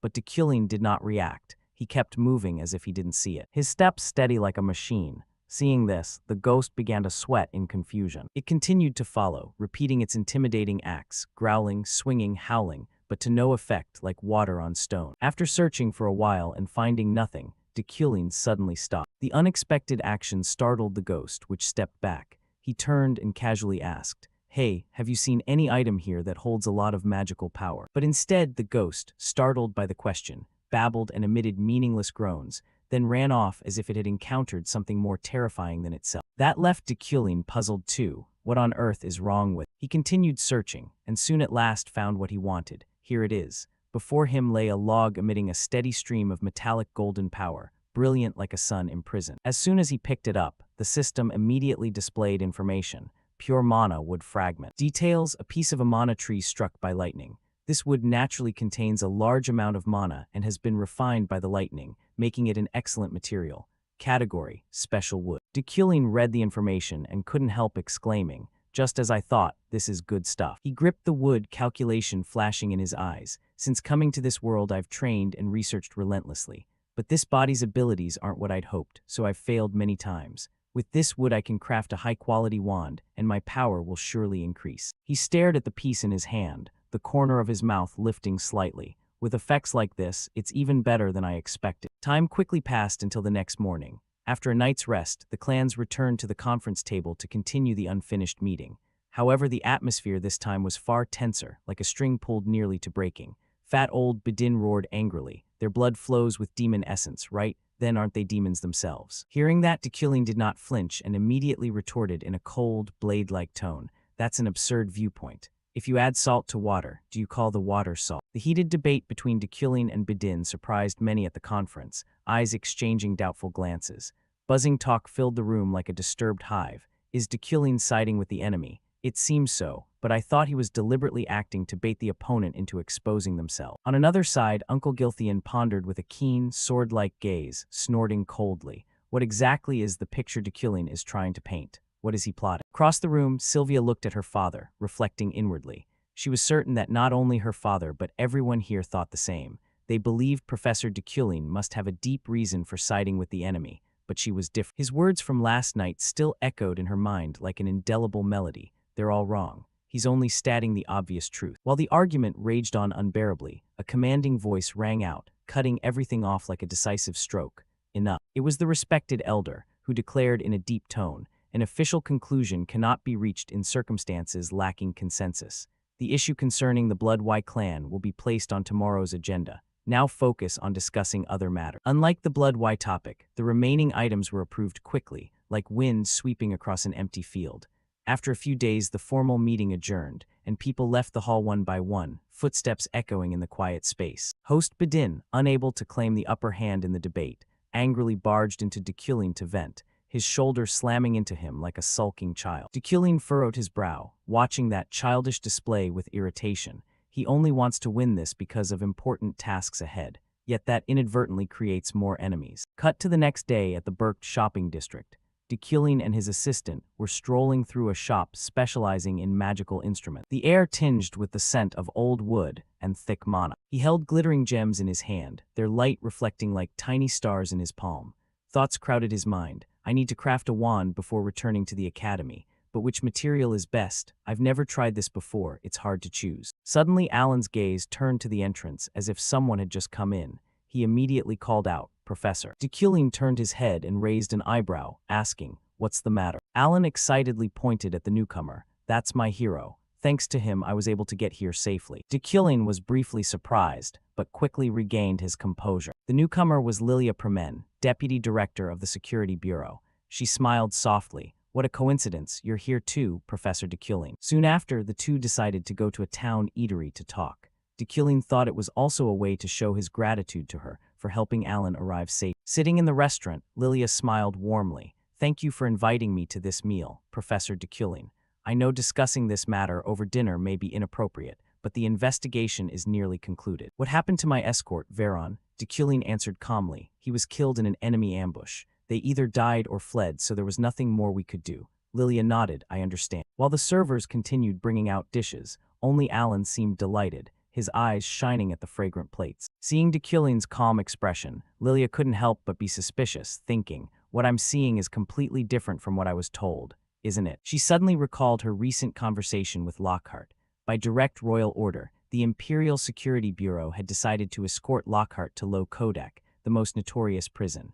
It was the inevitable sentence for him after murdering innocent mages. In the interrogation room, Lilia crossed her arms, tone somewhat weary. "Do you have anything more to say?" Lockhart remained silent, his eyes lost in thought as if trying to reorder his chaotic mind. Lilia continued, "So you intend to stay silent throughout the interrogation?" Suddenly, she said something that surprised Lockhart. "Activate your power." Her gaze turned icy, her voice low and authoritative. Immediately, a smile spread across his face. Energy filled the room, disabling all recording devices. Now the place was a private space for the two of them. Lilia slammed her hand down on the table, eyes blazing with fury. "Idiot, how many times have I told you not to go out causing trouble? Why do you keep making things worse? Because of people like you, our race is seen as demons." Lockhart only smiled and said nothing. Lilia ground her teeth, full of rage. "If you didn't carry that blood, I would have killed you long ago. If this truth is exposed, not only you but I will suffer pressure from the other clans." Lockhart laughed. "You think you can escape this empire?" Lilia replied, "We can, as long as we don't reveal our race's secret." Lockhart's tone grew serious. "No, we were born with the power of demons. The only thing they fear is that power." Lilia shouted, "Shut up. The Blood Y clan isn't the only one with special abilities." Lockhart continued, "Also, why did you provoke Dekulin? We've been watching the Euclin clan for a long time, haven't we?" Lilia replied softly, "You mean you want him dead?" Lockhart was momentarily stunned. Lilia only said, "We're only observing. But if he keeps causing trouble, we will have no choice but to eliminate." Hearing that, Lockhart's expression suddenly changed. "Don't do that. He's a true noble. We don't need to kill Dekulin." His answer shocked Lilia. "A true noble? What nonsense are you talking about? Are you insane? I have stacks of documents proving the crimes he committed." Lockhart replied, "Remember the conversation at the cemetery. Dekulin once asserted that the blessing he received proved the Blood Y clan are not monsters but humans." His eyes then held no hint of deceit. In that gaze there was only one thing, righteousness. If there were more people like Dekulin in this world, things would change. The Blood Y clan could live alongside others without being stigmatized. Lockhart declared decisively, "He didn't kill me, even though Dekulin knew I belonged to the Blood Y." Lilia was briefly surprised but quickly regained her composure, sneering, "Ha! You don't realize that the ancestors of Euclin were the ones who led the oppression and slaughter of the Blood Y." Lockhart answered, "Of course I know, but if we treat their descendants the way they treated us, aren't we admitting we're the monsters?" Lilia frowned. "What are you saying? That family has never stopped intending to eliminate the Blood Y completely." "You yourself already said that," Lockhart countered. "How long do you think you can sit in that seat of power before you're caught?" Lilia shrugged, calm. "This is my life. There's no way for them to distinguish a Blood Y from an ordinary person just by appearance or lineage." Lockhart gave a bitter laugh. "But isn't there something we can't touch?" Lilia replied, "Are you stupid? I have no reason to mess with that at all." She absent-mindedly changed the subject. "Anyway, the current emperor's health is failing. Someone will replace him sooner or later. We just need to observe how the successor treats the Blood Y, then decide our next move."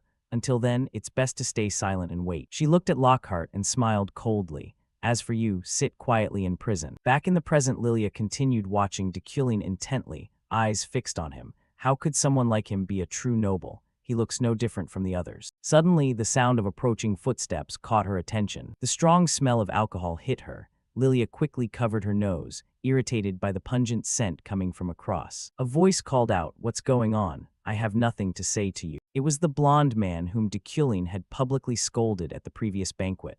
He was furious then, but powerless. Perhaps now he's returned for revenge. His tone was arrogant and smug. "Oh, really? I have a few things I'd like to hear from you. Seems like there's something dark in your soul." At the same time, at the Freyden mansion, Julia fell silent, unable to believe what she had just heard. Her voice trembling. "What? Say that again." The captain standing before her looked stunned. He understood this was a truth too hard to accept. Veron had fallen in the recent mission. Every word struck Jully like a thunderbolt. She was shocked by a reality she had never dared imagine. Immediately Jully ordered, voice trembling but resolute, "Get ready. I want a satisfactory explanation from Deculin the moment he returns." Back with Deculin's group, at that moment Ihelm entered with an arrogant bearing, prompting Lilia to judge him inwardly. This man must be the head of the Rewind family. She wondered, what on earth is happening here? Unaware of her inner thoughts, Ihelm's voice dragged on, sounding like someone who'd been guzzling too much wine.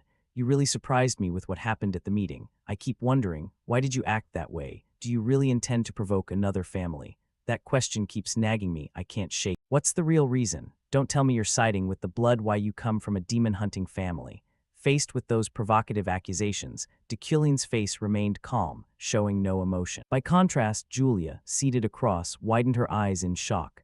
"What the?" she cried out inwardly. While Ihelm continued speaking in his drunken manner, "Didn't you once want to wipe them out completely? What made you change your mind? Back then, you declared that those low, filthy creatures didn't deserve to exist. Even your essays criticizing the blood why are still kept at that university." Ihelm stepped up close to Deculin, voice dripping with sarcasm. "Or did you find a blood why to enslave for your research, and now you're defending them?" Hearing those insults, Alan couldn't contain his anger and slammed his hand on the table. "How dare you? Stop insulting our lecturer." However, not giving his subordinate more to say, Deculin slowly wiped his mouth, still calm. "Calm down, Alan, it's fine. His brain has rotted into a lump of stinking cheese, which is why he's spouting nonsense here. I understand." Upon hearing this, at first the blonde grit his teeth in anger, but forced a smile to save face. "All right, let's see how long your arrogance lasts. I heard the deadline for your research presentation is only 6 months, 3 months. I'm really looking forward to seeing your miserable face. It should be entertaining." With that, he turned his back and left, leaving Julia heavy-hearted, her hands trembling slightly. Deculin is standing up to everyone to side, with the blood why. Is that really Deculin? Unbelievable. She suddenly recalled the earlier conversation with Lockhart. Was what he said true? A few days later, at a magical supplies shop, before leaving the city of Berk, Deculin visited one of the most renowned wand makers and commissioned the crafting of a staff. A task to make a wand for himself. He inadvertently completed a side quest when crafting Loklok's wand with the following requirements: gain significant fame or infamy, become benevolent or cruel, use high-grade materials to attract Loklok's attention, and visit the shop at least twice.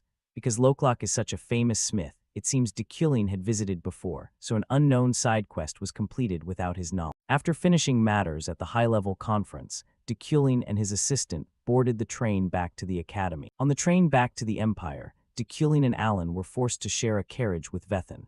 He made no effort to hide his murderous intent and hostility. Fortunately, no serious conflict occurred during the journey. Deculin pondered everything that had happened. At last, this long trip came to an end. At the station, people streamed by busily.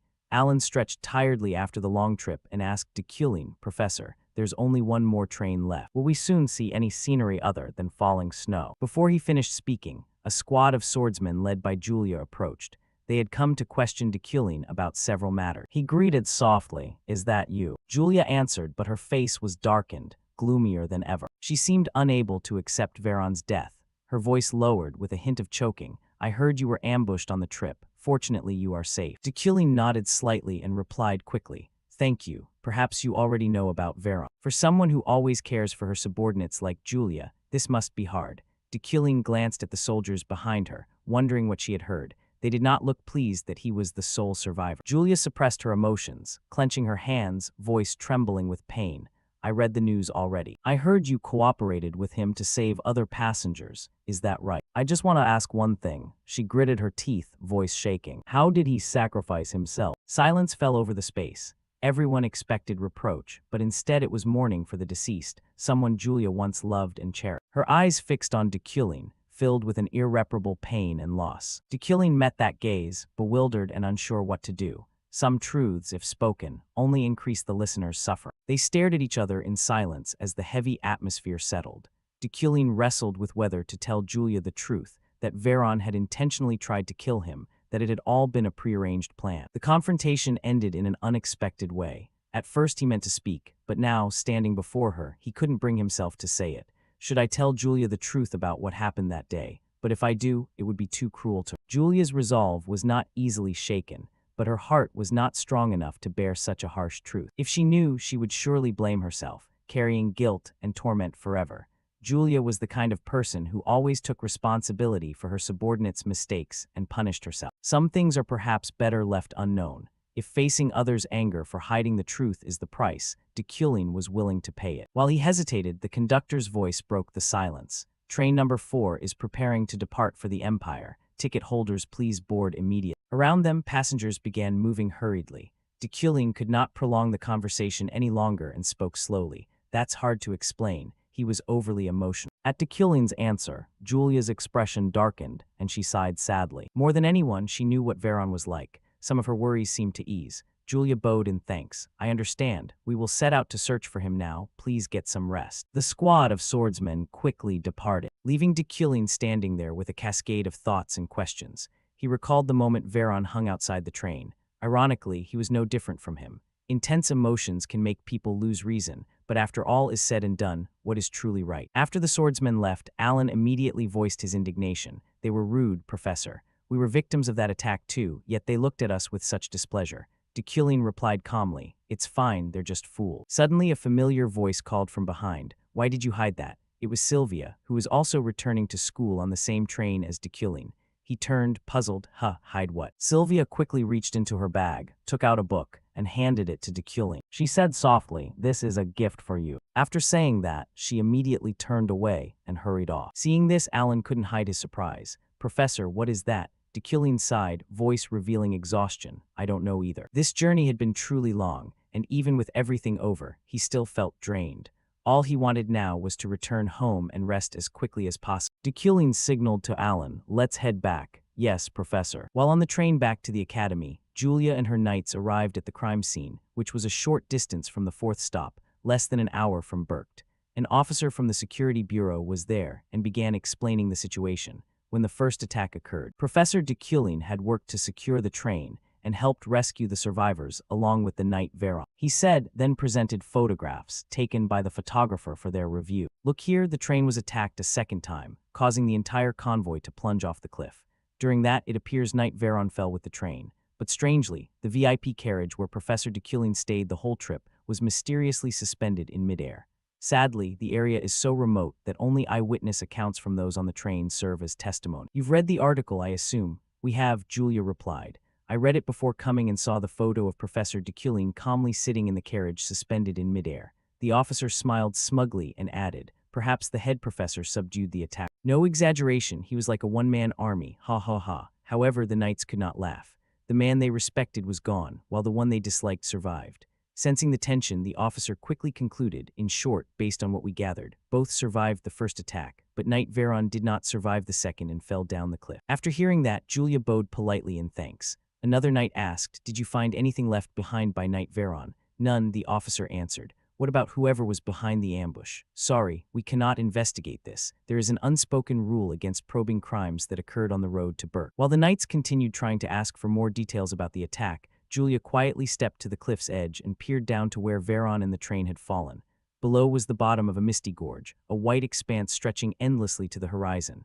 Just seeing it, Julia recalled a distant memory. I lost my right arm, she thought. I never expected you to leave like this. Julia thought she had grown used to losing comrades, but memories of Veron's hard life surged back. He was a nobody who rose from the lowest class, steadfastly pursuing his dream from childhood.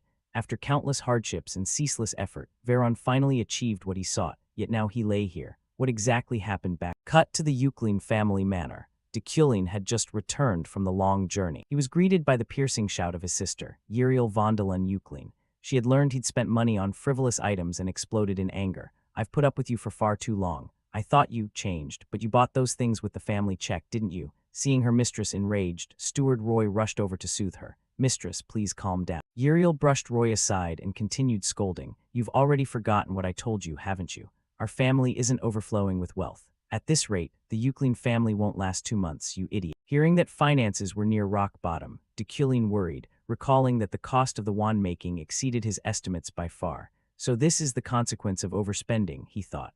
The family's finances will only hold for 2 more months. It seems I need to do something. Dekulin spoke to reassure them. Calm down, I have a way to make more money. Uriel asked in surprise how. Dekulin did not rush to explain. He led Uriel and Steward Roy to the storage room, containing the items he'd bought at the auction. Uriel, suspicious, asked, why did you bring me here? Are all these things just items you bought to show off your wealth? Knowing she saw him as a spendthrift. Dekulin said helplessly, wait and you'll understand. Also, you should speak more like a lady. You'll be the next head of the demon-hunting family. What? You like to nitpick my choice of words. I'm angry because you're the one who's driving the Euclid family to ruin. Steward Roy hurriedly interjected, Mistress, please calm down. At first, Dekulin didn't understand why the auction items exuded an air of wealth. He had thought of them as an investment similar to art in the real world, but recently, while preparing the trip to Berkt, he realized a way to use them to generate profit. Thinking that, Dekulin activated the Midas hand skill. A beam of light issued from the porcelain vase, seeing him stand motionless. Uriel, disappointed, said, you brought me here and then just put your hand out. What are you doing?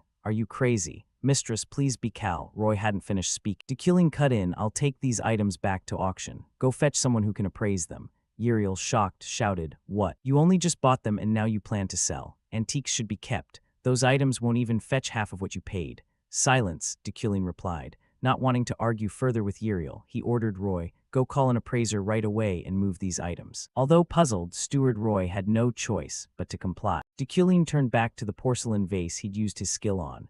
Information appeared before his eyes, a flower vase by a master Eastern artisan. The master's heart and soul, along with his talent, went into crafting this vase. Touched by the Midas King's hand, it awakened. Special effect. The flowers in the vase will never wilt, and each petal has a healing effect ranging from mid to high tier. Dekulin smiled proudly. A vase once worth 2.5 million LNE had now become a treasure he was reluctant to sell. Seeing 2 servants trembling as they carried the vase, Dekulin warned, be careful, it's very precious. Uriel gaped, speechless. Regaining her composure, she asked, are you really going to sell all of that? Do you intend to bankrupt our family? Dekulin answered confidently, we'll make money, don't worry. Uriel snapped, don't tell me to calm down. Seeing she didn't believe him, Dekulin changed the subject. Oh, it's time for work, I'm off. Uriel helplessly yelled, ah. Cut to the tower of Arcane Magic University. In the Magic Exploration Club room, Eferen was playing cards with classmates. She laid down her hand, 3 high cards and a pair of 8s. Sylvia gasped, no. How can you be that lucky? Another cried. Indeed, Eferen's already won 3 rounds. Haha, I'm excused from cleaning for a week. Hearing Eferen's triumphant laugh, another complained, I was so close to winning. If only I had 1 more card. Eferen smugly grinned, don't make excuses for losing, heh heh heh. Surrounded by the lively atmosphere, Eferen felt as if she were living a dream. I come from the Viscount family, she thought.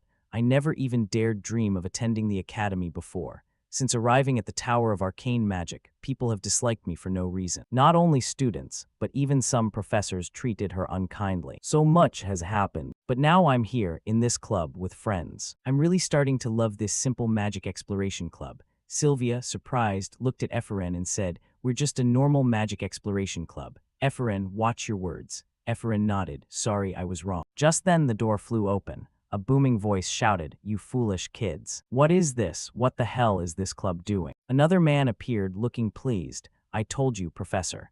These lowborn commoners just take up space in the tower and do pointless things. Eferen fell silent. It was Professors Ritlan and Lowclock. Whenever anything involving commoners came up, they made a scene. Glancing at the club's name, Professor Ritlan angrily barked, the Ordinary Magic Exploration Club. Ridiculous. I'm asking what you all are doing here. Cat got your tongue. Eferen didn't know how to respond. Thoughts raced through her head. Though this wasn't a friendly visit, she had anticipated it. I must handle this properly. We submitted a club formation plan and it was approved. "We are an official club," she replied. Professor Ritlan accused her of lying, angrily pointed at Ephraim's face and snarled, "Speak. Who authorized this foolish club to be formed?" "Wait, you're that lowborn kid who was punished before, and now you're at it again." Hearing him repeatedly call her lowborn, Ephraim's gaze grew cold, and a surge of urge to rush forward and kill him rose within her. "Ha ha, look at this insolent brat. You dare glare at a professor. Look away now," Ritlan barked. Sylvia quickly advised, "Ephraim, calm down. We don't need to be afraid." Lovelock snickered as Ephraim's group was cornered. Professor Ritlan continued to interrogate, "All right, if you're so confident. Then tell me who permitted you to establish this ridiculous club." "I don't believe any professor at this academy would allow such a club to be formed." Hearing familiar footsteps, Ephraim looked in that direction. Thinking she was startled and couldn't explain, Ritlan grew more smug. "See, I knew it. No professor here would permit this club." Suddenly a cold voice rang out. "It was I." Professor Ritlan startled and turned to find Dekulin standing there. He glared at the old man and asked, "I was the one who permitted it. Do you have a complaint?" Feeling the enormous magical power in his words, Ritlan's spine chilled and his legs trembled with fear. Ephraim wondered, "Why is Professor Dekulin here?" At that moment, Dekulin stood towering before the two professors who were sneaking around, trying to bully and squeeze the common student apprentices. His face was cold, eyes flashing undisguised annoyance. His sharp voice cut through the tense air. "I was the one who approved the founding of this club. Do you have a problem with my decision, Professor Ritlan? I heard you calling my name echoing down the corridor. If there's something, say it straight. Must my approval to found this club go through you first, or do I need to ask permission?" The corridor grew stifling. Dekulin's questioning made the nearby students visibly uneasy. Their faces showed obvious anxiety, eyes nervously tracking every move. The protagonist, heavy-hearted, recalled the chain of events since morning. Exhaustion piled up. He was nearly spent. From early morning, Jiriel had been hassling him over petty money matters. When class began, these two professors deliberately stirred trouble, and Ritlan even loudly insulted him in front of the students. That made his blood boil, but he kept a calm exterior, not letting emotion override reason.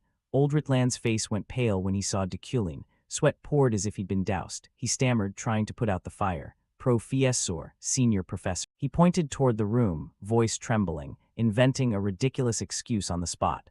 "Isn't this place already far too shabby? I just think the mages of the Royal Grand Magic University's Demon Tower deserve better furnishings and equipment. Ha ha. I'm utterly irritated seeing things like this. I'll take full responsibility and replace everything with better stuff." Hearing that, Dekulin sneered inwardly. This old man is a schemer, no different from the charlatans in the market. However, those words did him no harm, so he didn't bother. In a calm tone laced with sarcasm, he replied, "You've always thought that way, Professor Ritlan. This room does look old and shabby, ha. I'll be sure to pay special attention." With that, he turned his knife-sharp gaze to the other man, the one who had lit the fuse for the whole mess. Dekulin's voice dropped, full of contempt. "Low, deceitful types will always behave like that, for they can do nothing but destroy." Finished speaking, Dekulin turned and walked away, composed, leaving the two wretches standing like statues, their eyes blank. Beck, his face flushed with anger, ground his teeth at the protagonist's insults, but he could do nothing more than swallow his rage. Though the two men looked like twins, the craven expression made the difference obvious at first glance. The scene shifted to the classroom,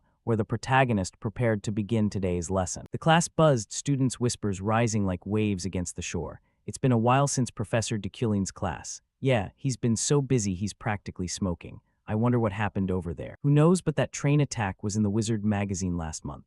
Yeah, I read it. A whole train floating in the air. That's insane." Despite the lively chatter, Sylvia sat quietly in the corner, her eyes fixed on Dekulin's every gesture as if trying to predict what he would do. She softly asked the student beside her, "Do you think he'll tell us what happened there?" The protagonist placed his hand on the lectern, signaled with a light tap, and his steady voice resonated. "Quiet, everyone. It's time to start. I'll begin the lecture now, so pay attention. Today's topic will be pure elements and magical intervention." Magical intervention, simply put, is a spell cast by one mage that is interrupted by another mage and replaced with a different magic. So before diving into the core of the lecture, let's warm up. Alan, moving slowly, carried forward a container full of magic stones. Immediately, the protagonist snapped his finger and performed the magic skillfully. Each magic stone was enveloped in a field of magnetic mana, floating in midair and radiating a brilliant light like tiny stars. The entire classroom seemed lit by an enchanting glow, prompting gasps from the students. The stones drifted one by one to each student's seat. Sylvia received one, and Ephraim was no exception. The protagonist spoke to introduce the exercise, his tone both serious and encouraging. Each magic stone before you is worth 3,000 LN. I'll leave it floating like that, so try to seize it by intervening in my spiritual mana. If you can take it, it will be yours." Before he finished, Ephraim slammed the desk and leapt up, eyes shining with excitement. "Yes, Professor. For a poor S-rank noble like me, 3,000 LN is a fortune." The red-headed girl beside her quickly clapped a hand over Ephraim's mouth, whispering a rebuke. "Hey, hey, Ephraim, don't shout while the professor is still speaking." Slightly annoyed at being interrupted, the protagonist kept his composure and continued the lecture. For a spellcaster, preventing an opponent's intervention is as important as casting a powerful spell. If your spell is interfered with and cancelled midway, you've already lost. Therefore, those who master strong magical defenses gain the upper hand. But for this lesson, just give it your all. Wasting no time, the students immediately lunged into the challenge, pouring all their focus into intervening in the protagonist's spiritual mana. Hong, an agile student, was the first to touch the stone before him. The vast room fell silent, every gaze was fixed, no one wanted to miss their chance. While the students struggled, Dekulin quietly recalled what had happened before. It was true he had stopped an entire train and held it aloft, but that was only thanks to the basic spiritual mana he had recently acquired. He needed more practice to get used to it, and deep down, he was curious. Although all the students here were freshmen, how long could he maintain his spiritual mana against 150 talented young mages? And how would he perform before the brightest minds of the new generation? Both Sylvia and Ephraim poured everything into breaking Dekulin's magic, but clearly this challenge was not easy. Ephraim, still smiling brightly, thought to herself, those mage tools are insanely expensive. My sponsorship funds are almost gone, but Professor Dekulin is generously handing out magic stones for free. Thanks, I'll take one, Professor." Beside her, Sylvia silently glanced at Ephraim, deep in thought. She remembered Dekulin's words. Ephraim had overcome every hardship through her own strength. That thought was like a flame, spurring Sylvia to greater determination. "I absolutely cannot lose, especially not to someone like Ephraim." The competition between the two prodigies was fierce. Neither would yield. The other students were almost powerless against the protagonist's steady spiritual mana. Some pushed themselves until their noses bled, others trembled from exhaustion. From below, Alan couldn't hide his admiration and spoke up. "Professor, you're truly incredible. Even facing 150 opponents, you show no weakness. The students can't intervene at all." Alan's praise surprised Dekulin himself. He hadn't expected the freshmen to exhaust themselves to the point of nosebleeds and still fail to break through. Suddenly, one magic stone trembled, a sign that his spiritual mana was being interfered with. Dekulin immediately turned his gaze in that direction. As expected, the first to succeed was Sylvia. She panted, sweat dotting her forehead. The challenge was clearly not easy. After finishing, Sylvia glanced at Ephraim, who was still struggling with her stone. Sylvia exhaled in relief, telling herself she was the only one who had succeeded so far. The protagonist stepped forward, his voice encouraging.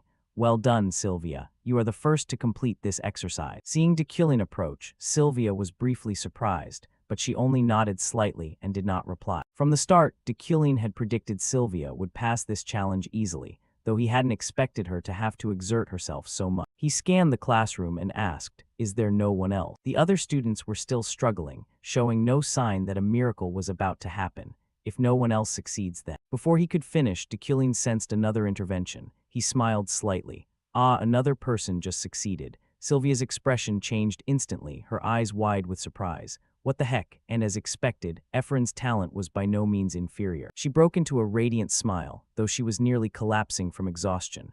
Heh, I did it. 3,000 Elni will be mine." Sylvia's face tightened, and her brows furrowed slightly. It seemed the competition between the two girls would only grow fiercer. The students were pouring all their effort and concentration into breaking the protagonist's defensive magic to seize the floating magic stone. Each of them was in a pitiful state, drenched in sweat, blood streaming from their noses, yet still unable to reach the goal. The classroom air was stifling, thick with sweat and extreme tension. Sensing the situation was getting out of hand, the protagonist hastily signaled them to stop. No sooner had he finished speaking than a student vomited violently onto the desk from dizziness. Some even collapsed from exhaustion, unconscious. The protagonist covered his face, sighed wearily, his tone tinged with exasperation. "You lot are pathetic. We'll take a short break. Remember to clean up your battlefield." Each student staggered to their feet and left their seat, looking as if they might faint. Julia, pale from exhaustion, spoke weakly, turning to Ephraim. "Ephraim, how did you do that? I tried my hardest, even to the point of nearly dying, and I couldn't." Ephraim, resting her head on the desk and panting, replied in a tired but somewhat proud voice. "I almost croaked. I can't even feel my tongue now, honestly. But now I understand everything." Julia's eyes widened in surprise. Understand everything. Ephraim nodded slightly, her gaze dreamy. Yes. I don't know much about clairvoyant abilities, but when I tried to pierce through Master Deculin's magic, I felt like I'd broken through something. Julia exclaimed, unable to hide her admiration. Wow, I'm really jealous of you, Ephraim. On the other side of the class, Sylvia, having witnessed the whole scene, felt a surge of discomfort. She frowned and thought, this is absurd. How could someone who's always at the bottom of the tests suddenly jump to second place? She was sure there was no favoritism toward Ephraim here, but then a thought flashed through her mind. Could the rumor that Professor Deculin tutored Ephraim privately be true? Is he hiding something from me? Sylvia glanced at Ephraim with a cold, sharp look, no longer condescending but highly on guard. After all, Ephraim was prophesied to become one of the 3 great mages of this era. She truly was arrogant, Sylvia thought to herself, but inside her the rivalry had now turned into a smoldering flame, ready to burst into blaze at any moment. Returning to the lesson, after the tense and tear-filled warm-up, the protagonist began to explain in detail the magic he had used. His voice was steady and compelling, capturing the whole class's attention. In that warm-up exercise, you all did your best to interrupt my spell and my spiritual magic. However, there is a simpler way to nullify my clairvoyant ability without expending so much effort. Those who succeeded may already sense something. It's not some advanced secret at all. It's actually very simple. That method, in fact, is mana interruption, but it's not like the widely known way of blocking a caster's completed spell. This technique revolves around understanding the other's spell and interrupting it before it completes. However, the reason it's not widely used is because it has a major limitation.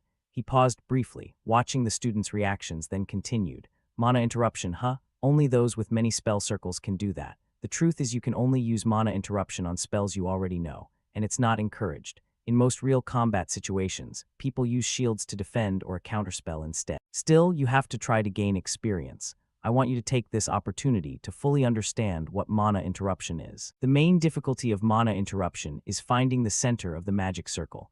Each spell has a different core circuit, depending on whether it's offensive, supportive, or elemental. In other words, you need to locate the opponent's core circuit to disrupt it. Once you get used to mana interruption, executing it becomes much easier. The protagonist stepped to the board and began drawing illustrative magic circles.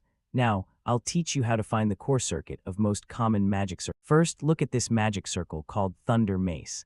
Offensive spells will always have a burning circuit radiating from the center outward, like this. Next, supportive and healing spells look like this. The students took careful notes, but Deculin's pace was a bit fast, forcing some to struggle to keep up. The lecture lasted 2 hours, and the classroom atmosphere grew heavy under the dense load of information. The protagonist glanced at the wall clock, sighed softly, and stopped.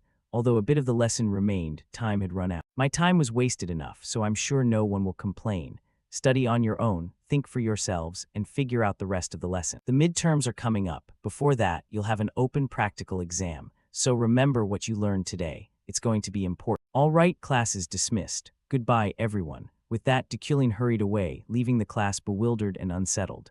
Why did he leave before finishing the lesson? What's wrong with that professor? It feels like he stopped halfway through. Julia stretched and said tiredly, what the heck? Is the professor making us think for ourselves now? I'm exhausted. Her friend laughed wryly. You're right. But Ephraim, by contrast, beamed. Today I feel like I've unlocked something. It's hard to put into words, but it was truly amazing. Suddenly a cold voice rang from behind, cutting through her thoughts. Hey, Ephraim, representative of the commoners. Ephraim turned quickly and recognized Beck, the snitch who'd caused trouble before. His face bore the smug arrogance typical of the nobility. The red-headed girl beside Ephraim immediately spoke, her tone irritated.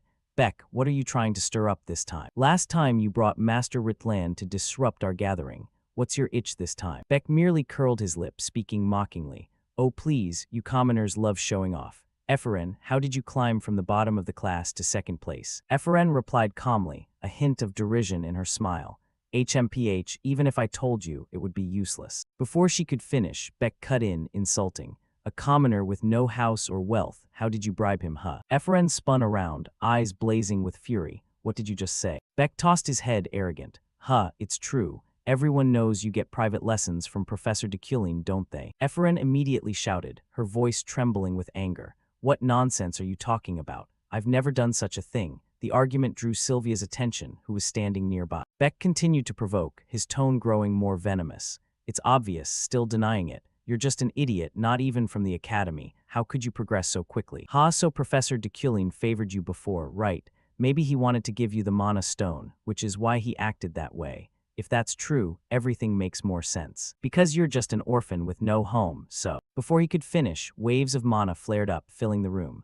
Eferen gritted her teeth, fists clenched, ready to rush forward and punch Beck. She was easily driven by her emotions, and now her anger pushed her to the brink of losing control. Say one more word and see what happens. But Beck, as a noble, wouldn't let his honor be trampled by a commoner so easily. He snarled, "You think I won't keep going, you filthy commoner?" Eferen roared, "That's right, if you've got the guts, then say more." The situation grew tenser than ever. Sylvia, standing not far away, frowned slightly, her expression showing concern. Suddenly, Julia's arm shot out and pulled Eferen back. "Stop it. Eferen, you shouldn't lose your temper like that. What will you do if you get punished again?" Those words made Eferen pause. She suddenly remembered what Dekulin had taught. As a mage, you must always keep a cool head. If she struck Beck now, all her efforts would be wasted. Eferen pulled her hand away from Julia. Her face was still dark, but she quickly forced a smile. "Thanks, Julia, you're right. I overreacted a bit. For a moment there, I thought I was going insane trying to talk to those brainless idiots." Hearing that, Beck's hair stood on end. He trembled with anger. "What did you just say?" Eferen ignored him and turned to Julia cheerfully. "Julia, let's go get something tasty on the way home." Julia nodded. "All right." The two hurried off, leaving Beck standing there, his face flushed with rage. "Hey, I'm not done yet." Sylvia, having watched everything from the start, narrowed her eyes slightly, following Eferen with her own calculations. "Looks like there will be some interesting developments soon," she thought, the corner of her mouth lifting slightly. The scene shifted to a while later, outside the academy building. Eferen walked with heavy steps, her heart still boiling with anger. She bit her lip and muttered, "Thanks to Julia, I held myself back then. But I should do something about that damn Beck. I'm so angry I can't hold it in." She kept walking, her mind in turmoil, until she accidentally saw a familiar figure waiting ahead. What should I do with that elite bastard? Before she could finish the thought, Eferen froze, stunned. It was Sylvia. She stood there, calm but cold-eyed. Eferen thought, why is she here? What's going on? Sylvia slowly approached, her voice gentle but carrying an invisible pressure. "Can we talk for a moment?" In that instant, Sylvia's and Eferen's gazes met. Hearing that, Eferen frowned in confusion. "What's up with Sylvia today? If she wants to pick a fight with me, she's chosen the wrong time. Please leave me alone." Seeing Eferen remain silent too long, Sylvia cut to the chase.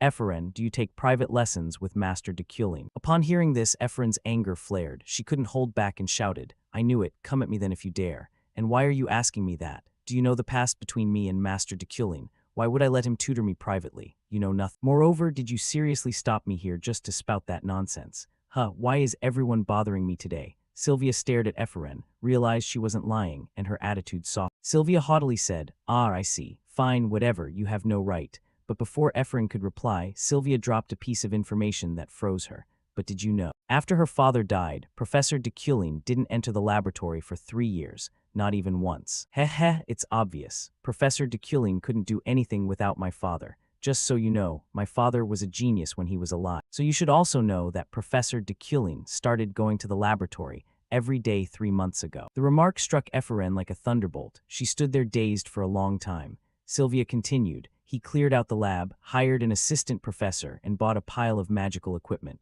What do you think that means?" Eferen didn't answer immediately, because she was shocked by the news. In her mind, she pictured Dekulin continuing the magical research her father had left unfinished.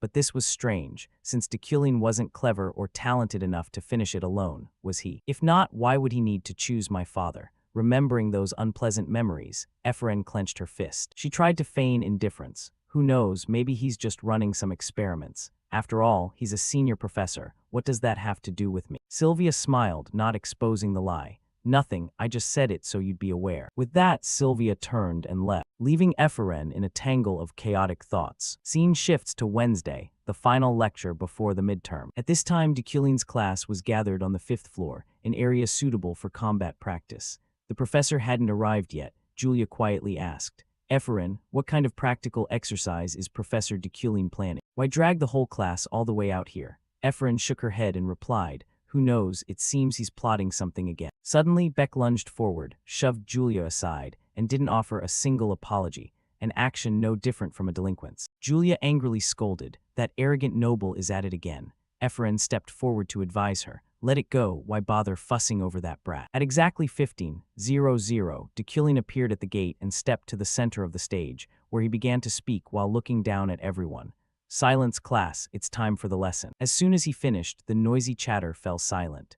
As I've mentioned before, today is the final practical rehearsal before the final exam, and today we will conduct a public exam. After saying that, he snapped his thumb. The curtains at the edge of the stands were drawn aside, revealing to all the students an area so vast its end could not be seen. It had a domed ceiling, a rectangular stage, and the stands were packed with people. This left all the students, including Eferen, wide-eyed with astonishment. They wondered how many people were up there. The mages above were equally surprised, but they fell silent when Dekulin announced this was a magic sparring event. Participating in magic sparring is unavoidable for a mage even if they try to avoid it, but since such things are inevitable in the future, calling everyone here to put pressure on the students made sense.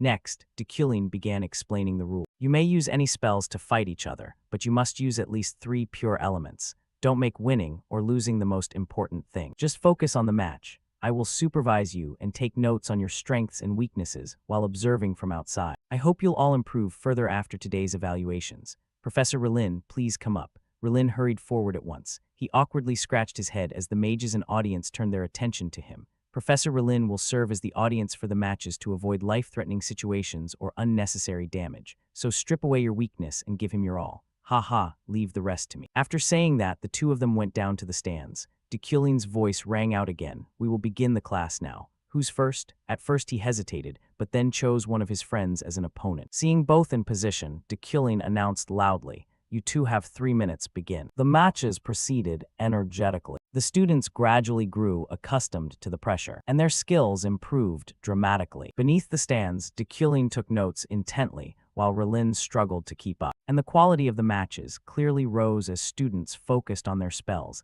instead of the audience's gaze. But for some, the pressure meant little. Sylvia won decisively, defeating her opponent as effortlessly as a breeze. Watching, Beck and the nobles laughed with satisfaction. Ha, another commoner crushed. They should have stayed as my servants and worked in the magic tower instead of bringing shame. Eferen ground her teeth, her eyes blazing. Those bastards, if they faced Sylvia, they'd get their asses kicked like the losers they are. She turned to her friend, her tone warm and cheerful. Ferret, you did very well. Dekulin called. Beck stepped up to choose an opponent. Beck curled his lip and pointed, choosing Eferen, indicating he wanted her as his opponent. Beck sneered and pointed at her, choosing Eferen as his opponent. Eferen scoffed, her fighting spirit erupting. Fine, want a beating? I'll give you one. On the vast arena, the two sized each other up like stalking predators, their eyes sparking with fire. Beck taunted, you sure about this? No one here gives you private lessons. Eferen shot back, her voice sharp as a blade. All you do is yap. Were you taught by parents who only taught you to brag? Looking at that cheap imitation of a professor's outfit and shouting like that, aren't you ashamed? Beck snarled in fury, what did you say? Eferen raised her hand. Mana erupted. I'll make you see your magic is as useless as you are. They rushed at each other, anger blazing.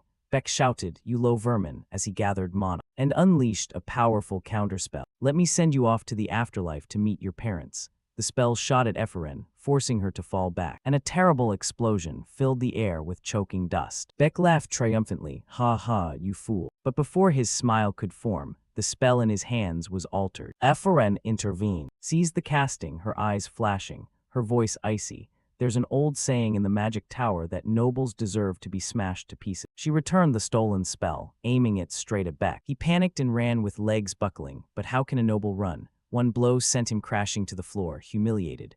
Julia in the stands cheered, great job, push her back, Eferen, but there's no proverb like that. Beck crawled away in disgrace. Eferen stepped forward, hands on her hips, proud, feeling what it's like to stomp on a pest. Beck gritted his teeth, you're just lucky, you bastard. From afar someone called out, shaking their head in disappointment, these fools are done already. I invited so many spectators, and there's nothing exciting. Eferen quickly cut in, if the professor is bored, why not give me another chance? I needed to cast 3 pure element spells, but only managed one because the opponent was too weak.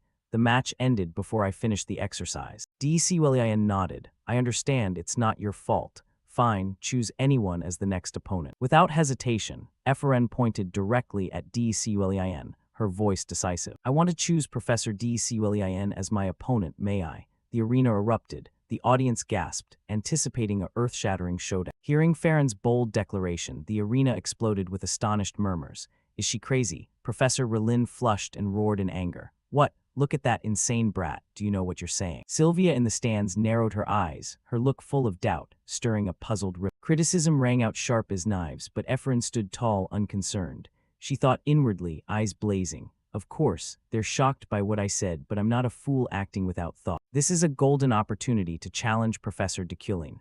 She curled her lip, telling herself that even if she were insulted, if she used it well, it would all be worth. De Kulin beside her smirked mysteriously. The matter grew more and more interesting. Relin, still ashamed from last time, howled, "Did you see? That girl doesn't know what she's doing." Cut her off coldly. That's enough, Professor Relin calmed down. Relin stammered, but that brat. De Kulin turned to Eferen, his voice deep and resonant. Very well, I accept your challenge. I said you could choose anyone, no exception. I will be your opponent. He raised his hand, eyes sharp, but facing an unrestricted professor against a rookie isn't fair. I will not strike first. If you make me move from this position, even a single step, you win. Eferen broke into a radiant smile, though a flicker of anxiety crossed her eyes. I understand. The two stood facing each other on the silent arena, with only the wind whistling and dust swirling. Eferen's heart pounded wildly, as if it would burst. The dream of facing him at last became reality. He spoke in a thunderous baritone, "If you're ready, begin." Without hesitation, Eferen launched razor-sharp wind arrows from every direction straight at DC Willian. She knew well the gap in strength between them was as vast as heaven and earth, and she could do nothing. But Eferen did not back down. Her eyes burned. This is the enemy I must one day defeat with my own hands for revenge. This match would show her how large that gap truly was. She poured her power into a twin fire and wind spell that dazzled like fireworks. It was impressive. De Kulin stood still observing, a pleased smile on his lips. Not bad. The magic rushed forward and exploded right before him, but could not pierce his solid defenses. Eferen gritted her teeth and poured everything into adding earth to complete the perfect combined attack. A faint hope. The arena was engulfed in a sea of brilliant flames and choking smoke. No one could clearly see de Kulin's condition. Relin on the floor gaped in shock. The commoner I despised just unleashed magic that could threaten even me. The audience fell silent, eyes fixed on the spectacular display. Although the outcome was unclear, Eferen's spell structure and casting method far exceeded that of a typical rook. De Kulin was trapped in a layer of molten earth, almost like lava. But for a senior professor, escaping was not difficult. He stood there unscathed, his eyes glittering with expectation as he looked at Eferen. She roared in anger, still not finished. A barrage of wind spells continued to attack, though they were ineffective against de Kulin. Seeing the amusement was enough, he spoke. Your magic has a fatal habit. The larger your incantation motions, the more that habit shows. Immediately, Eferen's spell was disrupted as de Kulin interfered with its operation. She froze. What? The spell isn't working. Have you seen through it, teacher? De Kulin said in a low voice. You can no longer cast spells in front of me. What do you intend to do? Eferen gritted her teeth. Damn it, he's blocked everything. But I have one final move. She lunged forward, switching to close combat. Her fist clenched tight as she threw a powerful punch. But de Kulin merely snapped his finger. An invisible force blasted Eferen backward, dozens of meters, and she fell to the ground like a pathetic stone. The match ended, and de Kulin pondered, having combined the fire, wind, and earth elements to deceive the eye. Eferen's ability to sense mana was impressive, but even good perception is meaningless without elemental control. Her talent in mana sensing made her stand out. If she wore that bracelet, her ability to use every element would explode. Everyone would want that bracelet. He exhaled with satisfaction. Eferen was on the right path.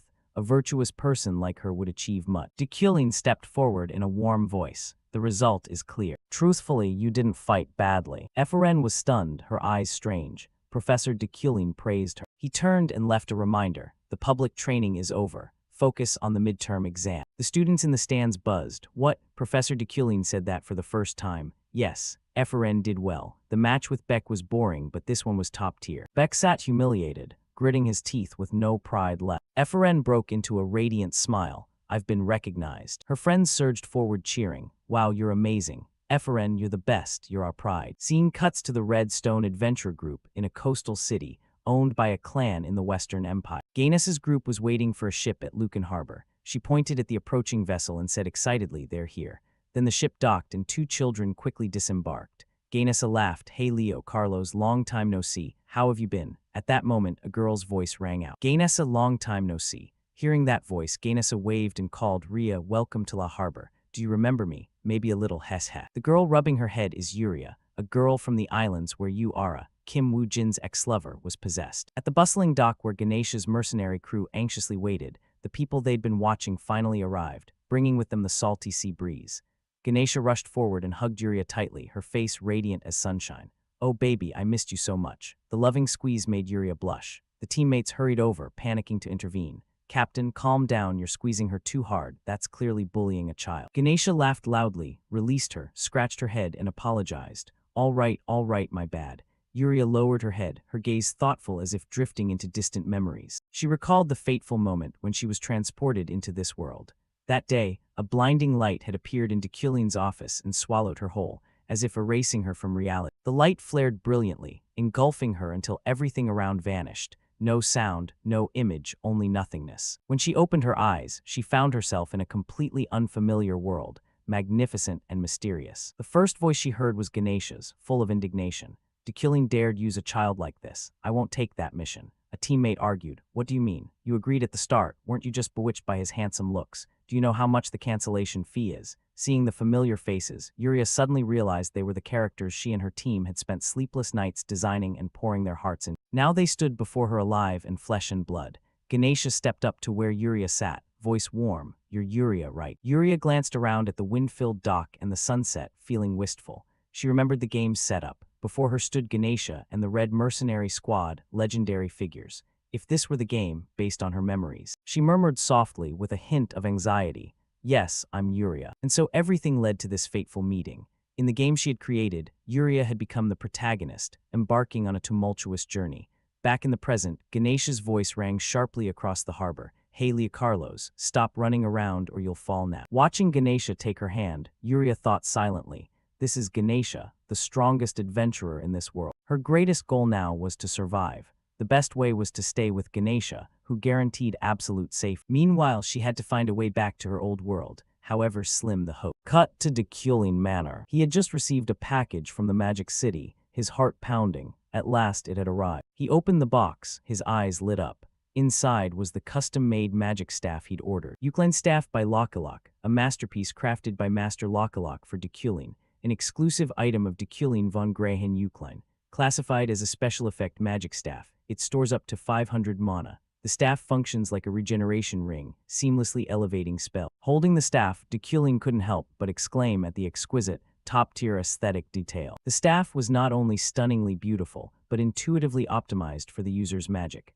Moreover, it adapted flexibly to outfits like a fashionable masterpiece. The item's special attributes were even more astonishing. The staff possessed extraordinary power in exorcism and purification. Deculin murmured that the initial 9 million LN price seemed expensive, but now it was worth every coin. A creation both beautiful and powerful. With it, the path ahead would be much easier. Suddenly, the butler Roy's voice sounded from behind the door. Master, dinner is ready. Deculin turned calmly. I know, bring it down at once. He sat at the dining table. Before him were gourmet dishes. He was astonished. What was going on? Isn't the family's finances supposed to be tight?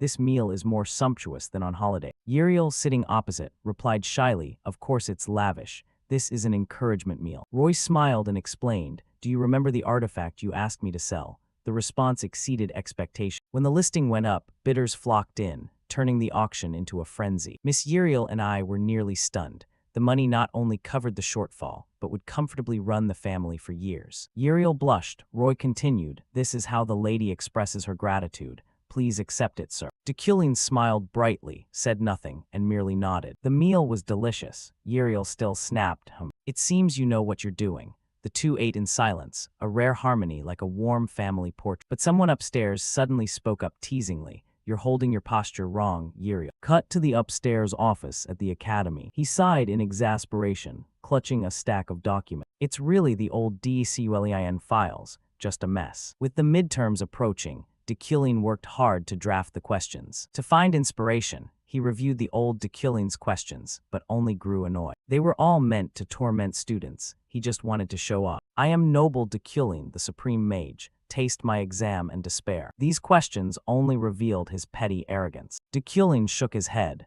He thought difficulty proved superiority. But I'm different. I want meaningful questions, challenging yet inspiring. The solution process may be arduous, but when achieved, students will admire and be enlightened like true mages. He glanced at the last box of documents, hoping for something useful. Dikilin picked up a question, his eyes widening in astonishment. This one was completely different, elaborate and profound, as if written by someone else. The image of Epheren flashed in his mind. He murmured, "Perhaps these are old Dikilin's notes copied from him.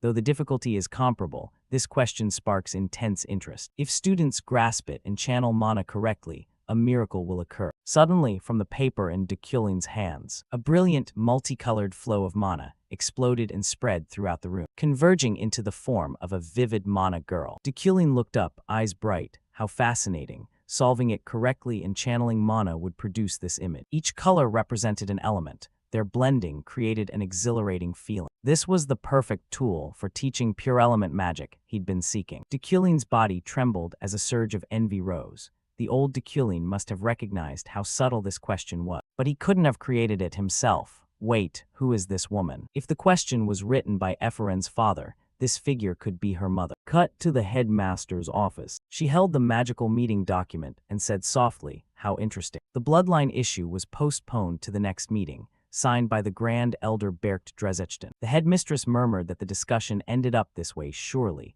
because Professor Dikilin strongly opposed, suppressing a strange redirecting maneuver. She looked at those behind her, her voice deep. Not only Dikilin, but everyone here was full of surprise, right? Adrian, headmistress of the Academy's Magic Tower, is a mage of extraordinary power and is considered the leading candidate for the title of Grand Mage. Her personality, completely contrary to that, was extremely gentle. She was always curious about the world and liked to hear rumors. What? Professor Dikilin and Knight Yuli fought. Professor Rilin failed his diet again. Oh my gods. Her curiosity about the world and love of gossip were actually closely tied to the secret of her origins. The truth was she was a half-fae. That's why she had that personality. Of course, that's also the source of her nearly limitless mana. Even someone like her had to wait reluctantly on a day like this. Today she sat calmly in the Tower Master's chair. Magic spoke gently. Dikilin defended the bloodline. How interesting. Once a month the professors gather to praise the Tower Master. As always, if anyone is absent, it's Dikilin. What? A noble Dikilin like me still has to curry favor with others. Dikilin said so. However, this time was different. A sudden proposal was raised during Dikilin's absence. I heard Lord Luina will attend the Mages' Conference this time.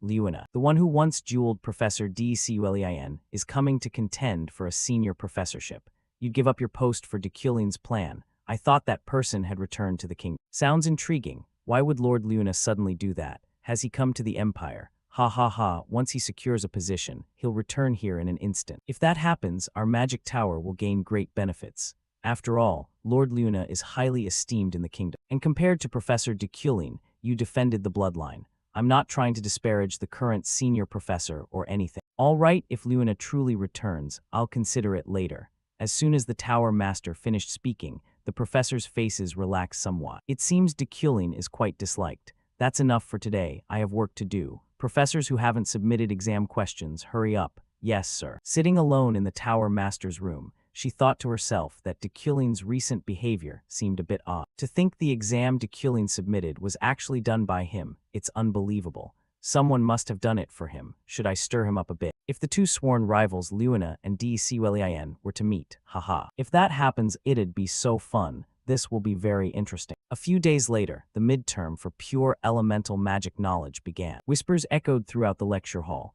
Is this information accurate? This is the test. What the hell is this exam? I heard Professor Dkulin's papers are odd, but this is ridiculous. I give up. To calm everyone, Professor Dculin's teaching assistant quickly spoke up.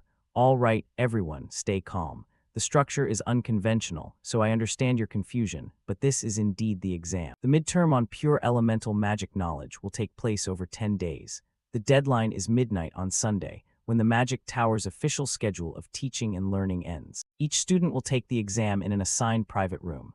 Of course, you may work on other assignments during the exam period and eat or sleep as you wish. However, removing the exam from the room is strictly prohibited. As I mentioned earlier, this exam will be open-ended. Eferen and her friends were tired of hearing the rules. Open-ended, 10 days. How difficult must the exam be? Even the final is this troublesome. Typical Deculin, he even leaves explaining the odd rules to his assistant. The professor himself doesn't bother to show up. There was one more important point the professor mentioned. If any of you achieve a perfect score on this exam, I will personally write a letter of recommendation for you in the name of a senior professor. Upon hearing this, the entire hall fell silent in surprise. Having a senior professor personally write a recommendation is such an honor. The ranks of mages are divided as follows. Rank 1 is the Immortal Mage, also called the Grand Mage, and the lowest is rank 11, the Novices. Promotion is by no means easy. It's not just about attending classes and waiting for time to pass. To reach each rank, you must pass a separate promotion test,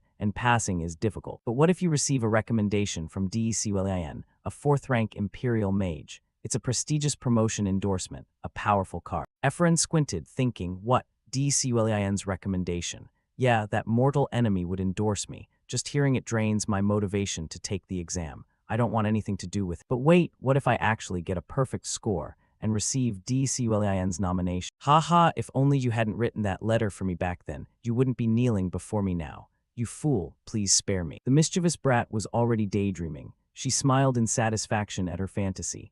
Heh heh heh, how delightful. Deculin, just watch. I'll get a perfect score for you. Sitting next to Efren, her red-headed friend couldn't understand what she was thinking to smile like a villain. Cut to the 4th day of the exam. Inside her exam room, Efren was tearing at her hair because she couldn't solve this problem.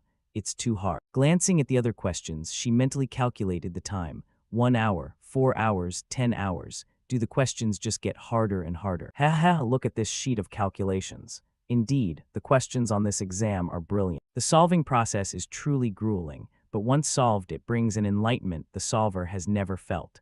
Did Deculin really set these questions? The joy of discovery cannot be stopped, no matter how painful. Just wait, Deculin. I will definitely get your letter of recommendation. But this question, I've thought about it forever and still don't know how to solve it. Forget it, I should go breathe some fresh air to clear my head. Pushing too hard might be fatal. Outside in the cool garden, Sylvia was sitting under a tree, inhaling the fresh air. She stretched wearily and said, phew, it's finally solved.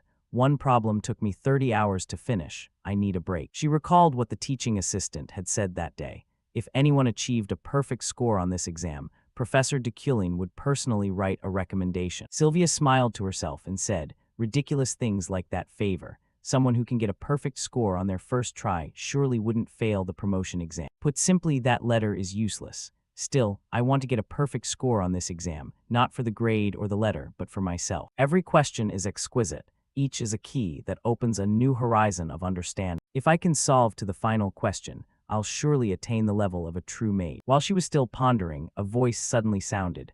Oh, Sylvia. It was Efren. She had also come here to rest. Seeing this, Sylvia's curiosity flared up. How far have you gotten in the problem? Hey, how far have you gotten? The two asked at once, as if both wanted to know what their rival was doing. That simultaneous question made them both a little embarrassed.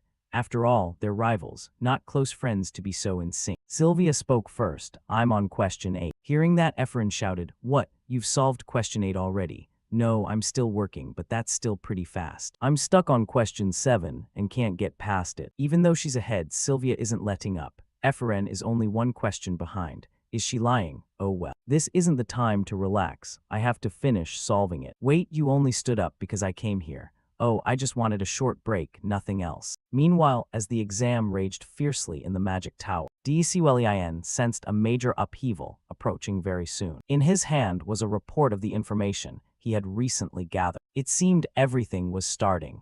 Emperor Krebame was currently in critical condition. In his office, Deculin tried to recall the narrative he had constructed. Emperor Krebame was in critical condition. He was famed for his gentleness and mild manners. That was why he always sought a balance between divine power and royal authority. He did not enact hostile policies against the bloodline. The problem lay with the new emperor, the one who took the throne after his death. The emperor is always the most problematic and crucial factor in this world, which means resolving it is also the most difficult. If I remember correctly, his name is Sofian Yekatera August von Gibrin. Soon, this world will undergo an unprecedented change. Time passed swiftly, and it became the final day of the midterm exam. By this point, a large number of students had abandoned DCULEIN's marathon exam. However, the gap between the top and bottom ranks had become clearly defined. Regardless of scores, all the students boasted about finishing the exam as if it were a grand achievement. After the exam ended, instead of celebrating, the students reviewed what they had learned. This was unusual and drew others' attention. Even the tower's professors wanted to see the exam everyone was talking about. It was so good it left them speechless. In the end, only 2 students reached question 8, the rival pair Eferen and Sylvia. Sitting at her desk, Eferen muttered irritably, "This damn question 8, this is the final obstacle I must overcome. I have to solve it." After downing so much coffee, she couldn't give up now. Her face was hollowed. It seemed she had stayed up nights working.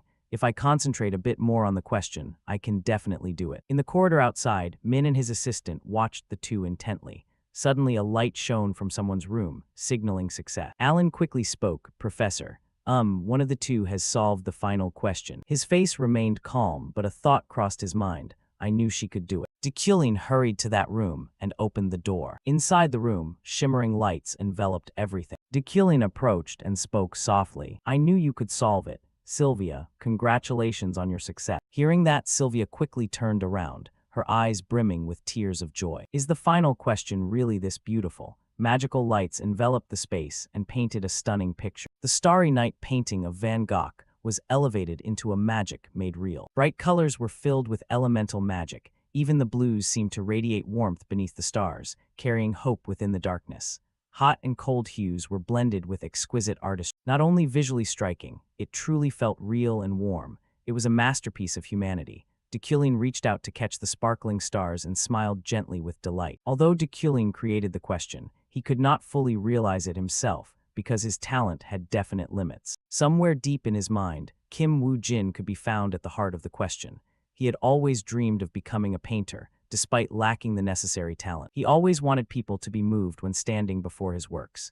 He wanted to continue pursuing painting. That was Kim Woo-jin's true dream. Now, Dekulin's aesthetic sensibility had also harmonized with his. Thus, Dekulin, a lover of beauty, and Kim Woo-jin, who dreamed of studying art, were both satisfied and pleased with what was unfolding. After admiring that beauty, Dekulin turned away. "Well done, Sylvia. And also, thank you for that." Hearing this, Sylvia's face filled with astonishment. She didn't understand why Dekulin was thanking her. Before she could say anything, Dekulin had gone, leaving her standing alone with chaotic thoughts. "Me too, I want to thank him as well." Sylvia stepped forward and touched her own work. The words and expectations placed on her by those around her felt like an inescapable burden. She must become a grand mage. Sylvia was indeed a rare natural talent. Who knew what she might achieve, truly a descendant of a grand mage family. Gazing at the magic before her, it seemed Sylvia had found the path she would choose. No, the magic itself was simply beautiful and perfect. At the same time, Alan had come to Eferen's room to inform her. "Student Eferen, your time is up." Despite trying her best, she still couldn't solve the final question.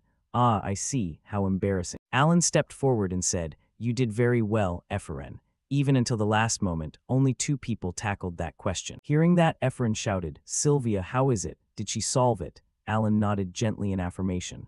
"Ah, she truly is a monster. I'm deadly jealous." Before she realized it, thoughts of the recommendation letter and Dekulin had almost vanished. The only thing left was Eferen's thirst for learning as a mage and her pure desire for knowledge. She herself wanted to answer everything, all the questions on this exam. Eferen stood up and said, "Well, although the test is over, the question is still there, isn't it? I'm certain I will solve this question." Having said that, Eferen smiled brightly. "I'll try harder next time." Alan sympathized and understood her feelings. "Good luck, I'll be cheering for you." "Eferen, thank you." After finishing the exam, Eferen wearily walked along the academy path. Completely exhausted. This damn marathon test. If I'd answered every question, I'd probably feel better from the thrill of victory. But the only things awaiting me after such a grueling test were a graffiti-covered door and a cold bed. True brothers, and while she was still brooding, a voice called out from somewhere, "Eferen." It was her closest friends. They had been waiting there for quite a while. Seeing her kindred spirits there, Eferen couldn't contain her happiness. "Julie, what's wrong with you?" one asked.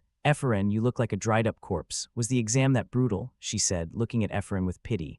"All right, everyone. Since Eferen worked so hard, let's go get something to eat to celebrate." Of course Eferen will pay, right? When did I ever say that? A few days after the exam ended, Ephraim finally solved the last question she had missed. Looking at the shimmering light before her, Ephraim smiled softly. Her eyes glittered with joy at her achievement. Choked with emotion, she whispered, "It's beautiful." Suddenly, a familiar voice sounded from behind the door. "Ephraim, are you ready?" It was Julie, her close friend. Ephraim wiped the tear at her eye and smiled in reply. "Julia, I'm coming out now." The two went to a cafe near the academy, where they poured out their post-exam feelings. "Feels so relieved now that the exam's over." "Yeah, but we'll be busy again soon. These days are precious. I'm really looking forward to the upcoming meeting." Julie nodded in agreement. "Me too." Ephraim's expression fell. "Fortunately, this time I didn't give up and pushed through. This was definitely the greatest magical experience." Suddenly, Julie cut into Ephraim's thoughts, eyes sparkling. "Have you heard the news?" Ephraim jolted. "What news?" Julie pointed to the sky, speaking mysteriously. "About the professor being summoned up there. They say this exam caused an uproar." Ephraim was surprised. "What do you mean?" Julie continued, saying the professor was invited to the Celestial Isle, which is the floating island. Ephraim's face showed astonishment. The floating island. It's an island that permanently floats at an altitude of 1,500 meters, the crystallization of brilliant minds in arcane studies, where mages from across the world gather. This place contains the world's accumulated knowledge and magic, independent of the land system, and a neutral zone honoring individualism among mages. Naturally, it became a gathering place for eccentrics truly passionate about researching knowledge and magic. Professor de Culin's exam was praised enthusiastically for its creativity and difficulty. It quickly became a hot topic on the floating island, leading to the professor being invited to give a special lecture explaining his exam. Cut to the floating island, where de Culin appeared, surprised that his exam had been embraced beyond expectation. Teaching here not only brought prestige, but also increased magical power by 30 points. Lucky, and the compensation for this gig was generous, equivalent to 1 billion Korean won. Maybe I should consider developing that path in the future. Not bad at all. De Culin set down the exam papers and began his lecture. In the hall, familiar faces like Professor Relin and mages from the Royal University had gathered in full. De Culin stepped onto the podium and spoke. "It's an honor to meet you all." The speaker today was the head professor of the Imperial Magic Tower University, mage of royal rank and master of the elements, de Culin. The topic of today's lecture is the midterm exam of the Mage Tower University, scheduled to last 2 hours. Before moving to the questions, I'll begin with a brief explanation of pure elements. As he began, Headmistress Adrian giggled while chatting with the person next to her. "Have you seen the paper?" A cold voice replied, "Yes, just plagiarism." How could de Culin have come up with such a brilliant topic on his own? The speaker was Lunia von Salnrat McQueen, a mage who had lost the race for head professor to de Culin. Despite the whispers, the lecture proceeded smoothly. De Culin tried to help the audience grasp the issues by drawing on knowledge previously taught in the Mage Towers class. Even the attendees were drawn in by the fresh, systematic presentation and listened attentively. So now we'll take a look at question number 6. As he prepared to analyze the question, Adrian's clear voice rang out. "Professor, I have a question." De Culin turned his gaze toward the headmistress, actively signaling. She drew a magic circle in the air and asked, "As you lectured, if we distinguish pure elements and magical properties, how should one optimally combine this sixth magic with the destructive system?" De Culin pondered, using his understanding trait to analyze. He smiled faintly, thinking to himself, the headmistress came as well. Well, the reason for her presence was obvious. The headmistress had always been known for her slyness. Given de Culin's past, it was understandable she'd doubt the exam. "Shall we coordinate it properly then?" De Culin drew a straight line into the magic Adrian had created and transformed it into his own. "Just add a core circuit in a straight line like this, and it's enough." De Culin's answer left the headmistress astonished. She stammered, "Oh yes, that's right. Thank you, Professor." However, Adrian did not stop. With childlike curiosity, she kept firing tricky questions his way. But de Culin remained calm, relying on his understanding trait to smoothly handle every challenge. Gradually, the mage's gazes in the room shifted from focused to annoyed, feeling Adrian was disrupting the lecture. Realizing this, she fell silent. With 10 minutes left in the lecture, de Culin gathered his materials and said in a low voice, "I've spent too much time on Q&A, so I won't explain the final question separately." All eyes immediately turned to Adrian. Her face flushed with dissatisfaction, but she bit her lip and stayed silent. Suddenly, another voice rang out. "Professor, may I ask a question?" "Did you actually come up with question 8 yourself?" The asker was Lunia. Her eyes were filled with hatred. De Culin frowned, recalling that she had been expelled from the Mage Tower by him previously, and asked her to state the specific meaning of the question. Unshaken, Lunia remained resolute. I only want to know whether question 8 was truly composed by you. That's all I want to know. Upon hearing this, the hall erupted in whispers. Huh, what do you mean? Could it be plagiarism? Dekulin replied coldly. Drawing inspiration from others is commonplace. Then he unleashed across the room, creating a breathtaking picture. This entire question was completely created by me. This is the work I just made on the spot. It is entirely different from question 8 in the recent exam. Having said that, Dekulin turned to look at Lunia and responded. Is that answer satisfactory now, Professor Luna? Luna's face twisted with resentment, teeth clenched in anger, but things were already beyond her control. The lecture ended, the task completed, and his mana increased by 30 points. On the way back, Dekulin mused according to the storyline. His relationship with Luna was certainly not good. Though things went smoothly today, trouble was likely to arise soon. All in all, surprises surrounded Dekulin. He froze at a mysterious person walking by. Huh, who is that? The face looks familiar. The woman turned to look at Dekulin with a cold, murderous gaze, as if she'd hated him for a long time. Dekulin worried, thinking, what's going on? Her expression looks like she's about to punch me. They stood staring at each other for a while with annoyed faces, without speaking. He searched his memory and finally remembered she had been a fellow student of Dekulin's at university. He stepped forward and extended his hand amicably. Long time no see, Charlotte. Her eyes showed confusion. Oh my, Dekulin, I don't think we're close enough to use first names. He replied calmly, then shall I call you Princess Maho? Don't you care whether Dekulin and Charlotte are close? The most important thing is Princess Maho, whom Charlotte protects. Given the current situation, Emperor Krebim will soon pass away. When that moment comes, it will be a major turning point in the game. Many named characters will face life-or-death situations, and new upheavals will occur. This time, the person he must save is named Maho. She's one of the characters he created himself. She will become an important factor positively influencing the main quest in the latter half of the game. Due to her complicated bloodline, Maho's life is always threatened. Second in the line of succession to the throne of the Third Republic, within the succession of the Kingdom of Lea. She is a princess with royal blood running through her veins. Currently, she is staying in the Empire for study, but when the Emperor dies and she leaves the Empire, she will be in danger. Charlotte's face pinched in discomfort. He was still good at forcing others to speak cruel words despite not having seen them in a long time. Dekulin. Suddenly, he produced a crystal orb toward her, leaving Charlotte stunned. He continued, don't get too agitated. I will be the lifeline for the teammate who chose the path of death. Charlotte couldn't understand what he was saying. She returned to her room, carrying Dekulin's crystal orb. Charlotte pondered the earlier conversation. This is a communication crystal. Once she decides what to do, contact me. Charlotte shouted at him angrily. You want me to ask a favor from someone like you? No way. Hearing that, he calmly said, there's no time left. I'm sure you already know that. But if you still don't want the help, then I accept it. It's up to your decision. Having said that, he turned away coldly and left, leaving Charlotte to ponder alone. She sighed wearily, unsure of what the right course of action was. Suddenly, a voice came from behind. Charlotte, you don't look well. It was Princess Maho, the one he was about to protect. Charlotte hurriedly stood and replied, I'm fine, it's just that I know what's happening. Don't put pressure on yourself. Maho's eyes looked sadly into the distance. My brother's henchmen will arrive soon. They will try to use me or remove the thorn in their eye. Who cares about the succession anyway? She turned to Charlotte and whispered, I'm very worried. I fled to the Empire under the pretense of studying, but the truth is this place is very livable, and more importantly, it's very safe. However, the heir to the throne won't leave me alone, so we must leave here immediately. Charlotte held her head and pondered. Yes, I understand. The princess seemed to recognize Charlotte's fatigue and worry. She took a suitcase and stepped forward. This is the money I've saved up until now. But why are you giving this money to me? Charlotte asked. The princess replied calmly, I know you don't have enough to hire mercenaries to escort us home, Charlotte.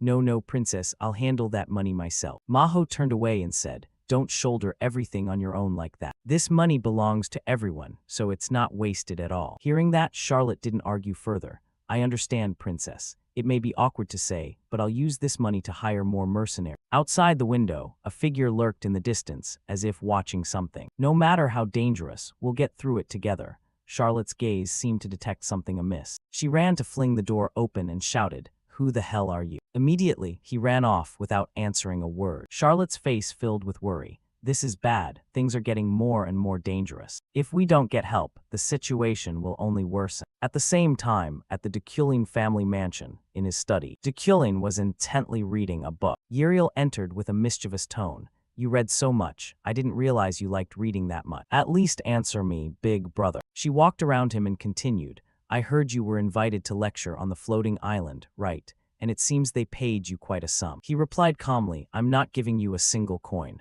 Uriel, what do you mean by that? I didn't even think about it. She moved on to another matter. Anyway, an official letter just arrived. The new students of the Mage Tower want to visit our lands on their trip. But before she could continue, he bluntly refused. Not allowed, you should at least consider it. He imagined those students getting drunk and vomiting all over the mansion and thought it was unacceptable. We can't clean up trips like that. I won't permit it. Uriel, puzzled, asked, What are you talking about? She put her hand in her pocket as if to take something out.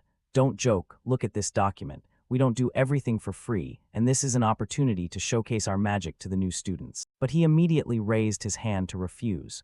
Get out, Uriel, just glance at it once. Yet his face turned strangely serious. Hurry up, right now. Although confused, she had to agree. All right, all right. Uriel turned and left with displeasure. He really was stubborn. He watched her silhouette to make sure no one else was in the room. He slowly took the communication crystal orb in his hand, and in a low voice said, Go teammate, on the other end is Charlotte. Although reluctant, I think we must leave immediately. There's no time left, please help me. Dekulin. He turned and used magic to retrieve the map in the corner.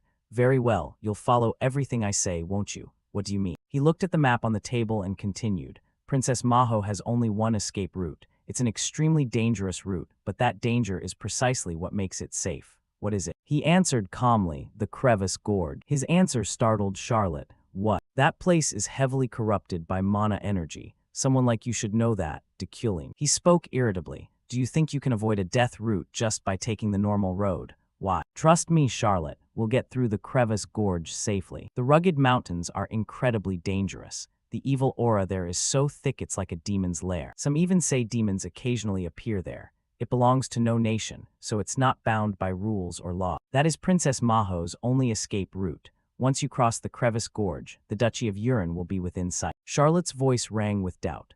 It's not that we haven't considered geographical advantages like that, but if you factored that in, you surely didn't expect an Urin insider to be involved. He reassured her, no need to worry. I'll personally lead the way for you.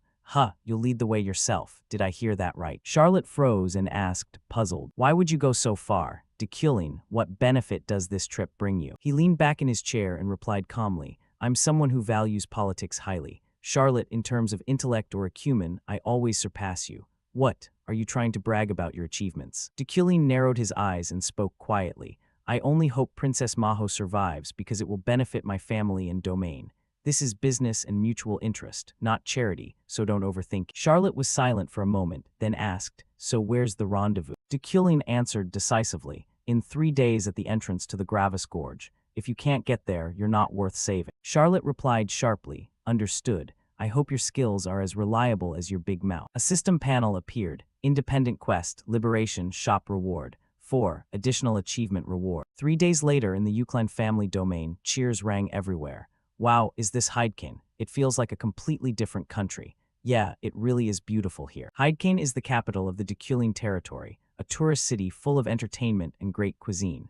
It's modeled after famous livable cities in the real world. That said, despite repeated requests to hold gatherings here, Dekulin had always refused until now. Uriel beside him teased, why the sudden change of mind? You used to say gatherings shouldn't be held here. Didn't you keep complaining about how filthy they are? He pondered, the reason is Hydekane is near the Crevice Gorge. The meeting point is only 3 to 4 hours ride away. When the time comes, he'll quietly withdraw. Dekulin turned to Uriel and asked where the newcomers would stay. She replied quickly, I've reserved an entire floor of the Hydekane Romance Hotel for the incoming students and professors. Standard rooms hold 4 people, but if they pay for their own rooms, they can choose to stay separately. Good, heh, of course. Then, as the Academy's professor and Hydekane's lord, he issued minimal guidelines to the guests. A gathering should always be relaxed and free. We won't interfere with whatever fun you have. However, I do have a few mandatory rules of my own. Dekulin's face turned murderous. His voice was cold and threatening. If anyone dares dirty my hotel or domain, forget about enjoying life at the Mage Tower for the rest of your days. After that, he took time to lay the groundwork. and turned the two canals into a field strategic base. Everything was prepared satisfactorily. Uriel visited the city's mages and proudly boasted, how are the mages of our Heidking Tower? They're clearly the best among the regional towers, right?" He said nothing more, silently observing. With his combination of clairvoyance and lucky intuition, he could see a golden aura around the talented mages. He pointed at the mages and said, "Raise the salary for this mage and that mage, and fire the one with glasses."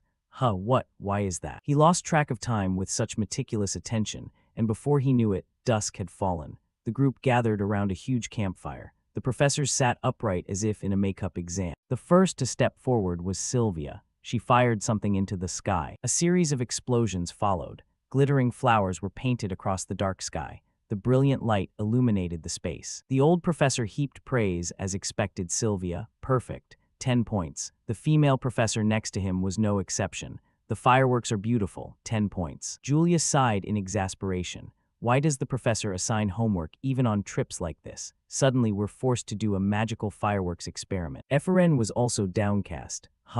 Truly. The next group was Efren's group. She quickly began to explain her fireworks. We combined destructive magic with harmonizing magic too. But before she could finish, the professor's voice cut in. Enough. Spare me the boring explanation and just fire it. Yes. Efren lit her firework. It shot up into the sky. An explosion of sparkling light filled the sky with brilliant radiance, matching Sylvia's display. Even the students below murmured in admiration. Wow, it's beautiful. Efren's group did great too. But the old professor looked displeased with what she produced. 6 points, the blast was too loud. And the female professor beside him was even harsher. 4 points. Julia wanted to object. What? Why block Efren? It's fine, Julie. Suddenly his voice rang out, shattering the atmosphere. 10 points. It's a perfect balance between destructive and harmonizing magic. Both professors beside him gaped in astonishment at the score he had just announced. Efren's face was full of doubt. 10 points already. After the evening exercise ended, he quickly went to where he had prepared his horse. Finally, everything is done. Now I can leave. I wonder if Charlotte made it there safe. Suddenly, from behind, a familiar voice sounded that surprised him. Was it because of a guilty conscience? He turned and said, "What are you doing here at this hour? Go back to camp now." Efren voiced her concerns. "Please tell me. At the disciplinary hearing about the club incident and today, why do you treat me this way? Is it because of my father?" He quickly swung up into the saddle and said, "Find out everything yourself. You're no longer a child who sulks." Hearing that, Efren could only grit her teeth in indignation. She watched Deculin's figure fade into the night. Shouting loudly, "I'll apply to be your assistant. Professor, I will uncover the truth. Why did my father kill himself? Why did he have to do that? No matter what, I will surpass you. I will become greater than Professor Deculin." After saying that, Efren was left standing there alone. The silence seemed to amplify the loneliness inside her small, weary heart. She wiped away her tears and returned to the camp. At the same time, Deculin was also tangled in his own chaotic thoughts. Efren wants to follow me as my assistant, but my villain fate still hasn't been triggered. Exactly what did I do to Efren's father? That's something I don't even know in this context. But what if I really did something unforgivable? Then I'm as good as dead. He dismounted at the meeting point, instructed the horse, then sent it back. "You can't go any farther. The area is tainted. Return to the horse temple and come back here at noon." Having said that, he looked around. Has Charlotte's group arrived? I should contact them through the crystal. But before he could, Charlotte's voice rang out, "Deculin." He replied gently, "You must have had a hard journey to get here, right?" Charlotte appeared with Princess Maho. Only 2 guards remained, their bodies pale with wounds. Fortunately, none life-threatening. At his office, Deculin is trying to recall the plot he created.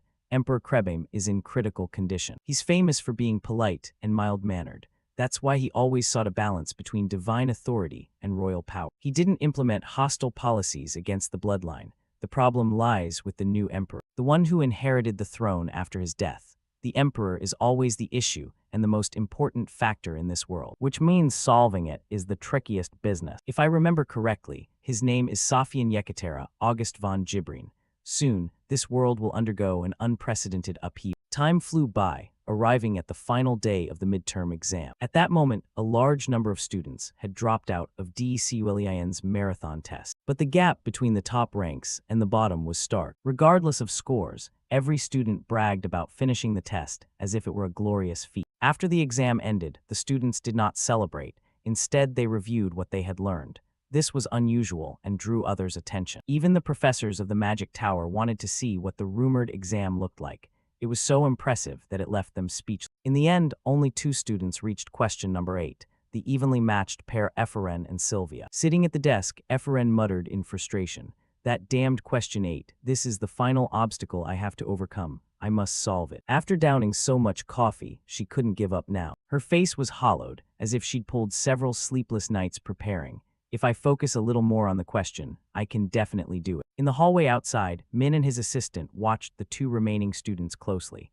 Suddenly, a light shone from one of the rooms, signaling success. Alan quickly spoke, "Professor." One of the 2 had solved the final question. His face was calm, but the thought in his head was clear. I knew she could do it. DeKilling quickly went to that room and opened the door. Inside the room, sparkling lights enveloped everything. DeKilling approached and spoke softly. "I knew you could solve it. Sylvia, congratulations on your success." Hearing those words, Sylvia turned quickly, her eyes filled with tears of happiness. Could the final question be this beautiful? The magical lights filled the space and painted a stunning picture. Van Gogh's Starry Night was elevated into a magic realism masterpiece. Bright colors were saturated with elemental magic. Even the blues seemed to radiate warmth beneath the stars, carrying hope within the darkness.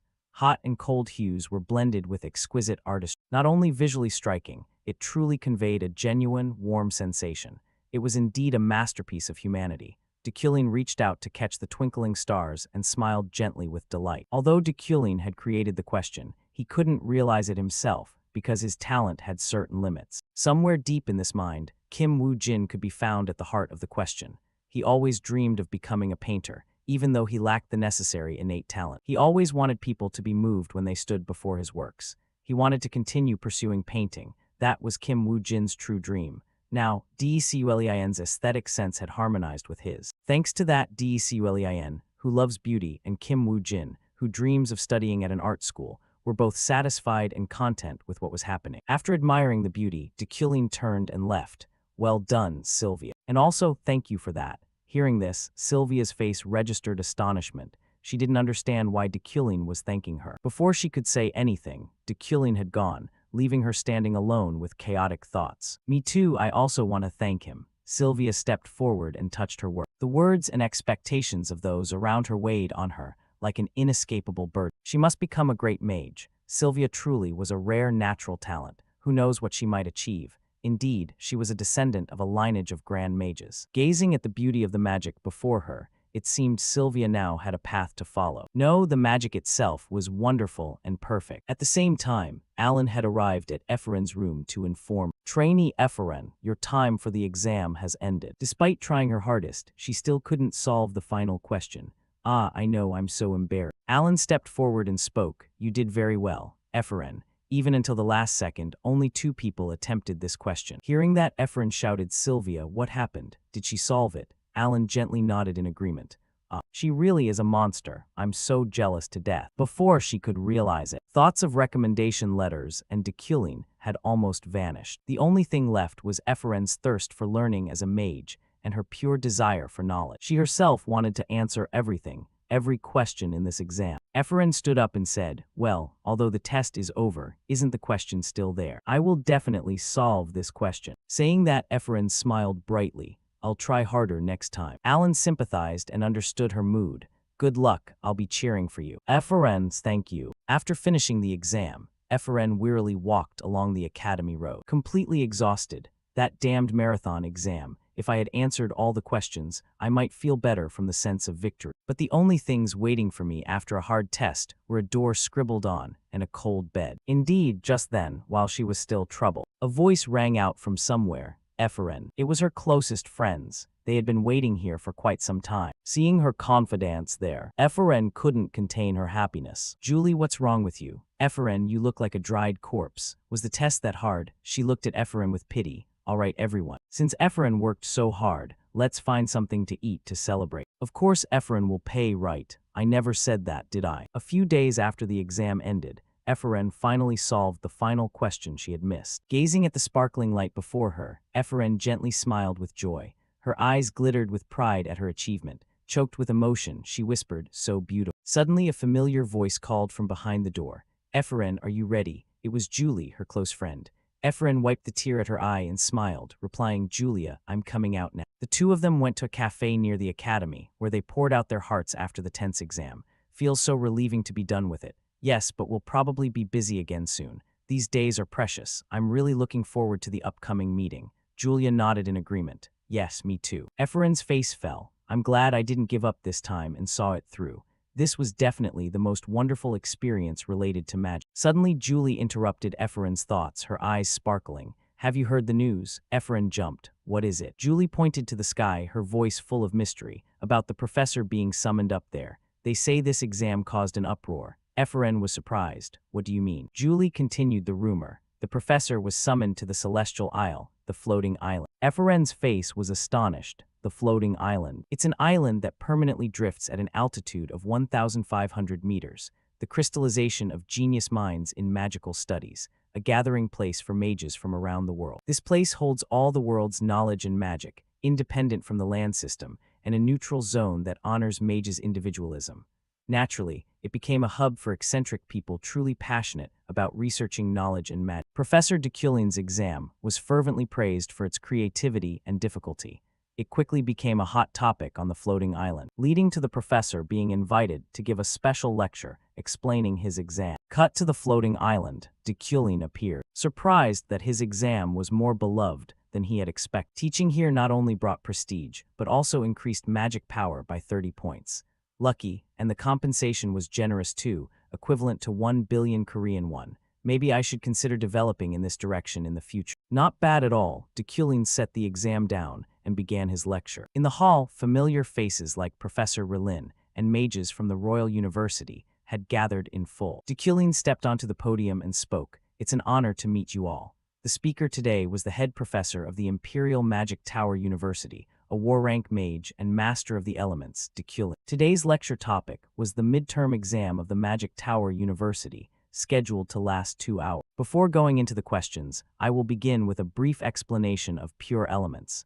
As he started, Principal Adrian giggled to the person beside her. Have you seen the exam? A cold voice replied, yes, plagiarism. How could de Culin have come up with such a brilliant topic by himself? The speaker was Lunia von Solnrot McQueen, the mage who had lost the race for head professor to D.C. Willian. Despite the whispers, the lecture proceeded very smoothly. D.C. Willian tried to help the audience grasp the issues by drawing on knowledge he'd taught in previous Magic Tower class. Even the attendees were captivated by the novel, systematically organized presentation and listened intently. So now let's take a look at question 6. As he prepared to analyze the question, Adrian's clear voice rang out. Professor, I have a question. De Culin turned his gaze toward the principal, who was eagerly signaling. She drew a magic circle in the air and asked, as you lectured, if we distinguish between pure elements and magical properties, how should one optimally combine this sixth magic with the destruction system to use it? De Culin pondered, using his comprehension trait to analyze. He smiled faintly, thinking to himself, even the principal came to attend. Well, her reason for coming is obvious.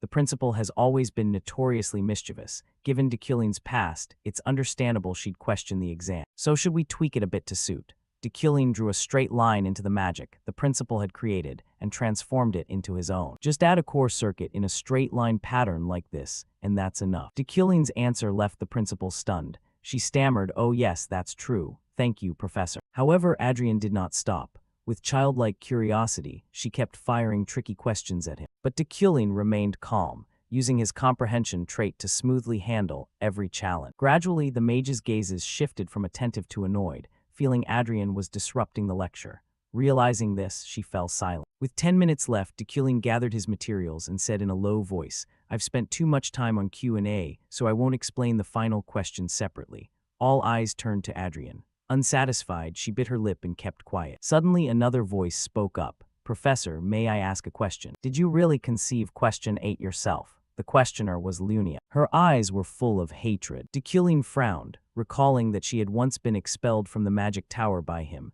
and asked her to state the specific meaning of her question. Unfazed, Lunia remained resolute. I only want to know whether question 8 was truly written by you. That's all I want to know. At that, the hall erupted in murmurs.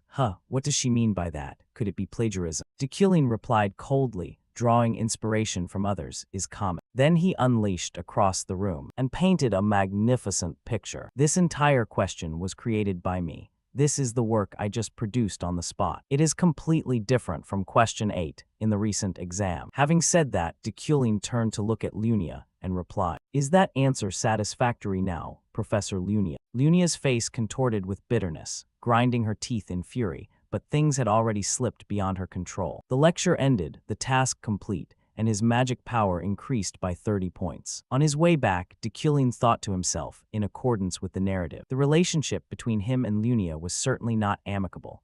Although today passed smoothly, troubles may arise soon. All in all, surprises surrounded Dekulin. He froze at a mysterious figure walking by. Who is that? The face looks vaguely familiar. The woman turned to look at Dekulin with a cold, murderous glare, as if she'd hated him for a long time. Dekulin worried, thinking, what's this about? Her expression looks like she's about to punch me. They stood staring at each other for a moment with annoyed faces, saying nothing. He rummaged through his memory and finally recalled she had been a classmate of Dekulin's at university. He stepped forward and reached out amicably. "Long time no see, Charlotte." Her eyes showed confusion. "Oh my, Dekulin, I don't think we're close enough to call each other by our first names." He replied calmly, "Then shall I call you Princess Maho?" Don't you care whether Dekulin and Charlotte are close? The most important thing is Princess Maho, whom Charlotte protects. Given the current situation, Emperor Krebim will soon pass away. When that happens, it will be a major turning point in the game. Many named characters will face life-or-death situations,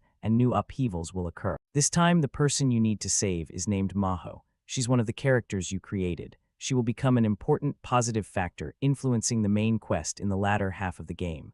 Because of her complicated bloodline, Maho's life is always under threat. Second, she's in the line of succession to the throne of the Third Republic within the succession of the Kingdom of Lea. She is a princess with royal blood running through her veins. She's currently staying in the Empire under the pretense of studying, but when the Emperor dies and she leaves the Empire, she'll be in danger. Charlotte's face tightened in displeasure. "You're still good at forcing others to say cruel things even after so long." Dekulin. Suddenly he tossed a crystal orb toward her, leaving Charlotte stunned. He continued, "Don't get too worked up. I'll be the lifeline for the teammate who chose the path of death." Charlotte couldn't make sense of what he was saying. She returned to her room, holding Dekulin's crystal orb in her hands. Charlotte pondered their earlier conversation. "This is a communication crystal. Once you decide what to do, contact me." Charlotte shouted at him angrily, "You want me to ask a scoundrel like you for help? No way." Hearing that, he replied calmly, "There's no more time. I'm sure you know that already. But if you still don't want the help, then I'll accept it. It's up to your decision." Having said that, he turned away coldly, leaving Charlotte alone to think. She sighed wearily, not knowing what the right course of action was. Suddenly a voice sounded from behind. "Charlotte, you look like you're not doing well." It was Princess Maho, the one he was about to protect. Charlotte hurriedly stood and replied, "I'm fine. I just understand what's going on. Don't put pressure on yourself." Maho's gaze looked sad and distant. "My brother's lackeys will arrive here soon. They will try to use me or remove this thorn in their eyes. Who cares about the line of succession?" She turned to Charlotte and whispered, "I'm very worried. I fled to the Empire on the pretext of studying. But the truth is this place is very livable, and more importantly, it's very safe. However, the heir to the throne won't leave me alone, so we have to leave here immediately." Charlotte put her hands to her head and thought, "Yes, I understand." The princess seemed to recognize Charlotte's fatigue and worry as well. She picked up a suitcase and stepped forward. "This is the money I've saved up until now." But why are you giving this money to me?" the princess asked calmly. "I know you don't have enough to hire mercenaries to escort us home, Charlotte." "No, princess, I'll handle that money myself." Maho turned away and said, "Don't shoulder everything by yourself like that. This money belongs to everyone, so it's not a waste at all." Hearing that, Charlotte didn't argue further. "I understand, princess. It may not be ideal to bring this up, but I'll use this money to hire more mercenaries." Outside the window, a figure lurked in the distance, as if watching something. "No matter how dangerous it is, we'll get through it together." Charlotte's gaze seemed to detect something unusual. She ran to fling the door open and shouted, "Who the hell are you?" Immediately, he fled without answering a word. Charlotte's face filled with worry. "This is bad. Things are getting more dangerous. And if we don't get help, the situation will only worsen." At the same time, at the Dekulin manor, in his study, Dekulin was intently reading a book. Uriel stepped in and teased, "You read so many books. I didn't realize you liked reading that much. At least respond to me, big brother." She paced around him and continued, "I heard you were invited to lecture on the floating island, right? And supposedly they paid a sizable fee." He replied calmly, "I'm not giving you a single coin.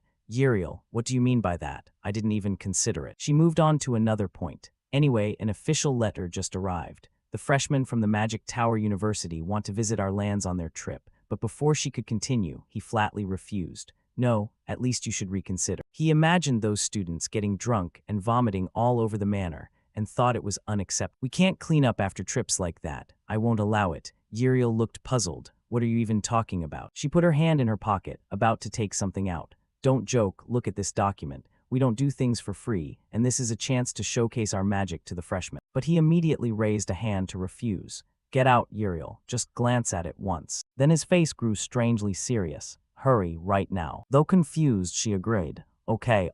Uriel turned and left in irritation. He really is stubborn. He watched her silhouette go to make sure no one else remained in the room. He slowly took the communication crystal from his hand and in a low voice said, "Go, teammate, over there is Charlotte. Although we don't want to, I think we must leave immediately. There's no time left, please help. Deculling." He then used magic to retrieve the map from the corner. Very well, you'll have to follow my every instruction, understood. What do you mean? He looked at the map on the table and continued. Princess Maho has only one escape route. It's an extremely dangerous path, but for that reason it becomes safe. What is it? He answered calmly, the Crevice Gorge. His answer startled Charlotte. What? That place is heavily contaminated by magical energy. Someone like you should know that, Deculling said. He said irritably, do you think the deadly path can be avoided by taking the normal route? Why? Trust me, Charlotte, we'll get through the Crevice Gorge safely. The rugged mountains are extremely dangerous. The evil energy there is so thick it's like a demon's lair. Some even say demons occasionally appear there.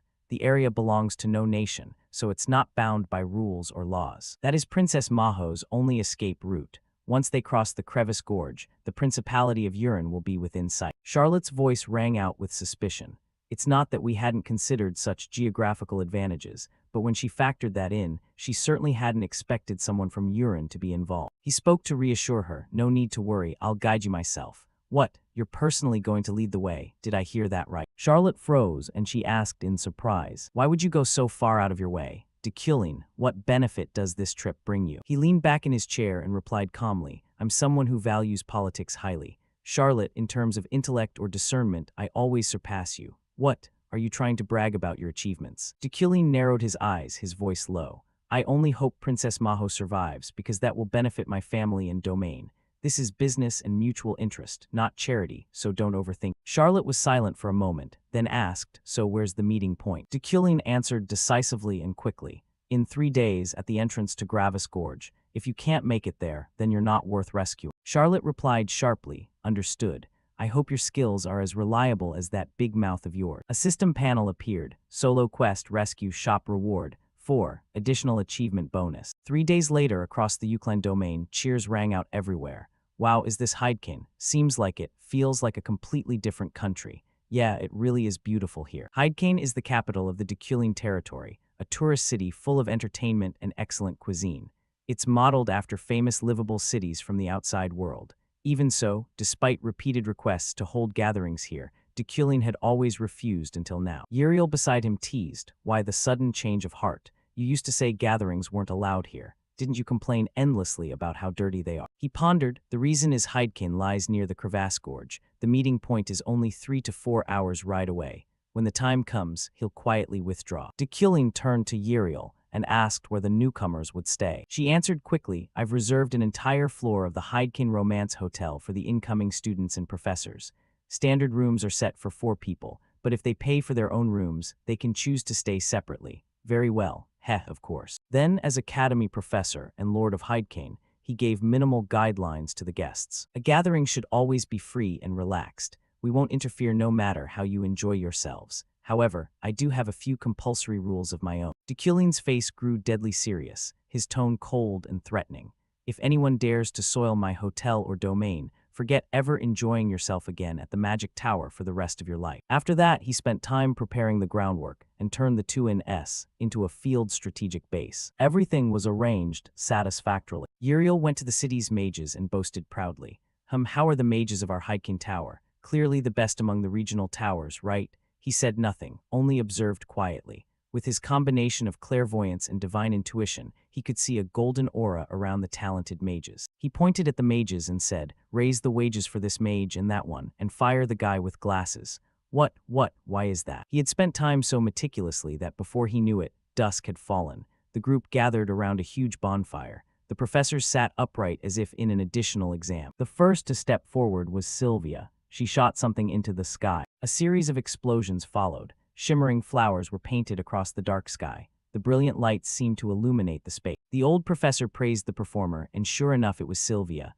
Perfect, 10 points. The female professor beside her was no exception. The fireworks were beautiful, 10 points. Julia sighed in exasperation. Why does the professor assign homework even on trips like this? Suddenly we're being forced to do a magical fireworks experiment. Eferen was also dejected. Ha ha, indeed. The next group was Eferen's team. She quickly began explaining her fireworks. We combined destructive magic with harmonizing magic too. But before she could finish, the professor's voice cut in. Enough. Spare me the boring explanation and just fire it.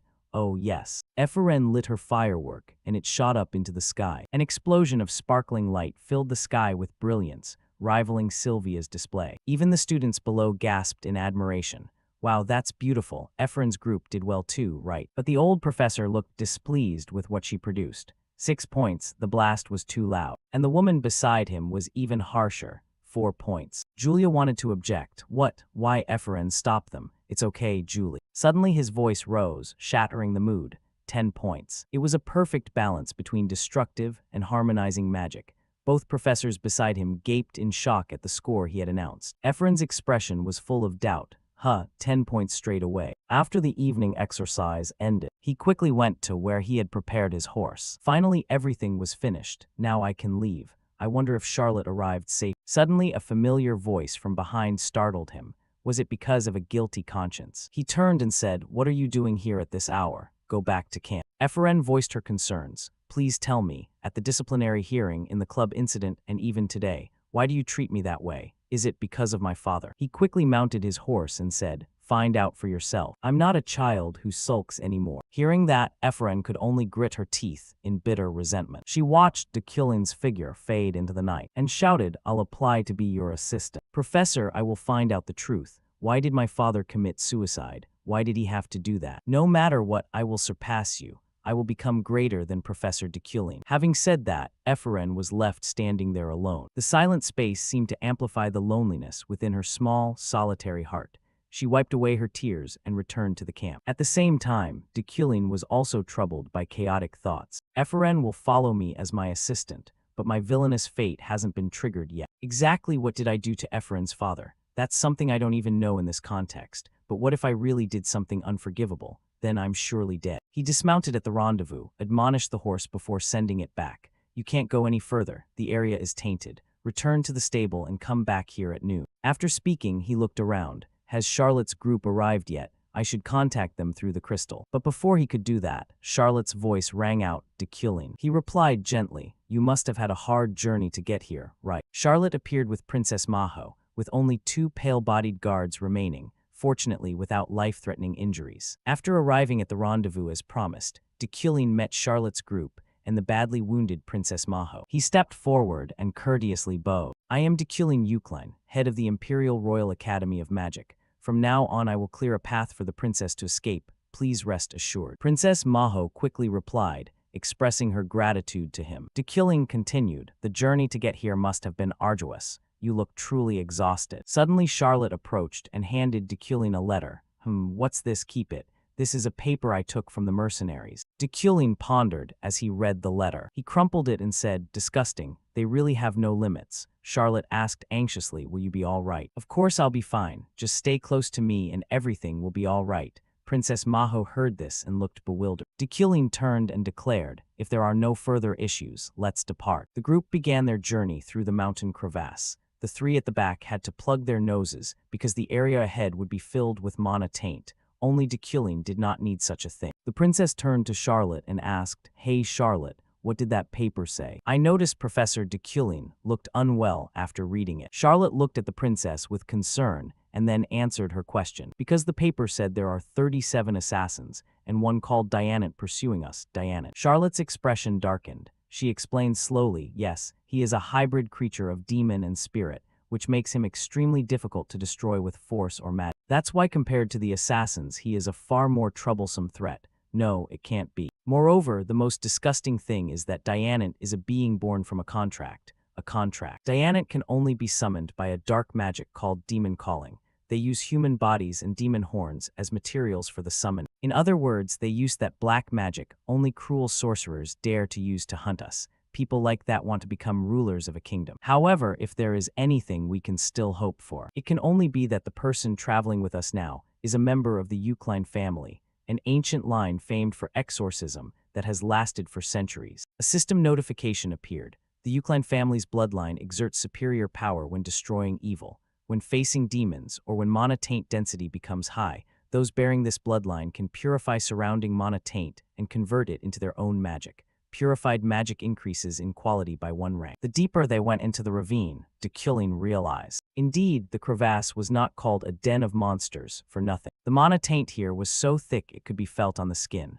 Ordinary people would likely suffer considerable pain just from breathing here. But for Dekulin, it was the exact opposite. This was an unimaginable advantage. The dense mana taint temporarily raised Dekulin's magic quality to rank 4. Magic quality is so crucial that even a 1-rank difference can create a clear gap in ability between mages. Magic quality is usually divided into 10 ranks. Ordinary people are only at rank 9 or 10. Having magic quality of rank 7 or higher qualifies one to attempt becoming a mage or knight. And from rank 5 upward, the number of people who achieve it drops significantly. Famous figures across the continent usually have magic quality at rank 3 or 4. Rank 1 is a symbolic concept reserved for deities, a realm no one has ever reached. Even rank 2 is held by only 4 people on this entire continent: Dzekton of Burke, the Imperial Jeffreyd's guardian knight, the Archmage Damakin, and finally Adrian, rector of the Royal Academy of Magic. With magic quality at rank for now, dealing with someone like Dianant is entirely within reach. As long as there are no major variables, everything should be fine. From behind, Charlotte called out anxiously, "Dekulin, could you speed up a bit?" Dekulin turned to look at her and replied calmly, "Charlotte, have you let haste cloud your judgment? Stay calm. If you rush, you risk being poisoned by mana taint." Charlotte's face fell. Suddenly, the princess tugged at her sleeve. The princess's voice was gentle, as if trying to reassure Charlotte, "Everything will be okay. Don't worry too much." She quietly looked at Maho with a sorrowful gaze. "Princess Maho, you truly have a kind and warm heart. Even though you yourself must be trembling and more worried than anyone here, you still care about the feelings of your subordinates. I will never let anyone harm you." Suddenly Maho screamed and pointed ahead. "There's something over there." A swarm of falling demons flew in from somewhere and attacked the moving group. Though not very strong, they were numerous. Charlotte swung her sword and said, "Finally arrived." But before she could draw her blade, Dekulin stepped forward to stop her. "Leave them to us." Dekulin used his object manipulation ability to prepare an attack with a barrage of razor-sharp stones he had readied beforehand. Without another second's hesitation, they hurtled toward the falling demons at dizzying speed. Their sharp surfaces made the stones deadlier than ever. The falling demons were attacked from all sides with no way to dodge. Some were cut in two, some had their heads blown off. They collapsed to the ground like autumn leaves, torn apart before they could touch or do anything. After finishing the job, Dekulin calmly turned and said, "Let's move on, we don't have much time." Those behind murmured in admiration. A single strike wiped out such a dense swarm of falling demons. Professor Dekulin is truly extraordinary. And so the journey continued. Monsters that leapt out to block the path were sent to their ancestors by Dekulin in the blink of an eye. The guard asked, "Common monsters keep swarming toward us, but so far we haven't encountered anyone truly dangerous, right?" Suddenly Dekulin realized something. His eyes narrowed with annoyance. Not noble at all. "Let me make this clear. If anyone dares come near, I'll tear them apart right here." Charlotte and Princess Maho grew anxious and alert. Dekulin remained calm, watching the situation with no hint of hesitation or surprise on his face. From the cliff above, footsteps rang out continuously. An assassin sent forward sneered, "Heh heh heh heh. For someone about to die, your senses aren't bad." Dozens of assassins began to appear on the cliff face. They had been lying in ambush here. Dekulin calmly turned and said, "Charlotte, quickly take the princess to the Urin Duchy first." Charlotte's face showed shock. "What? And you?" Dekulin quickly replied, "Do you want me to pretend to worry about myself? Unfortunately, that's unnecessary." Charlotte shouted angrily, "Your arrogant mouth is hopeless." Dekulin pointed at the assassins and said, "Look over there." At the assassin's position, Dekulin aimed his wand threateningly. A moment later, an explosion blew the area apart. The assassins were easily taken down. each falling without understanding what had happened. The razor-sharp stones cut through them like unstoppable lightning. All were swiftly felled, lying in their own pools of blood. Charlotte was astonished. Deculin said, "Are you more decisive now? What you need to do is get out of here as quickly as possible." Charlotte's eyes narrowed in thought. Then she turned and said, "Princess Maho, let's go now." But suddenly Maho noticed something. "Hey, look, Charlotte." She hurriedly turned toward where the princess had pointed. On the cliff stood a mysterious figure whose body was shrouded in dense mana, carrying a terrifying gloom. He stood among the assassins and looked down at the people below with a proud, confident gaze. Princess Maho hurriedly asked, "Charlotte, what is that? Damn, he's dangerous." Despite Charlotte's worry, Deculin remained calm as if nothing had happened. The plan hadn't changed. Get Princess Maho to the Yurin Duchy, but I can't defeat them alone. Charlotte fretted. Deculin fell silent and spoke softly. I'll kill that man. Swordsmen beside me, join in. I will also assist the professor. Please leave here quickly." Charlotte's face darkened. A surge of guilt rose in her chest. Sensing that, Deculin continued, "You don't need to feel sad or guilty. Once Princess Maho restores her power, repay the Yuklan family for their favor. I will summon a few creatures to escort you. Don't waste any more time." Charlotte gritted her teeth in anger at her own helplessness. She grabbed Princess Maho's hand and ran, leaving a final word, "See you at the Yurin Duchy." The petty assassins quickly chased after the two. "Pursue them. Don't let her escape. Haha, how far can those two women run?" But suddenly Deculin intervened. "You'd better worry about yourself first." He glared at Deculin and said, "Arrogant mage, with mere summons that have not a drop of mana, do you think you can kill this body? Your spells are no better, because here mana and magic will be drained by the mana taint. So what do you intend to do to kill me?" He stood there arrogantly, each word laden with madness. Deculin slowly observed him and thought him confident to the point of arrogance, but he's not wrong. You can't kill someone like him with ordinary physical attacks or common spells. He's almost liquid, and this place is unsuitable for casting magic. However, that's true for other mages. For the Yuklan family, it's completely the opposite. The advantage of this place isn't his alone. The mana quality here isn't the only thing that's increased for me. My mana recovery rate is also amplified. Along the route to get here, Deculin layered multiple manas onto summoned items to strengthen them. So this opponent is not a difficult problem right now. A summoned object appeared directly above the enemy, ready to strike a preemptive attack. Immediately, the stone hurtled down at breakneck speed, cut his head off. But his body was not like a normal person's. Deculin was sure that wasn't enough. He pressed the attack, tearing the monster's body apart. It countered with a dark mana attack, but Deculin blocked it easily. The swordsman behind worriedly said, "Professor, that one is slow-bodied, but I know him. Focus on the fight." Deculin's eyes shone with determination. Keep attacking until he's truly dead. He summoned dozens of razor stones at once, readying a finishing blow. The moment Deculin's arm fell, the official assault began. Before the monster's body could heal, dozens of stones surged in. They ripped him into hundreds of pieces, helpless to resist. All that remained were pitiful screams of pain and despair. The swordsman cheered, "You're amazing, Professor." As the final fragment flew straight for the enemy's head, the battle reached its end. At the same time, Charlotte had struggled to defeat the pursuing assassin. She hurried to the princess and shouted, "Princess Maho, are you all right?" Maho collapsed to the ground, exhausted. Her face showed utter fatigue. "I'm fine, just a bit nauseous." Charlotte realized that was an early symptom of mana taint poisoning. "We've just escaped the crevice. Please endure a little longer." Suddenly, a familiar voice rang out from behind. Maho turned and saw the familiar figure of her grandfather, Jurin, Minister of Internal Affairs of the Yurin Duchy. Seeing him, she felt some relief. The mission was accomplished. He approached Maho and said, "You've worked hard. Forgive us for only being able to wait here." "It's all right. I understand and I'm grateful." He turned to Charlotte and asked, "And you?" Charlotte bowed politely and replied, "I'm Charlotte, Princess Maho's escort." "I see. Sir Knight Charlotte, thank you. You escorted Maho here alone." Charlotte's face briefly saddened. "No, there were others who helped us." She turned to look toward the ravine they had just exited, thoughtful. "Minister, could you wait for them a while?" "Of course." So the group waited from dawn until dusk, but Deculin and the swordsman still had not appeared. There was only an empty road with no one in sight, the sunset casting the space in blazing red. Princess Maho anxiously asked, "Will Professor Deculin be all right?" Charlotte's face darkened. He truly risked his life to protect the princess. Jurin patted the princess's shoulder lightly and said, "We should go now." The group quickly entered through the city gate. Lingering glances still stole a few brief moments. And true to their hopes, the person they had been waiting for finally arrived. Deculin slowly approached, his clear voice ringing through the air. "Looks like you made it here safe." The swordsman scratched his head and smiled sheepishly. Ha, we're still alive here. The two ran to each other joyfully under the sunset, emotions surging as if meeting for the first time. After dealing with the assassins and getting the princess to safety, de Kylin quickly said his goodbyes. I'll be returning here now.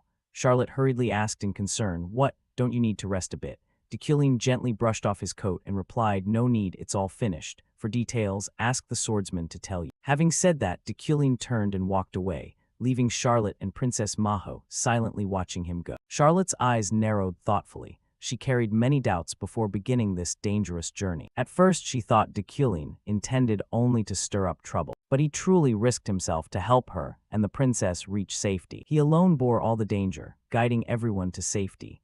Despite past disagreements, she now felt she must express her gratitude. Charlotte quickly reached out and said, de Kylin. She gave a gentle, relieved smile, thank you. But all she got was de Kylin's usual indifference. He replied coldly, all right then, judging by your appearance you just arrived and haven't had a chance to wash. I can't shake hands with hands smeared in blood. Hearing that, Charlotte froze. She grit her teeth in anger, thinking that damn man never changes. De Kylin walked slowly along the sunlit road, his figure gradually disappearing in silence. Suddenly Charlotte called his name again, causing de Kylin some annoyance. What now? She spoke excitedly, travel safely. I will repay the favor of today one day. Princess Manhwa also waved cheerfully. Thank you very much, Professor de Kylin. De Kylin merely watched silently with an expressionless face. He turned away without answering, only giving a light wave as a farewell. A notification appeared. Independent mission completed. You received +4 shop currency and +30 mana. Time passed quickly into evening. At the minister's manor, a familiar voice called, Minister, it's Charlotte.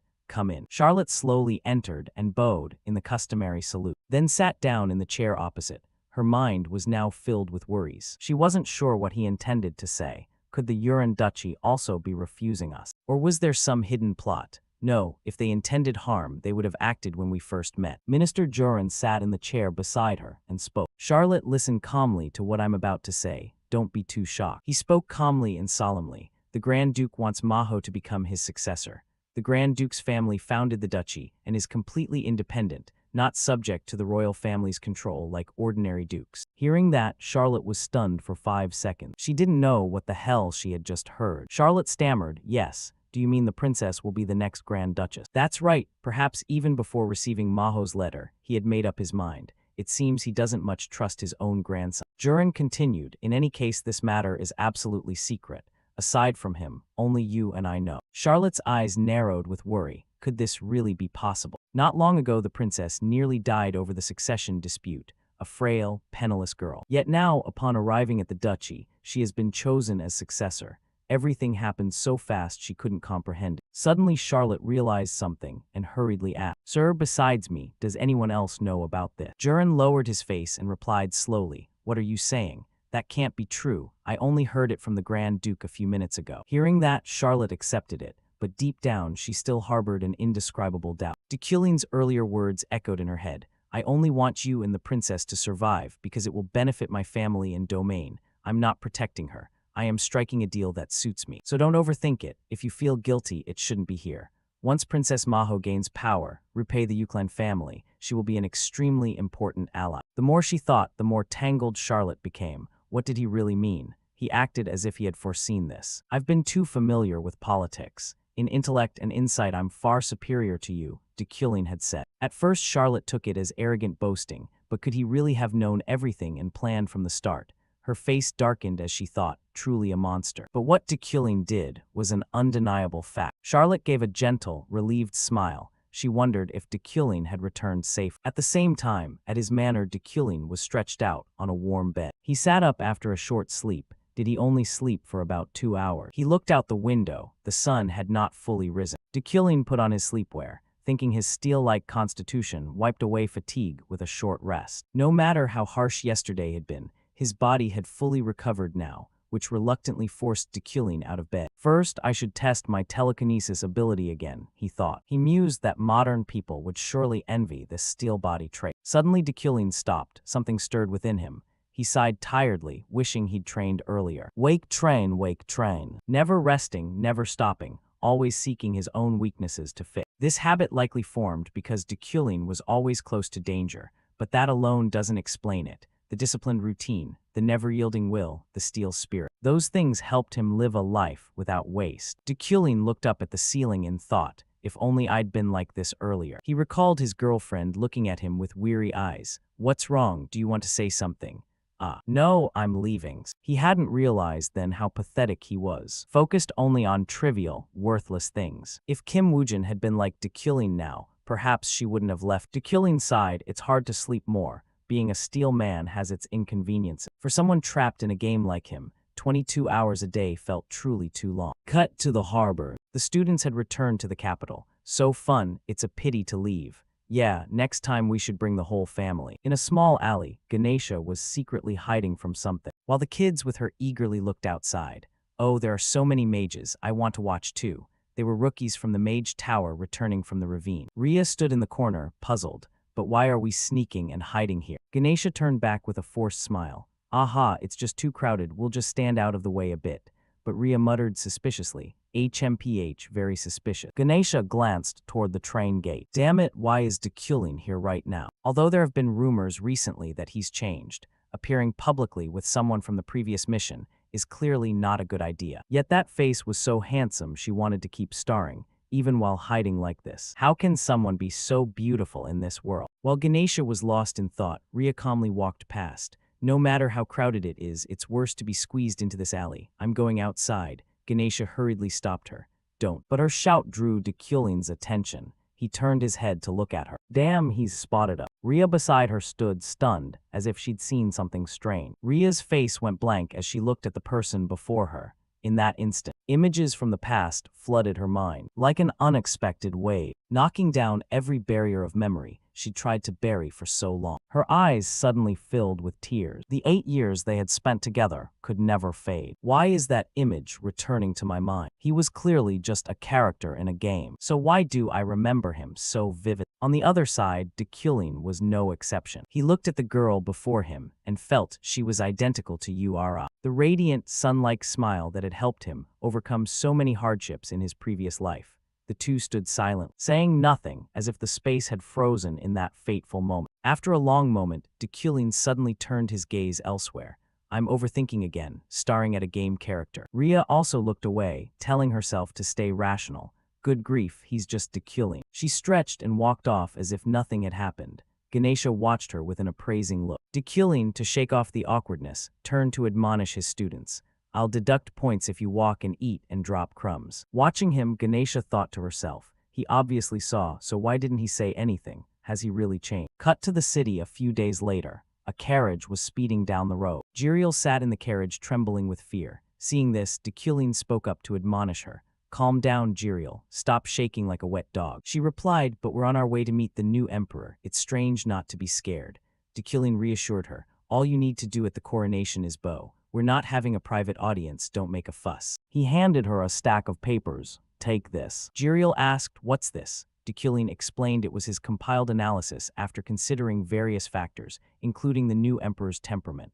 Consider this when managing the domain. He thought to himself that 12 days earlier Emperor Krebim had passed away. When the new emperor is crowned, the pace of main story events will accelerate, so he had recorded the important events in advance. If Jiriel follows his advice, the difficulty of future tasks could be reduced. After reading it, Jiriel flinched. Are you a fortune teller or something? Dekulin only warned, don't pretend, I'll check later. She could only force a smile. At the palace, a soldier guided them. Members of the Ukline family, this way please. The two stepped inside. Jiriel looked around in awe. There are already so many people here. As they walked, someone suddenly cut across in front of them, making Dekulin slightly start. It was Julie. She glanced at him, bowed slightly, and continued on. Dekulin felt a little awkward. He thought, is she still having trouble with that Veron fellow? At that moment, the crowd behind grew noisy. They turned and discovered the emperor's carriage had arrived. Everyone bowed in unison. A pair of small feet stepped out from the carriage. The new emperor entered to begin the ceremony. She walked straight up to the throne ahead. Before the throne, the crown was placed upon the new emperor's head. Drums sounded along with the people's cheers,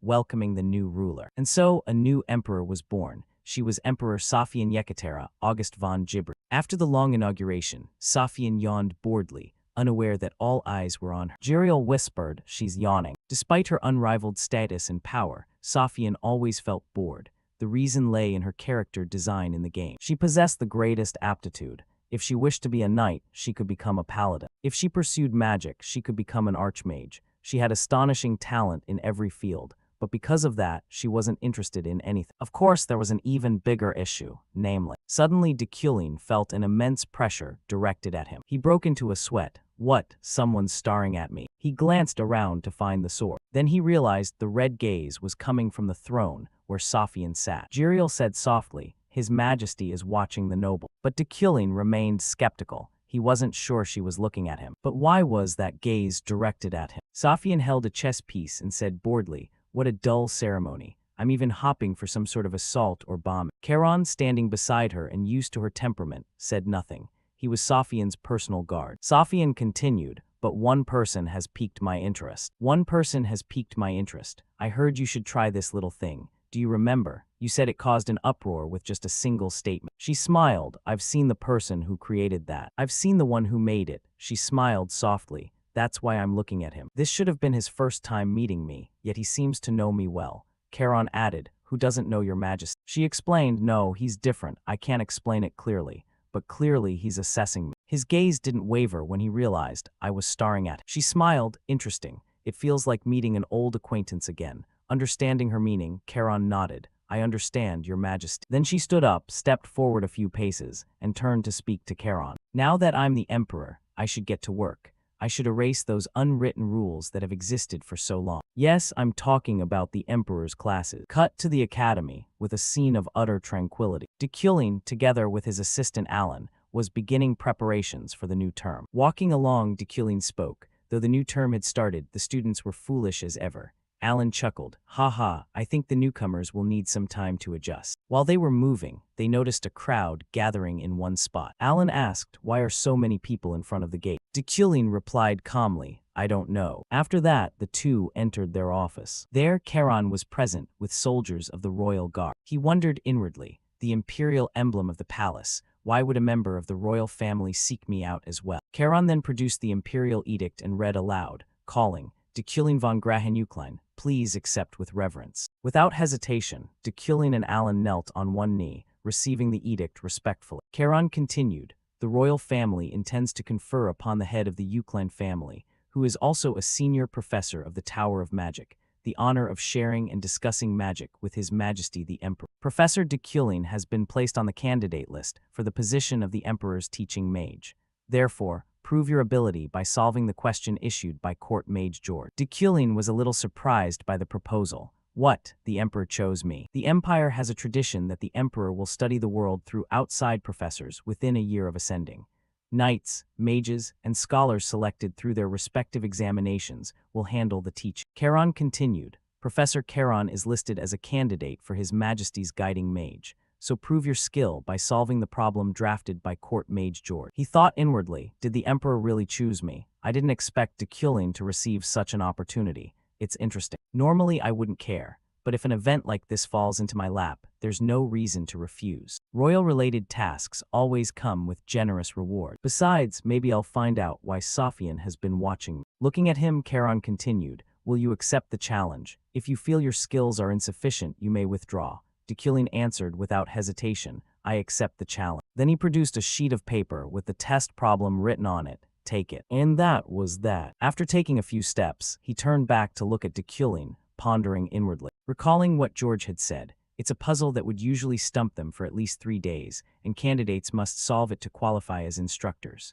Charon thought this was the problem Lord George had declared very difficult, to see how long the rumored de Kulin would take. Suddenly, a dazzling light emitted from the paper, startling Charon slightly. De Kulin remained calm and observed. At that moment, a stream of mana rose from inside the rolled paper and formed the image of George. He spoke cheerfully, "Congratulations, mage. I am George, Court Mage. I will assess your ability based on the time it takes you to solve this problem. If you solve it within 1 day, it will be considered quite fast." The soldiers began buzzing. "My goodness, has it already been solved?" Another nodded in confirmation. "Yes." De Kulin turned back to the soldiers. "That wasn't an easy problem. I solved it because of recent research into ancient languages. Just luck, really." Charon spoke up from behind in praise. "Still, that was excellent." De Kulin explained inwardly. "The rune script in the problem is a difficult character set found only in ancient texts, but for me it's different. I was the one who refined this rune font back when I was a game designer. Though it was long ago, with my memory and understanding, a problem of this level is trivial. Seeing that Dekulin had solved the problem, Charon stepped forward and presented a letter. Dekulin, this is an invitation from the royal family. You are qualified to participate in the assessment. Dekulin accepted the letter and responded, "Thank you, sir." Back at the palace, after hearing the story from Charon, Sophian exclaimed, "He solved it in 5 minutes." He nodded in confirmation. "Yes." Sophian continued, "Then there's nothing more to consider. We'll choose Dekulin." Charon objected, "I think your majesty is too hasty. I suggest observing a bit longer." "What more is there to observe? Solving the problem George swore was very difficult in 5 minutes is more than enough." She sighed in exasperation, paused for a few seconds, then spoke. "Ah, you supported the woman named Luna instead of Dekulin, didn't you? However, that mage took 4 hours to solve the problem." 4 hours might have been impressive if no one had solved it in 5 minutes, but the result is already clear. "I've just come up with a great idea. Charon, carry out my orders immediately." Realizing her plan was exposed, Charon could only stand there stunned. Cut to the Freheim regiment. Julie was still training relentlessly in the yard. Those watching were extremely worried. "Isn't the captain pushing herself too hard?" The blonde said. "That's true, her complexion doesn't look good." The dark-haired one added, "At least she's still holding her sword. I thought she might faint earlier." The only thing that might uplift Captain Julie's spirits would be, realizing his meaning, the dark-haired man said, "News that Veron's body was found, right? But since it's on a cliff, searching will certainly be difficult." Then from outside, a soldier ran in breathlessly. "Captain," he was saying something to Julie. Upon hearing this, her expression became utterly astonished. A clear voice rang out, "Julie, you are honored to converse and duel with His Majesty. You have been selected for the candidate list of guiding knights to demonstrate swordsmanship to His Majesty.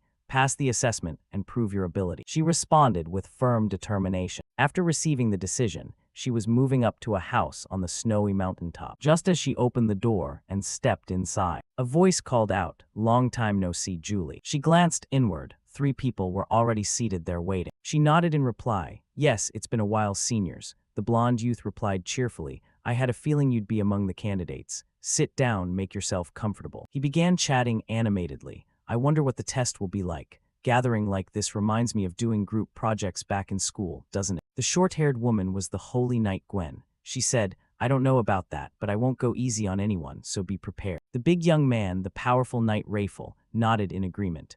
"Of course, we're all here for the same purpose." After a brief conversation, the room returned to its usual quiet. The blonde young man then turned his gaze to the chair at the center. "The judge's seat must be over there. They're a bit late, aren't they?" Gwen added. "I heard Vice Captain Isaac, who was supposed to be the judge, is resting due to an injury, so who will replace him?" Rafel shook his head. "Who knows?" Then the sound of the door opening drew the attention of all 4 people in the room. They looked toward the door. Julie's eyes were intensely focused. Then a pair of composed footsteps entered. Julie jumped at the sight of the person entering. He slowly removed his hat and said, "Hello, I am the temporary judge for the selection exam for guiding knights, Dekulin." Not only Julie, but everyone present was very surprised by his appearance. He walked past Julie's position, thinking to himself. Julie had her own thoughts. A mage as the judge for a knight's exam. Why is that? What's he scheming this time? Dekulin. All eyes turned to Dekulin. Everyone knew him as a high-ranking mage, a noble famed for his pride.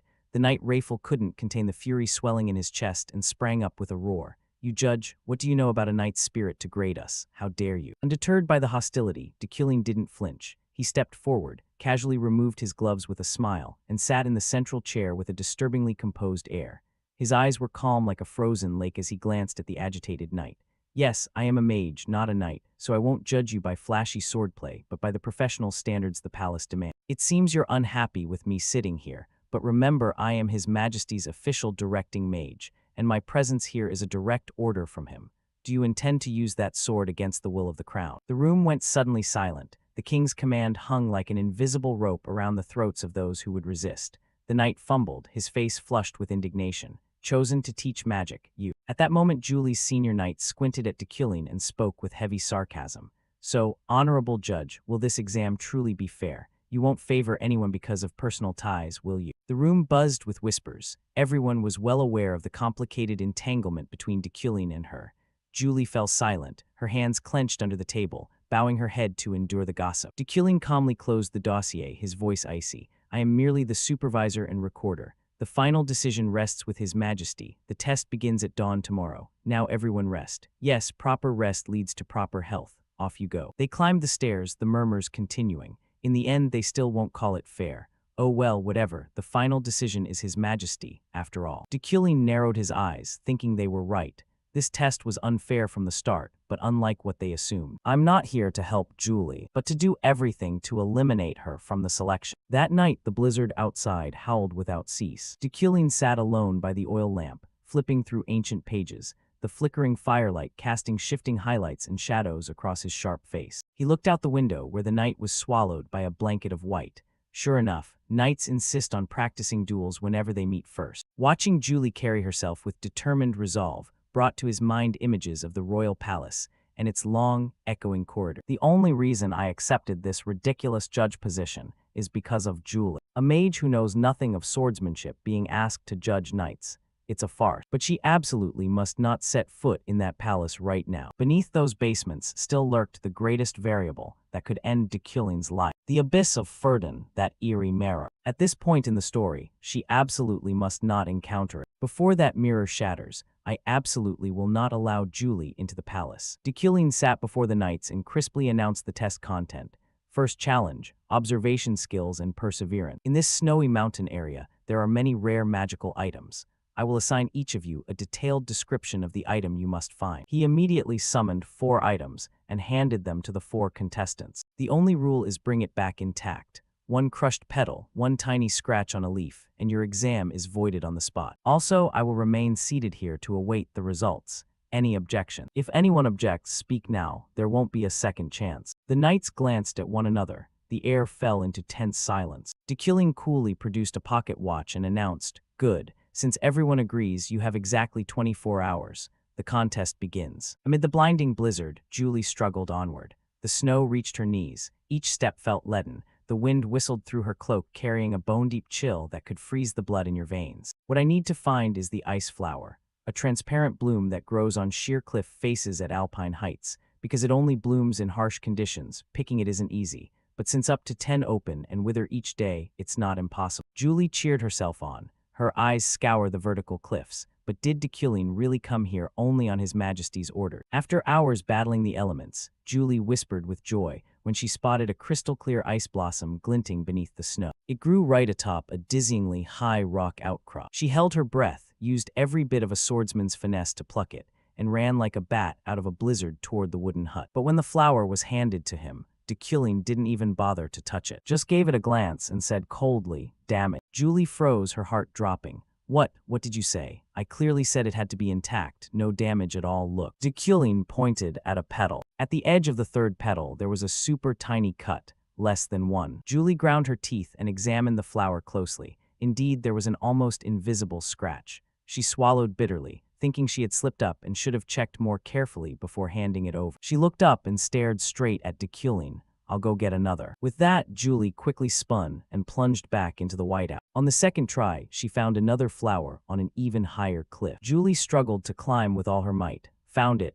thank goodness. The icy gusts nearly made her slip and fall. Julie brought the bloom back, but Dekulin kept his frosty demeanor. 1 leaf had a small corner missing, cut by the driving snow. Meanwhile, her senior sat leisurely enjoying a hot meal and said, "More defective stock." Julie's empty stomach began to protest. Her head spun from exhaustion and the freezing temperature. Dekulin looked at her, his voice stern. "You will not touch any food until you complete the task or give up." "So, will you give up?" Julie shouted, her resolve igniting. "No, I'll find another flower." Julie hurled herself into the bitter wind once more. The blizzard grew fiercer. Even with armor staving off some cold, she couldn't endure much longer, if she didn't find the ice flower quickly then. On her 3rd try, Julie found the most perfect ice blossom. Her eyes narrowed with determination, as if this were her last chance. She cradled it like a treasure, using her body to shield it from the snow, letting frost form on her shoulder. When she brought it back, she was certain this time she'd succeeded. But Dekulin inspected it a moment, then still spat out cruel words. "Still damn it. No way that can be." He brought the flower close to Julie and added, "There's a small crack on the petal." Julie almost collapsed onto the wooden floor, tears of fury welling up. How is this possible? Why, what happened? There was clearly no scratch on the outside, so why does it keep getting damaged? Suddenly her gaze lifted and locked onto something. It swept past once and finally settled on the blazing campfire in the middle of the room. A flash of insight lit up her mind. Could it be? Julie said nothing. She rose with fiery eyes. One more time, please allow me to go again. She turned and set off again to search for the flower. But this time she didn't head back to the old cliff. Dekillian watched her thin but stubborn back and judged silently. It seems she's figured out the pattern, but even if she has, it's useless. That palace is a place she absolutely must not step into. At the Knights' testing center, the atmosphere was thick with anxiety. The Knights paced restlessly, their eyes fixed on the white sheet of snow outside. A female knight murmured, "Can Julie really pass?" Julie's senior clenched his fists, voice uncertain. I don't know either." At that moment a voice rose above the howling wind from behind. Julie appeared, breathless, cradling a glittering flower. "Your Honor, I have brought the ice flower back." The knight stood stunned with joy. "She's here." Dekillian remained motionless in the shelter, his voice cold. "Bring it in here, Julie." But Julie didn't step forward. She stood rooted in the snowfall, voice trembling but resolute.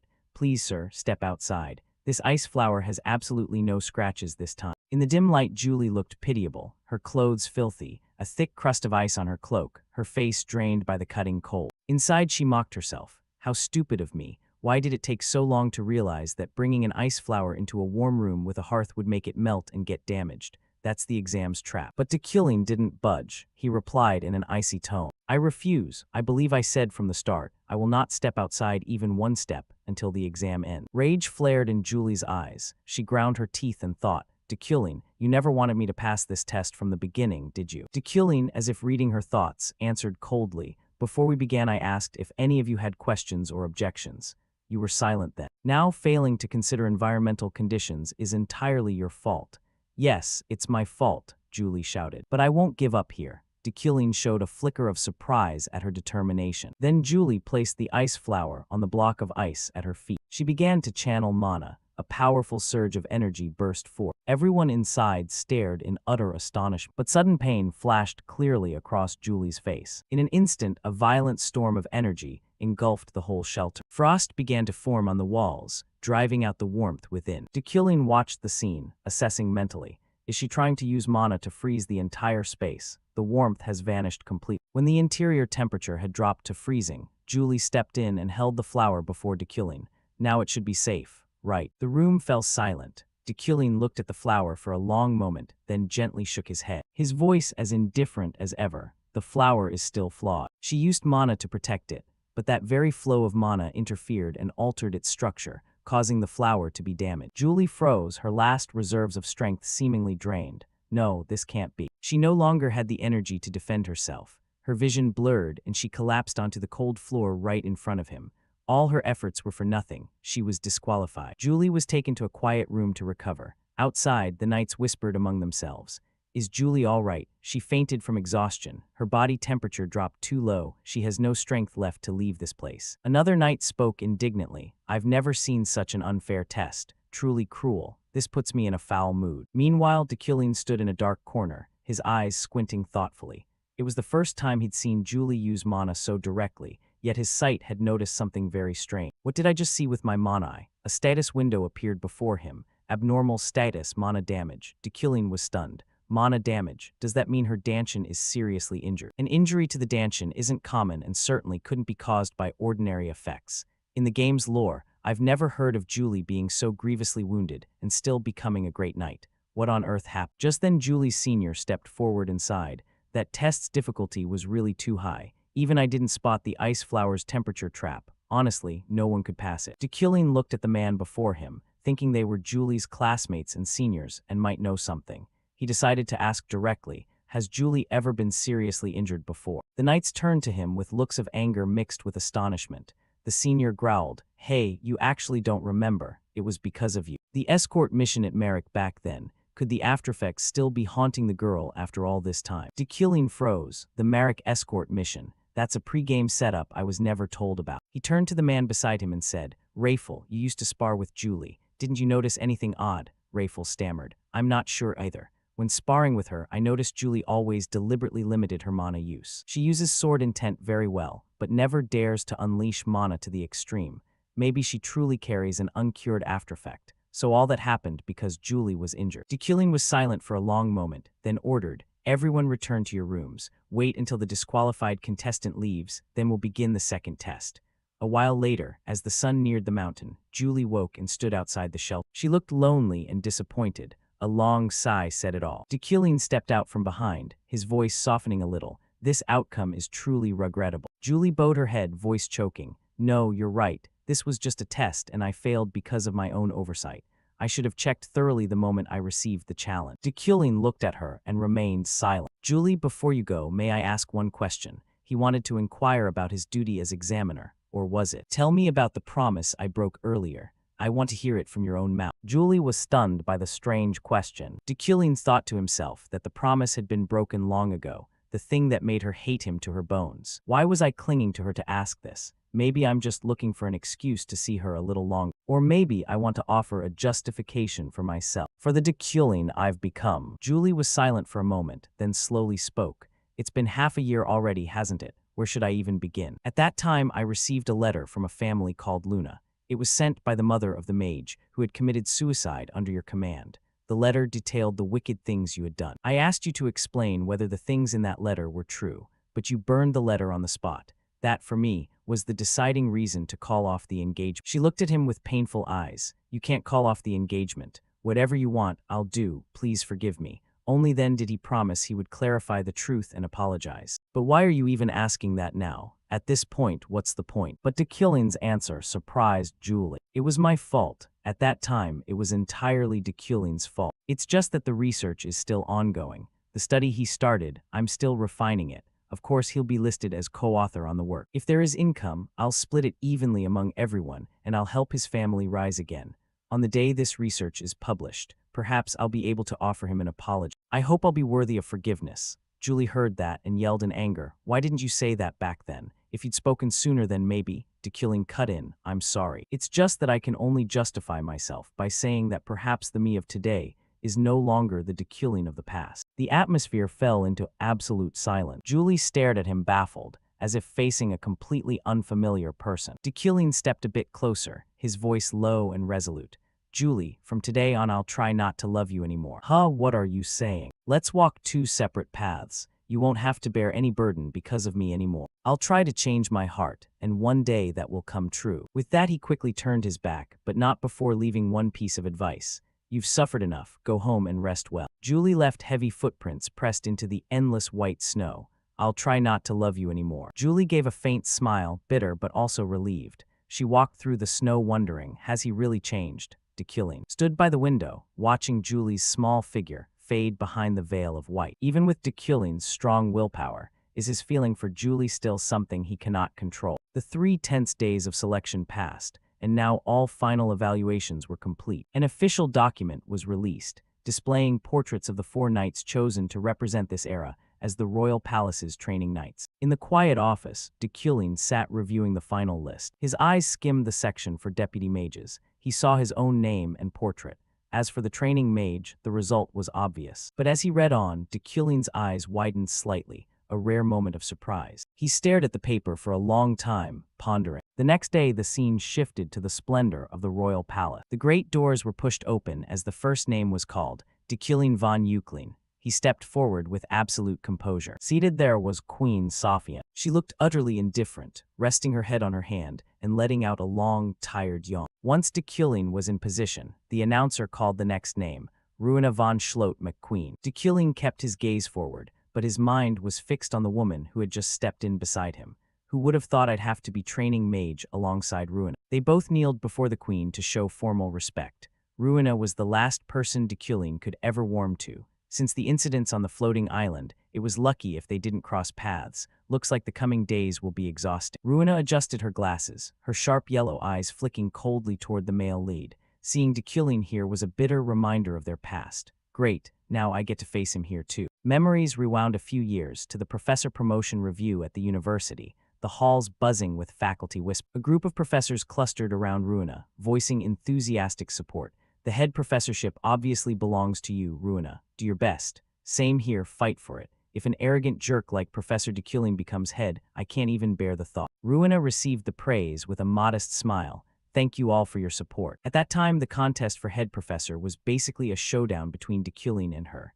It was a close fight, but for different reasons. Dekulin had astounding magic analysis, deep theoretical knowledge, and overwhelming family influence, while Ruina led in overall research achievements. She believed fundamental differences in character would give her the edge. She had the respect and backing of other professors, while Dekulin stood alone with his arrogance. She was fully confident that the head position of the Mage Tower would be hers. But all of that came under Dekulin's notice, and of course that was never a good thing. A few days later, at Ruina's family manor, the peaceful atmosphere was shattered by frantic footsteps. Staff and mages ran down the hall in utter chaos. Move, there's an emergency. Ruina, startled, stopped someone and asked, "What's happening that everyone's in such a rush?" The man looked at her, pale and drenched in sweat, stumbling over words to explain the sudden crisis. The news hit Ruina like a nightmare. "The master has been gravely injured, sir." But the tragedy didn't stop there. A flood of risk reports poured in, each worse than the last. Her brother's business teetered on collapse as partners inexplicably tore up contracts. Her younger sister suffered a horrific accident.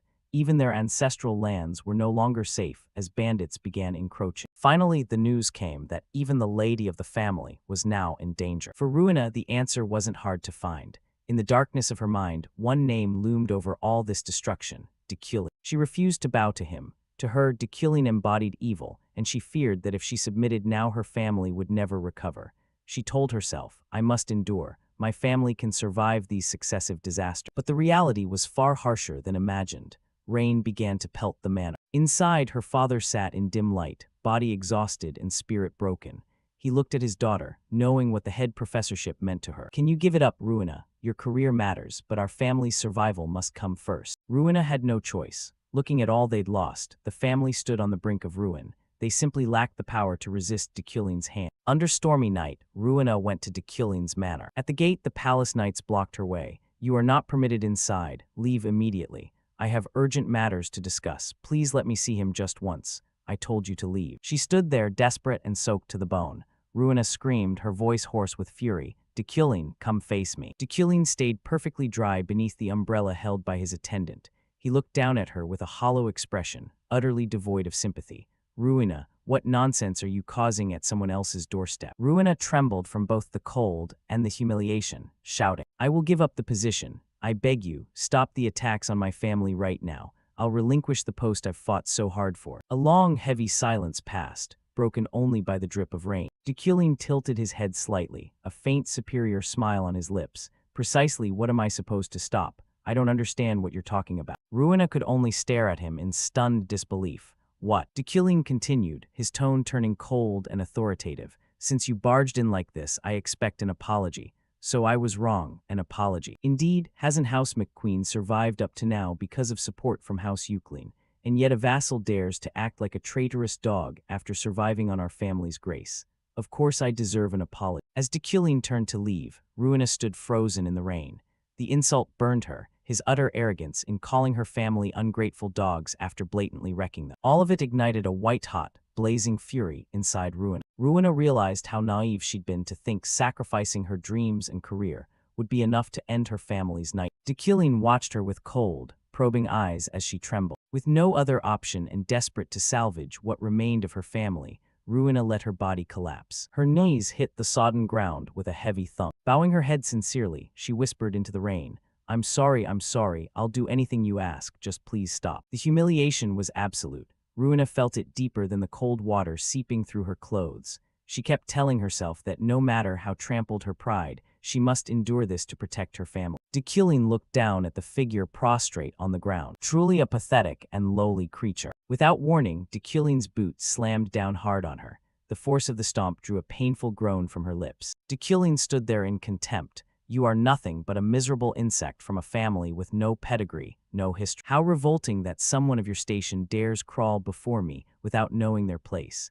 Even a dog wouldn't try to sit atop its master, would it?" Dekulin coldly issued his final dismissal. "Get out. If you truly want your family to recover and survive, never let me see your face again."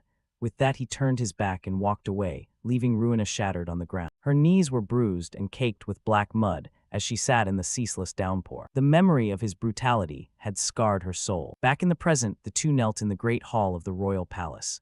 Ruina glanced at the male lead, the memory of that day vivid as if it happened yesterday. She had never forgotten the weight of Deculin's boot or the contempt in his voice. She ground her teeth, eyes full of hatred. This time I will never lose, not even once. The humiliation I suffered that day, I will make them pay back 100-fold. Scene shifts to the next day at the Royal University. The air was thick with tension. Is that for real? Yes, exactly. I heard that person suddenly vanished without a trace. Well, that's obvious, but I mean, did Professor Deculin really have a hand in this? As Deculin strode down the corridor, of course he overheard those whispers. What's all the fuss about? Oh, there's a rumor that Lady Ruina has gone missing.